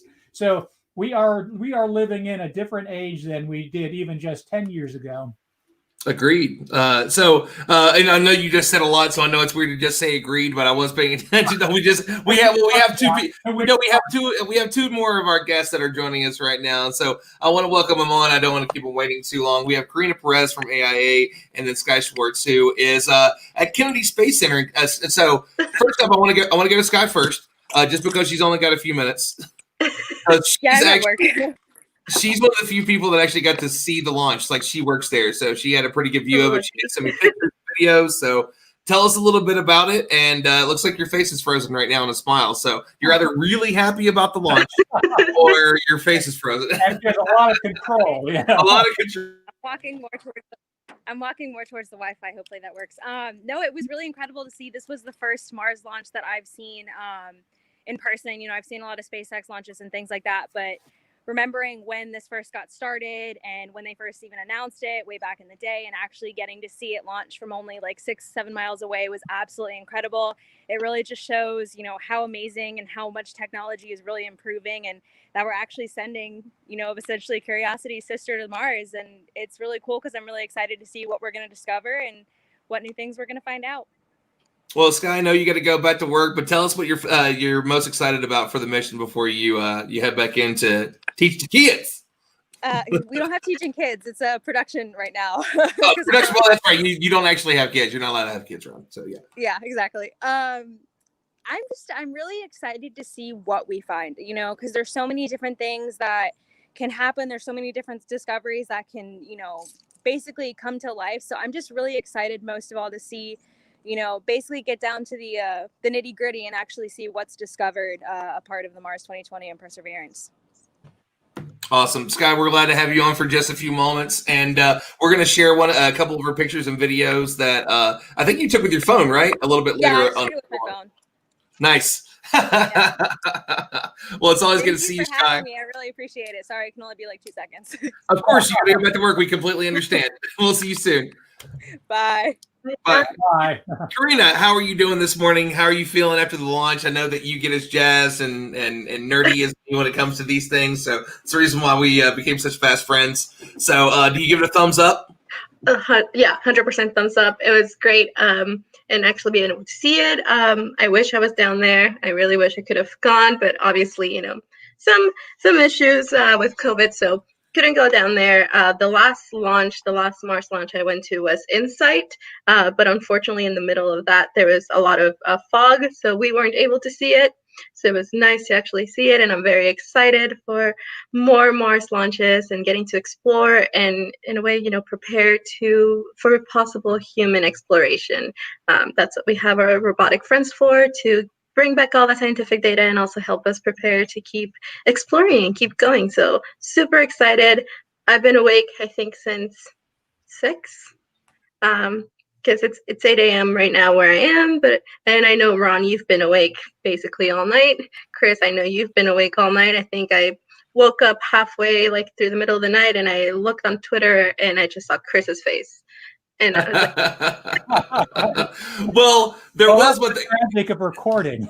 Yeah. So the way that we started the stream was, and for people that don't know, we have been doing some really great events all through the spring and into the summer. So we've been doing our web series event. So if you haven't checked it out, please do. You can check them out on YouTube, and we have them constantly. But we're so we had the Life on Mars conversation that we had. That was actually the very first one we did as soon as COVID kind of started happening, with Jim Green from Dr. Jim Green from NASA, and Penny Boston as well. And I believe she's a doctor as well. I'm sure she is. She's brilliant. We didn't really talk. I was just backstage, so her and I had not yet met and spoke to each other yet. But she's wonderful. And they talked about life on Mars, and we also had the Perseverance panel that we had running earlier this morning. So if you all haven't seen that yet, please go and check it out. It's basically, you know, a breakdown of what we saw happen today and what we're going to see in the next few weeks. So Karina, you're at AIA. Tell us a little bit about the organization first. Yeah, so I'm with the Aerospace Industries Association, a lot of S's, and what we do is we represent the aerospace and defense industry with governments, and that being the executive branch with Congress, and so we work with everyone really, and also to the general public, and that's where my work really lies, is trying to get the general public, outside of the people who are already excited about space and science and innovation, to be excited about what we do. So as you all know, especially if you're watching this, is that we love space, and we know how important it is and how much it can bring to humanity. And so part of my job and my team's job at AIA is to help everyone else understand what our industry does and what it can do. So I love my job, and I get to learn from experts, and I get to learn about like everything happening. But then I also get to have the fun job of taking all of that, packaging it, and saying, "Hey, world, look at how cool this is." I know you think it's a little nerdy, and yes, it is, but it's so cool. That's fun. Well, I can't wait till we get to the point where it's like, I know we think it's a little nerdy. Like, no, it's fine that it's nerdy. That's the things we should celebrate. You know, it's like we've had reality TV stars for 20 or 30 years now, and we're no better for it. You know, other than the occasional like really cool show, Anthony Bourdain, we miss you. But you know, I think there's a lot there that it would serve us well to have more people that were nerds on TV talking about space. And I know it's something that we've had at the Humans to Mars Summit. You know, more than a few times. That was actually the very first panel. That's how I've met everybody and ended up where I'm at now. So, you know, AIA, you're talking about, you know, kind of reaching out to the general public. When it comes to Mars, how are you all working to kind of get people excited? Although we got to say, you know, NASA and JPL and, you know, everybody's really done a great job for this one. Yeah, so what we're trying to do is reach more of the already existing tech crowd and things like that. So we've gone to places like South by Southwest and CES. So places where you would see some of our presence, but not really a lot. So we've gone there and really talked to people about what it is that we do. And so that's how we've been approaching it. And also for the young kids, we're approaching it in a different way with our rocket contest. We have the world's largest rocketry contest, and it's for students in grades 6 through 12. We have about 5,000 students participate each year. And this year, because of COVID, unfortunately, we couldn't have the physical competition. But what we did is we partner with Kerbal Space Program, the video game, which I know a lot of people have probably played. Yes. I know, it's so much fun. It was one of the second one's coming out, right? Are we getting ready to get a second? Oh, yeah, okay. Sorry, go ahead. I did that out real quick. Getting to play Kerbal Space Program for work was amazing, by the way. Yes, I'm loading up this for work. Yes, I'm going to launch these rockets. We've done the same thing at Discovery Center. We have Minecraft on some computers that kids can use during the summers. You know, not obviously so much recently, because it's like with social distancing that we have at the Discovery Center. But nonetheless, it's still one of the things. Like, oh man, I just want to go play it and kind of test it out a little bit. But but yeah, so you're using Kerbal for this competition. Yeah, and right now we have over 1,200 kids participating for the summer. So around August, they'll be giving us their saved files where they will show us how they got to the moon. So, you know, first get to the moon, then eventually to Mars. And so they're going to show us how they got to the moon. And their main thing is to stay under budget, which I feel like anyone in industry watching this would get the importance of staying under budget. So they have absolutely. They have a 250,000 budget, which in game it's very different than real world. But they are super excited, and as soon as we announced it, all the kids were just like, "Oh my god, I can't believe we get to play video games!" And we're like, "I know, we love it too." So super excited about that, and hopefully we get to continue next year and be able to provide more missions, because you know Kerbal itself has a lot of missions with NASA and with ESA, so hopefully we can work together with them and down the line. But for now, we're really grateful that they're giving us these free copies for the students so that they can maintain engaged through the summer and be involved in launching rockets. And another fun thing that I've been working on is launching a diversity in STEM calendar so that we can ensure that we have diverse voices as we move forward into the galaxy. We need everyone, but we can't get everyone if they don't see themselves in our industry. So we created this 2020-2021 calendar STEM activities and highlights. And so it's highlighting really diverse people in our industry and giving these students the opportunity to see themselves in it. And to some of the schools which that are getting these calendars, they also got books about diverse people in STEM. So we've been really trying to not just tell the general public and tell tech people about like come to our industry, but also telling the young kids like, look, there's so much to do here, and you can really see yourselves in here. And here are people who look like you, who have fitted here and who have opened the doors for you. You just need to come on in and work hard and have fun ideas. So again, I really like my job because I get to do all these fun things and tell kids, come on, let's go on to Mars and let's go explore. I have myself muted and didn't mean to. One, I love that. I think things have changed so much. When I was a kid, not like that, but when I was a kid, I got yelled at because I had Mortal Kombat and I didn't tell my mom what it was, and she didn't know there was a rating system yet. It's like, what did you just do to that young man there? I'm like, well, that's you all know, you played Mortal Kombat, right? Yeah. But it's a little bit different now. We can learn so much about it, and it's such a great tool, and we've got more than a few people that are talking about it through the different comments on social media. It's such a great way to be able to get people invested. Now, playing video games can give you a real skill set. That's how so many people are on computers, and if you would have told that to my mom forever ago, she would have laughed and said you're probably right, but she would have given me a little bit of grief about it too. So yeah, I think it's really exciting what you all are doing. And Chris, any questions that you want to throw in and discuss a little bit about? Yeah, actually, as you mentioned, I mentioned earlier before you came on, there's a lot of public support, generally speaking. But since you are engaging with the public and different sectors of the public, what do you think the biggest challenges are and some of the most optimistic things are in your engagement with the general public, and to show why this is important, and make sure they realize in many ways they can participate? I don't think a lot of people understand there are so many different ways the general public can actually participate in these missions. Yeah, so I think one of the biggest things is that, well, it's everyone really likes NASA.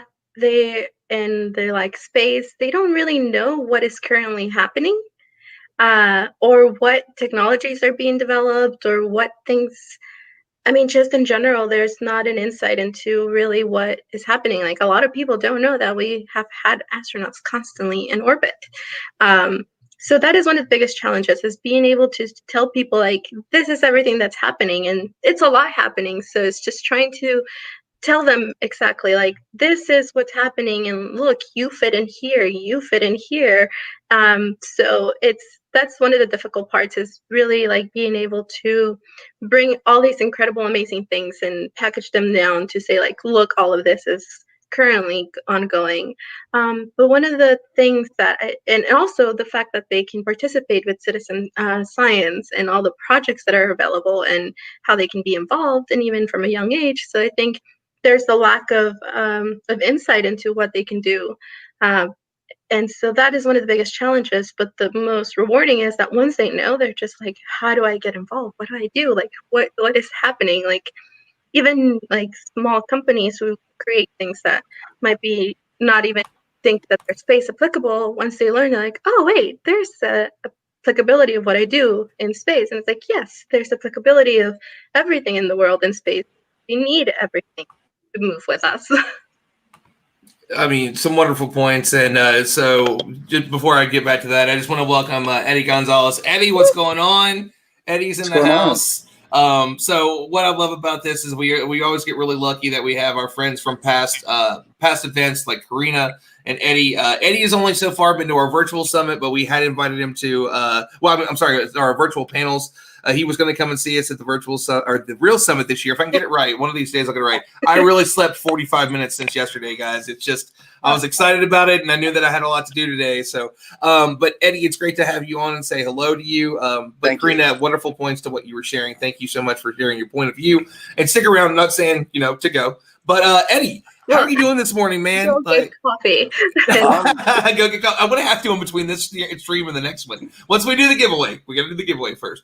Eddie, you're at NASA. You guys had a pretty freaking good morning. How are you feeling, man?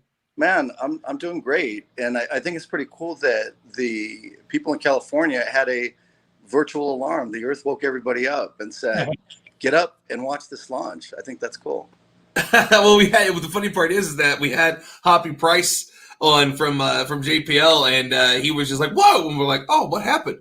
And we was like, what are you talking about? He's like, we just had an earthquake. So yeah, that's kind of a nice thing to do. Just kind of give him a little nudge. It's like, it's the first earthquake on one of our broadcasts, so something to remember. Yes. So, Eddie, you do a lot of work with a lot of people in a lot of different communities, and space is so important to you. What was the big thing about today that one excites you, and what do you think it's going? What about it do you think is going to excite the communities that you reach out to? Again, it's just about hope. I really love the diversity that's on the Mars team. One person that just comes to mind right now is Luis Dominguez, and he's at KSC right now. He's from JPL. I mean, again, I could go on and list hundreds and hundreds of people. Dr. Adam S., he's incredible, and he's doing a lot of great work. And I consider him Mr. Mars anyway. But to see this go off and to see such young scientists and engineers on this team, it gives me hope for the next generation. And I look forward to finding them as I do presentations and virtual panels and things like that, and introducing them and letting them know that they too can work in the aerospace industry. I mean, hopefully we can bring them to NASA, but if they're at SpaceX or any of these other amazing companies, then so be it. Well, let's talk a little bit about that. So for people that don't know who Eddie Gonzalez is, that's a shame that you don't. And I was introduced to Eddie not too long ago, actually, from one of my favorite astronomers. He was talking about the great work that he does. And I was like, this guy's amazing. I got to talk to him. Got to be friends with him. And he makes some great Jeff Epstein jokes. So Eddie, can you tell us a little bit about what it is that you do at NASA and how you really kind of connect worlds together? Oh, thank you for not asking me about Jeff Epstein. That's hilarious. Yeah, what it is that I do. So like, for example, yesterday I was on a panel for natives at NASA. So all of the various Native Americans that are at NASA, I did a soft skills presentation for them. Just basic things like, what do you do with a business card? So I think it's very important if you're getting a business card, and this is also professional advice, don't get it and put it in your pocket, and don't reach out to somebody right away. I think you use that, turn the card over and write some bullets about the conversation. So when you do reach out, you can remember some of the things that you talked about, whether it's for an intern or for a project or something that you're going to co-author or something. It's important when you reach back, they're going to say, wow, this person really did remember me, and this is awesome. And that's how you start your network that will eventually, hopefully, turn into relationships. And, Eddie, I know one thing that you talk about, and you particularly did in the diversity panel was, this wasn't a path you expected to end up on. It was tough going when you were younger. You were on a little bit of a different path, and then you ended up, at NASA doing the great things you do. So I think it's a wonderful story. Can you share a little bit about how you got to where you are? Yeah, sure. First, let me kind of start backwards. I've been at NASA now for 20 years. I worked at the Jet Propulsion Laboratory for probably about 16 years off and on. In between that, I did a detail at NASA headquarters. A few years after that, I did a fellowship at NASA headquarters under MURAP, which represents minorities and diversity, which I loved doing that detail. So shout out to Dr. Joletta Patrick for that. And now I'm at NASA Goddard working in heliophysics under Dr. C. Alex Young, who's an amazing scientist there at NASA Goddard. And now to tell you a little bit more about my story, and I'll be brief. My father passed away on Christmas Day when I was 12, 8 days before my 13th birthday. And at that point, I knew I was going to have to hustle and grind because the Calvary wasn't coming. So I always had a good mindset and a good, a good drive to do well. Unfortunately, that was derailed a little bit by teenage mistakes, barely graduated from high school. And let's just say that I made my way into the professional world working at a law firm. Started in the mailroom, worked my way up to senior staff, and then a position opened up at the Jet Propulsion Laboratory that was perfect for me on the business side. But as soon as I got there, I recognized that there was a little bit of a lack of diversity, and I wanted to participate and work in the education side and see if I could help change that. And along with an amazing team over at the Jet Propulsion Laboratory, we were able to do that. And I continue to do that today, but I do it over at Goddard now. I love it, Chris. You wanna pick Eddie's brain a little bit? In your work with underserved communities, what sort of programs are there to reach various communities to show not only what NASA and the space community is doing, but how they can actually participate? That's a great question. See, a lot of interns or a lot of students that are looking to get into NASA, this is what they typically do. They'll go to nasa.gov, type in interns, and then you'll see a list of internships throughout the various agencies across the nation. But what they don't know, and what I try to share with them if I go to national conference, is that each NASA center has their own website, and they have their own internship programs. So there's actually 11 doors you can go through in addition to the nasa.gov, or creating a pathway profile, or a profile in USA.gov.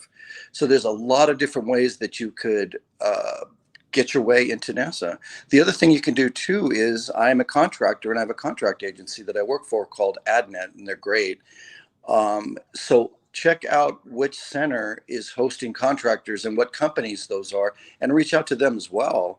And again, you just double, triple, and quadruple your chances of getting an internship or employment if you've got what it takes to work for NASA. No, very cool. Now, do you mostly work with young professionals, or do you actually deal with students as well, younger students? The whole gamut. If anybody needs help, regardless of who you are, where you come from, I absolutely have an open door. If you reach out to me, I may not get to you right away. I sometimes get 100 to 200 emails a day. But if you're persistent, I'll absolutely help you. I'll look at your resume. I'll help you with interview tips.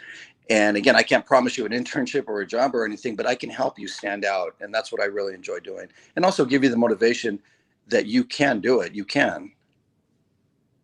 No, very cool. Well, first off, just a quick question for Ron to see, did we lose Ron? Oh, nope. Yep, there he is, because he disappeared for a second there. Well, there was a technical social media problem, but I can produce the show without being on it.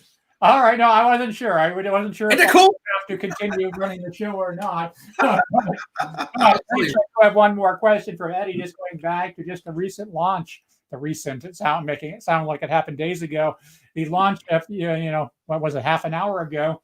What are you most excited about concerning the Perseverance mission? To go back to that feeling that I had when Curiosity landed. So I'll tell you a really quick story. I was at JPL. I was just outside Mission Control in a conference room hosting VIPs that were there to watch the landing of Curiosity. Let me share this with you. At 10:30 Pacific time, we knew that the spacecraft was on the ground. Whether it was alive or not, that we didn't know. So at 10:35, everybody in the audience was getting really excited, but me. I was feeling pretty nauseated and thinking, my goodness, if this thing didn't land correctly, I'm going to throw up right now in front of everybody. So at 10:37, when we got the signal that it actually landed, and then a few minutes after that, we got the first image back, that feeling I cannot even describe. I mean, the birth of my first child, anything like that. This was just an amazing feeling, and I can't wait to capture that feeling when Perseverance is on the Mars surface. Yeah, no, I remember that. I remember the video from JPL. Just electric. I was at a Planetary Society event in Pasadena, which was really exciting as well, with about 2,000 of my best friends there. And yes. It was really an amazing time. But yeah, you're right. I mean, since there's such a time delay, and you're right that, we knew it had landed. We just were hoping that we didn't have a new crater on Mars called Curiosity. Thankfully. Right, correct. Yes. Hey, right, Ron, you have follow-on questions? No, I mean, honestly, Eddie, I know that you got some other stuff that you had to hop onto and other calls, so I'm glad that you were able to jump on with us for a few minutes. We got our next guest coming up, but thanks for sharing what you do always, and for being involved with us and coming on our diversity panel. And we really look forward to some of the different organizations that we can work with you and bring them all to Mars with us. Thanks for inviting in, Ron. By the way, you look great, man. You do. You do not look like you didn't sleep. Yeah, I love this, man. I mean, there's been plenty of times where I've done a job where I had to stay up all night and just hated it. But, it's like I ran all day yesterday. It was just a whirlwind of trying to get like the last minute things to put this together in the next live stream I'm doing. So I'm going from this one to another 3-hour live stream. I hope you get some sleep soon, Ron. Chris, it was great to meet you. Yeah. Thanks for coming on. Eddie, we appreciate you, man. You got it. Take care. See you soon.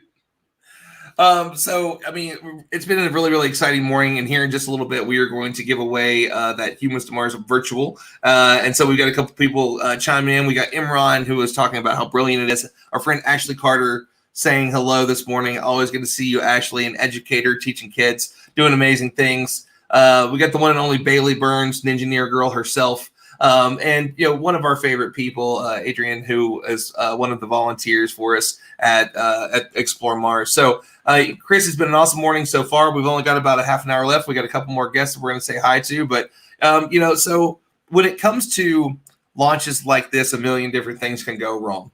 And we've heard the horror stories of it before. Obviously, I think it's only 35% of Mars missions overall have been successful, or somewhere around that number. I think, right? It's steadily increasing, and U.S. It's increasing now. Yes, a much higher level of success. But I mean, so many things can go wrong, and I know that you've worked with. Do what? I'm sorry, I don't want to jinx anything. No. I completely understand. We all want it to go right. That, something went haywire. See, what had happened was, so and I'll be blamed. Tony's going to yell at you. They're going to come to you at the event. It's going to be during a Q&A, and nobody's going to actually ask any questions. Just be like, "We saw that live stream, Carberry." But I mean, you worked with so many professionals in the industry, and so many things can go wrong. So I know that you probably heard some stories about that and what they had to do to make sure that things went right in the future. So what kind of testing really goes into something like this to make sure these things work? Because I mean, I don't think people really get it, and I know that you probably heard some stories. Well, yeah, I mean, I think part of it is, since there's so many people working on it, making sure, there's good communication. I think, one of the most famous non-successful Mars missions back in 1999, I think we all famously recall, the mission that didn't succeed because there was confusion between metric and English units. And so these things are important, you have to make sure that everybody, the contractors, NASA, everybody are using the same playbook, as you're putting your mission together. So think of how many people, when we go to Mars, that's just much even bigger. Think how many people have to work together, have to use the same blueprints, use the same systems, communicate, and make sure everything works, all systems integrate. This is a really daunting challenge. I mean, for something like a Mars mission like the one that went today, it's really complicated. But as we start preparing, going back to the moon, going on to Mars, there are so many challenges. And, I think it's great to see when teams can come together. And often these days, it's international teams. I think the space station has been a great model. It's also been a model of what not to do, as we started learning how to work together in space. I think there were things that people that were involved with it would have liked to have done a little bit different, but it was part of the learning curve. And so I think this is all building to getting to Mars, as we're learning not only how to engineer, but also learning how to work with each other, and work with each other in a time when, sometimes there are challenging international relations. I mean, I'm kind of getting a little off the question that you asked, but, I think I've seen space as one of these great diplomatic tools, one of these things that can hold us together, all during kind of rocky time periods when we've had, not necessarily the greatest relationship, on the public stage. Sometimes with some countries, Russia or others, we've been working together in space, and it's held us together. And we still work extremely well on the space station with our Russian partners, with other partners. And I think that's something that people don't really understand, what a dramatic role the space program, space exploration has in diplomacy, and just a shining light. And people, around the world who have wonderful space programs of their own, even when people are at, see the U.S. foreign policy or other things at a lower point, are not enthusiastic about other things, still see NASA as their space agency, the world's space agency. And I think that still stands true. I think while there's a lot of other competition, and that's great, I think people still look to NASA and NASA's partners. And those partners are growing quite a bit these days, to lead the way that are going to lead us to, to humans on Mars and long-term settlement and working in space. Well, that was actually going to be the question. I mean, who are we? We're Explore Mars, and what's the goal? Human exploration of Mars, humans on Mars. So sustainability on Mars, not just exploration. Oh, fair enough. That's our new tagline. It's just not as catchy, is it? Yeah, first things first. Yeah, we try. Explore Mars tries not to get too far ahead of ourselves. Our primary goal is to get there, figure out if we can live on Mars. And this is what is a shame, because we were supposed to have Mike Hecht on earlier, but he couldn't come on because of technical difficulties. Mm-hmm. Mike is the principal investigator of MOXIE, which is going to be the first ISRU in situ resource utilization experiment. Basically, experiment to live off the land, utilizing the atmosphere. And this is going to be one of these vital technologies because to sustainability. We want it when we send people to Mars, the initial missions, it's not only to do the science, figure out if there was life on Mars, but probably the central other question will be, can there be life on Mars? Can there be human life on Mars? And how challenging it will be. Can humans really live on Mars sustainably? And that's not just living on Mars. If you're getting all your supplies from Earth, that's not sustainable. Can we actually live off the land? Can we utilize the atmosphere if we bring in, to make, oxygen, water, methane, fuel? Some of that you'd need to bring your hydrogen with you. But also, can you utilize the water on Mars? There's a lot of water on Mars and the regolith and subsurface water. Can we access that? Can we grow crops on Mars to sustain humans? And if so, how well will they grow? Are there toxins on Mars that, will be obviously harmful to humans, but might get absorbed into the food that we grow? These are all the questions we want to find out early on, because these are the key questions of, can we have long-term settlements? Can we have colonies? Can we live and work in space in general? And this is the ultimate goal. But this is how we as Explore Mars have approached it. Trying to achieve the primary goal first. We're not going to answer any of these questions until we're actually there. We see wonderful conferences, wonderful videos, lots of aspirational speeches about, millions of people on Mars. And I hope that happens. But before we get there, we do have to answer these very rudimentary questions. Can we live on Mars? We think we can, but since we've never been there, we don't know. You made an excellent point. Like, we hope that we live on Mars, and someone who might want to be a Martian someday, just like me, Ana Cristina Olvera. I didn't say it the right way. Ana Cristina Olvera. There we go. I always have to say it with the oomph that she taught me how to give a name. So, Ana, how are you doing this morning? Thanks for joining us. I'm doing great, Ron. Just saw this amazing launch, and I'm super excited and hoping to see all this science that you were mentioning. I think we have now 3 amazing missions going to Mars, and I think the science that we're going to get from them, it's going to be so great, and I can't wait for them to get there in February. It's if you think about it, the world's going to Mars. There's not really a language that the majority of the world doesn't speak that doesn't have something that's going to bring science and that world back to them. And I think it's incredible, So that's actually something that's great to talk about with both of you. UAE's got a mission on the way. China has a mission on the way. All in the last few weeks. ESA was going to have one as well, and there were some technical difficulties there. COVID happened. There were some other things that were going on, but we could have had 4 all here together. That would have been incredible. Again, the world is on its way to Mars. So, Chris, Anna. Yeah, no, you're right. And even without the ESA mission this year, 3 missions going to Mars in 3 weeks. Never happened. I don't think people understand how historic this is. We have never had anything close to this in the history of humanity. And I think that is just inspiring. And we should, as once again, getting back to the why question that you brought up earlier, I think this is a good question people should ask themselves when they ask, should the U.S. be doing this?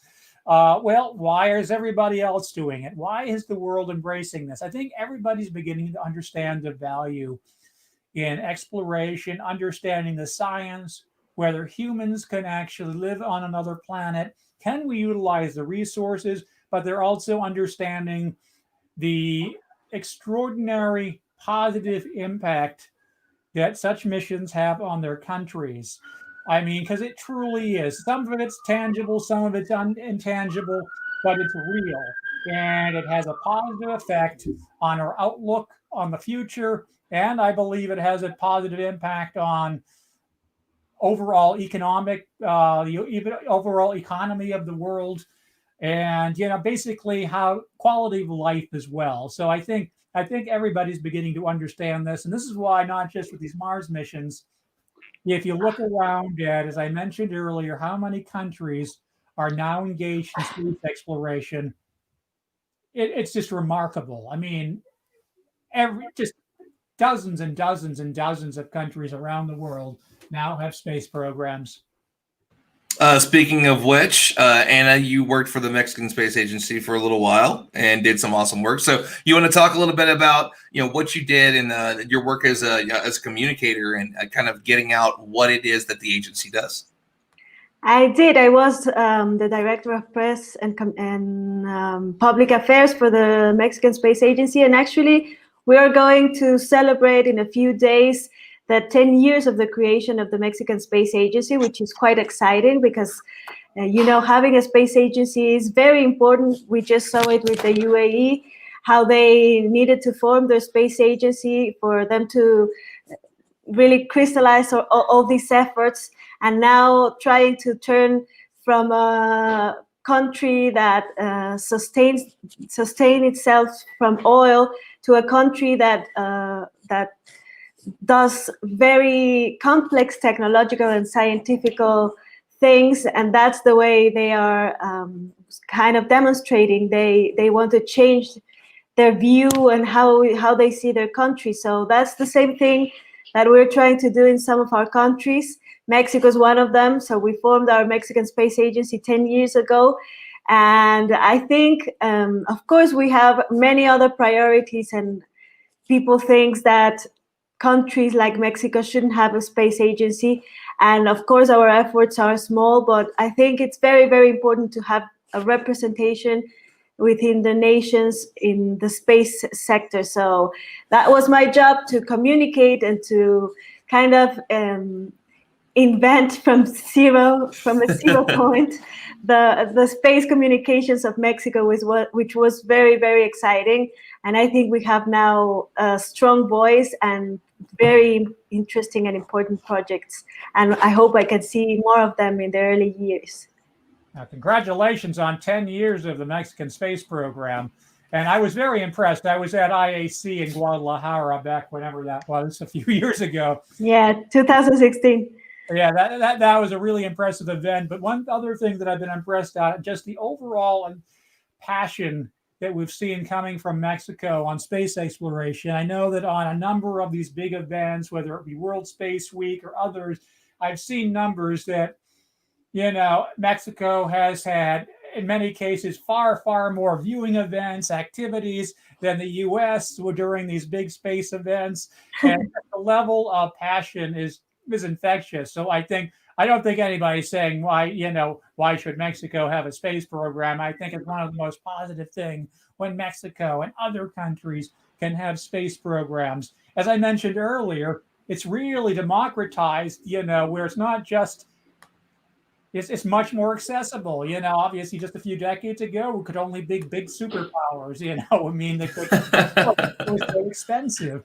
But now when you have high schools and middle schools that are actually sending CubeSats into space, and every country is pretty much able to do something really exciting.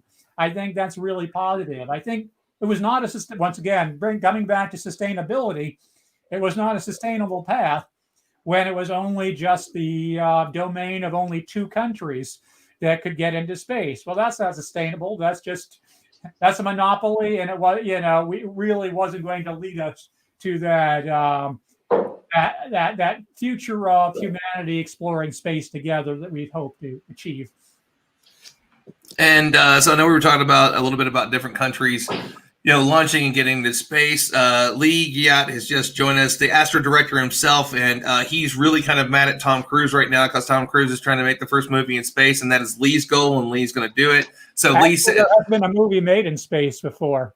There was. He wants to make a full-length film. He wants to make a full-length film. Not a feature film. Not a feature film. Exactly. I told him that we were on Drinks with Explore Mars, and I didn't realize that Richard had done a film in space. And I was like, "Oh no, I didn't know. I don't mean to ruin your dream, but it happened." He's like, "No, that counts. It's a short. I want to do a feature-length film." So now you're gonna have to do the first good one. But Lee is not saying Richards. I meant like the Tom Cruise thing. Just being silly. Yeah. But first original one, because we already know it's going to be Mission Impossible. I've heard that it's not going to be Mission Impossible. I don't want to go too far off. But it's going to be. It's not Mission Impossible, but it's Mission Impossible. It's Mission Impossible. Wait. Hold on a second, Anna. What was on your cup just now? What was on your coffee cup? Nice. Well done. I've seen it everywhere, but I've not seen it on a coffee cup. See, that was just well played. That's the reason why we invite awesome people like Anna on. I have world's okayest brother. I've got mine that's in the kitchen right now that I could grab, but it's got some language on it that Neil deGrasse Tyson never used, but people have used in a meme, and you probably have one of your friends tag you in that picture where it says y'all need science, and that's what it says on my coffee cup, so I can't wear it on the show. But Lee, we're glad to have you on this morning. You're getting ready to do a Mars analog astronaut program, I understand. Is that right? Yeah. Well, give us some details, man. Yeah, so it was supposed to be in November. We don't know if that's going to happen just because of the world right now. But basically, we're also kind of figuring out where it's going to be. It was set to be MDRS, but there's still stuff going on that I can't really talk about. Basically, the plan is to conduct a large-scale multi-habitat mission and start building on that. So my role in that, having a background in filmmaking and astronomy, is to figure out how realistic is it and how, in isolation and in very small crew sizes can we bring the film industry to space and, to Mars. So I will be making a movie on Mars when that happens. So it'll probably be, I think, early next year is when we can expect it to happen. It'll be like a 2 to 3 week mission where I'll be living in isolation with my film crew, and we're going to write, shoot, and edit a movie on Mars. And we're going to see, obviously there's things we can't test, like Mars has only a third of the gravity that Earth does. Eventually, once we start making movies in space, we'll plan to develop, do we need tripods? Do we have to create, do camera sensors deteriorate if exposed in space for a long time? I mean, we have the ones on the ISS, but is there a way to, fix the glare from the sun? A lot of things that don't exist yet. So it's just kind of opening up those questions and what are the right questions to ask when filming in space and on other, terrestrial bodies. Well, I mean, so Anna, you're no stranger to being in front of the camera. Not only did you work for the Mexican Space Agency, but you also have done some videos, more than a few videos for NASA en Español, and you even did one for NASA here in the U.S. You've done a lot of things like that. So as a communicator of science and talking about space, in particular on your news show, it's something that you're excited to talk about. Can you share a little bit about what that's like to kind of get that out there and what it's, to be in front of a camera and share that with the world? Your mic is off. You are muted. Let me unmute you. Oh, nope. You muted them. You muted yourself. Yeah, I'm sorry. I'm sorry. I think it's super exciting. It's one of the most exciting things to do, not only because you're in front of a camera, but because you get to share your passion and to kind of inject this emotion that we all have with other people that are not maybe feeling the same or are not seeing the space world as we see it.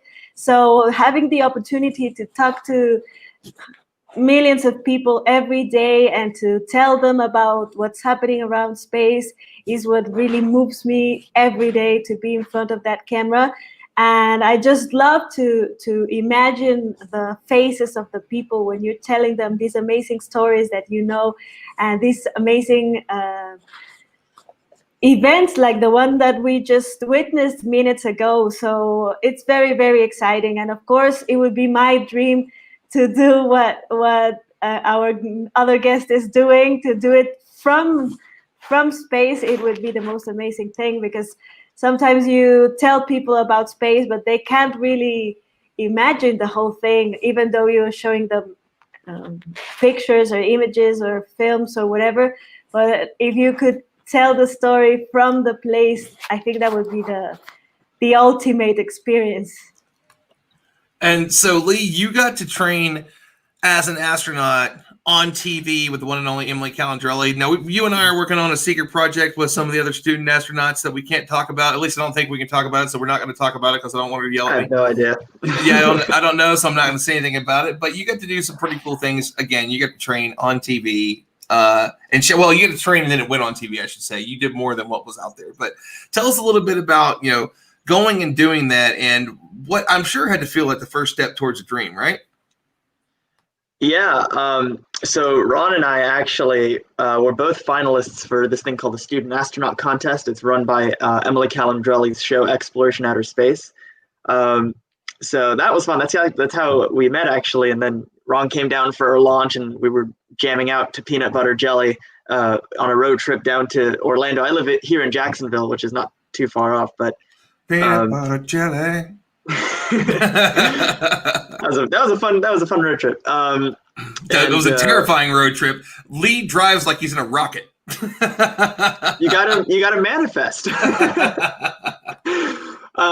But yeah, I mean, it was so when I was in Russia with Emily and we went to, it was kind of surreal the whole time. It was like, is this actually happening? Is this, like I was in the Yuri Gagarin Cosmonaut Training Center, riding the centrifuge, wearing a spacesuit that's been to space, getting it fitted onto me, and trying on the oxygen, which feels really nice, by the way.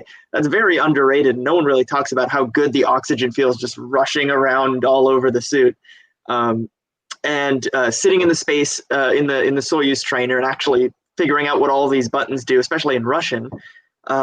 And trying space food, all that stuff, and then sharing it through Emily's show and my YouTube channel.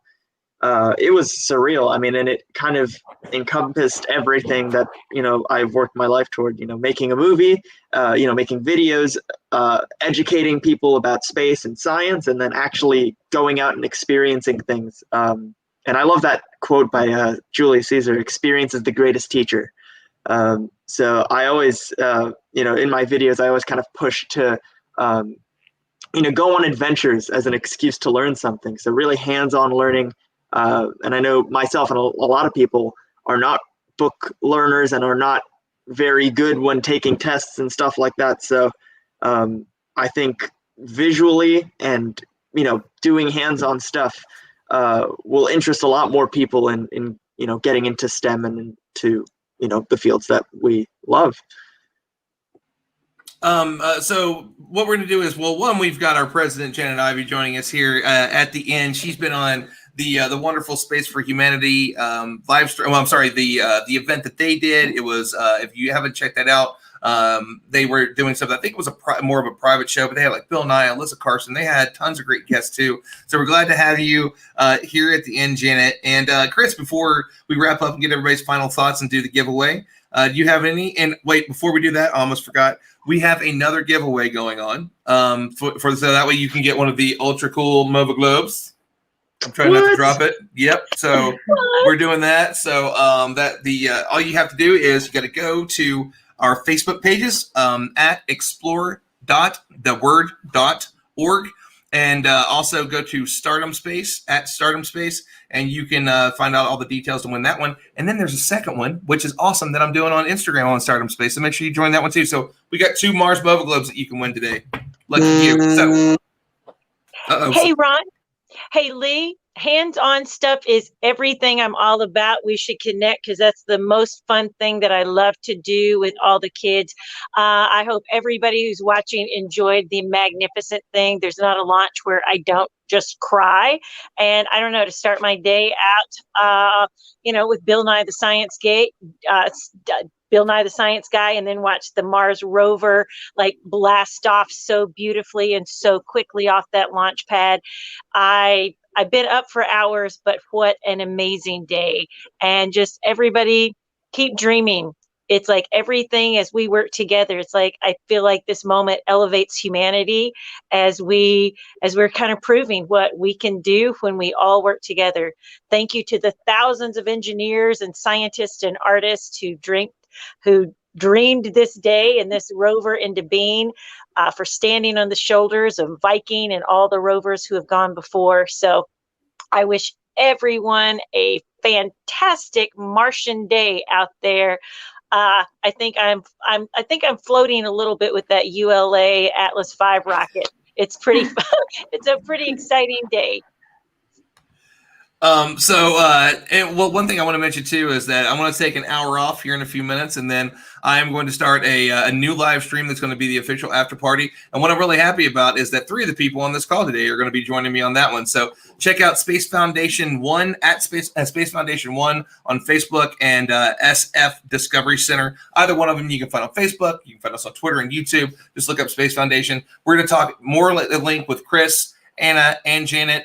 Lee wasn't invited because he's been busy shooting like films and stuff, but he knows that he is allowed to.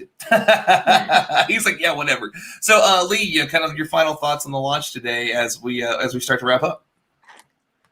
Yeah, I mean, it was super cool.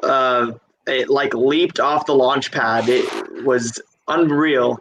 And the fact that, this is kind of a reiteration of Curiosity, and the fact that in 7 months we're going to see, that 7 minutes of terror as it enters the Martian atmosphere. Now we have super advanced cameras on this rover and microphones, so we're going to be able to, in a human way, experience what it's like to descend onto the Martian surface. So that's going to be a really exciting time coming up after this. And Miss Ana Cristina Olvera, final thoughts for today?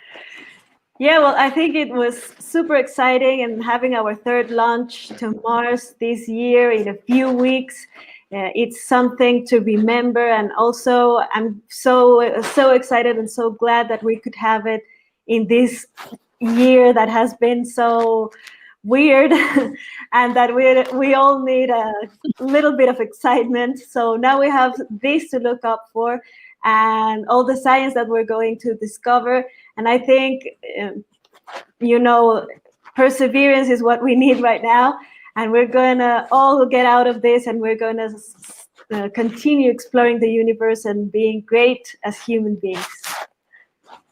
And Chris, as you give your final thoughts, I'm going to hit the randomizer for all the comments and find out who our giveaway winner is going to be. So, what better way than to finish with the CEO of Explore Mars before we do our big Humans to Mars Summit giveaway? Absolutely. I think Anna hit it right.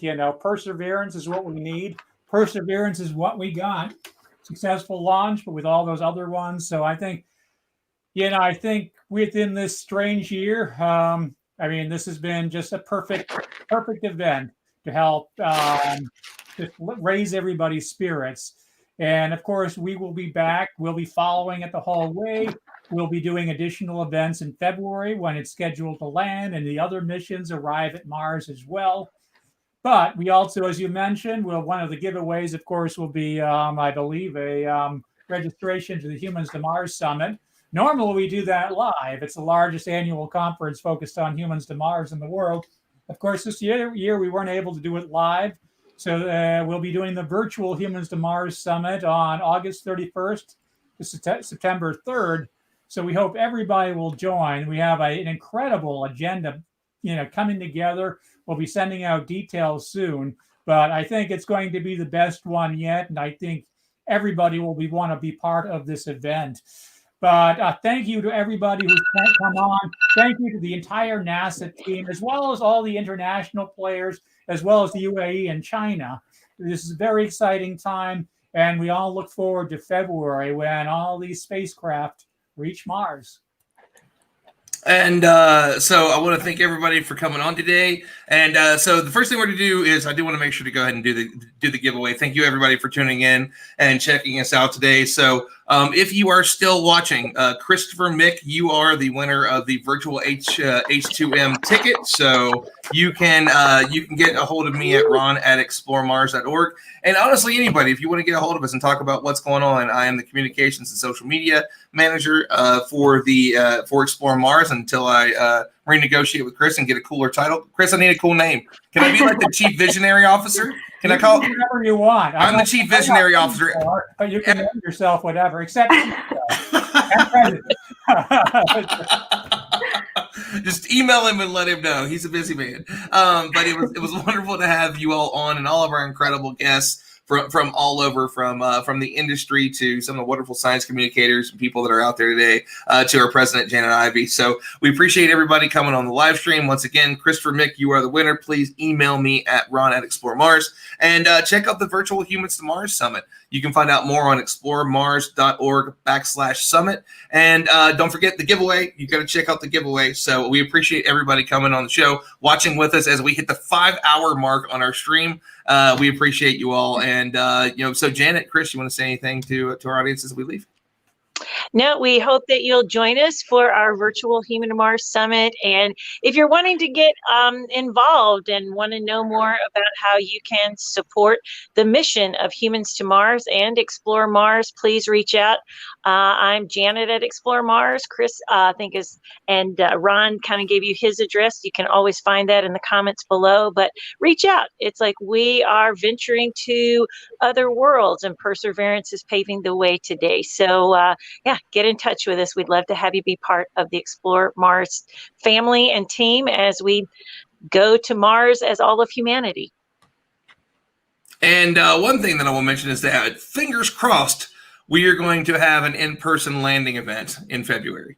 That is our goal right now. So as long as Chris, get everybody together. Like you're the DC guy, you're the policy guy. Get them together, man. Tighten down. I will. We'll get on top of this pandemic. I'm the CEO of Explore Mars. Well, it was fine for a while, but I've had enough of it. So we'll have our live event in February. All right, everybody. We'll see you soon, Lee. And thank you so much for coming on and joining us. Bye, everybody. Thank you. Thanks, Bye. Ron. Bye, guys.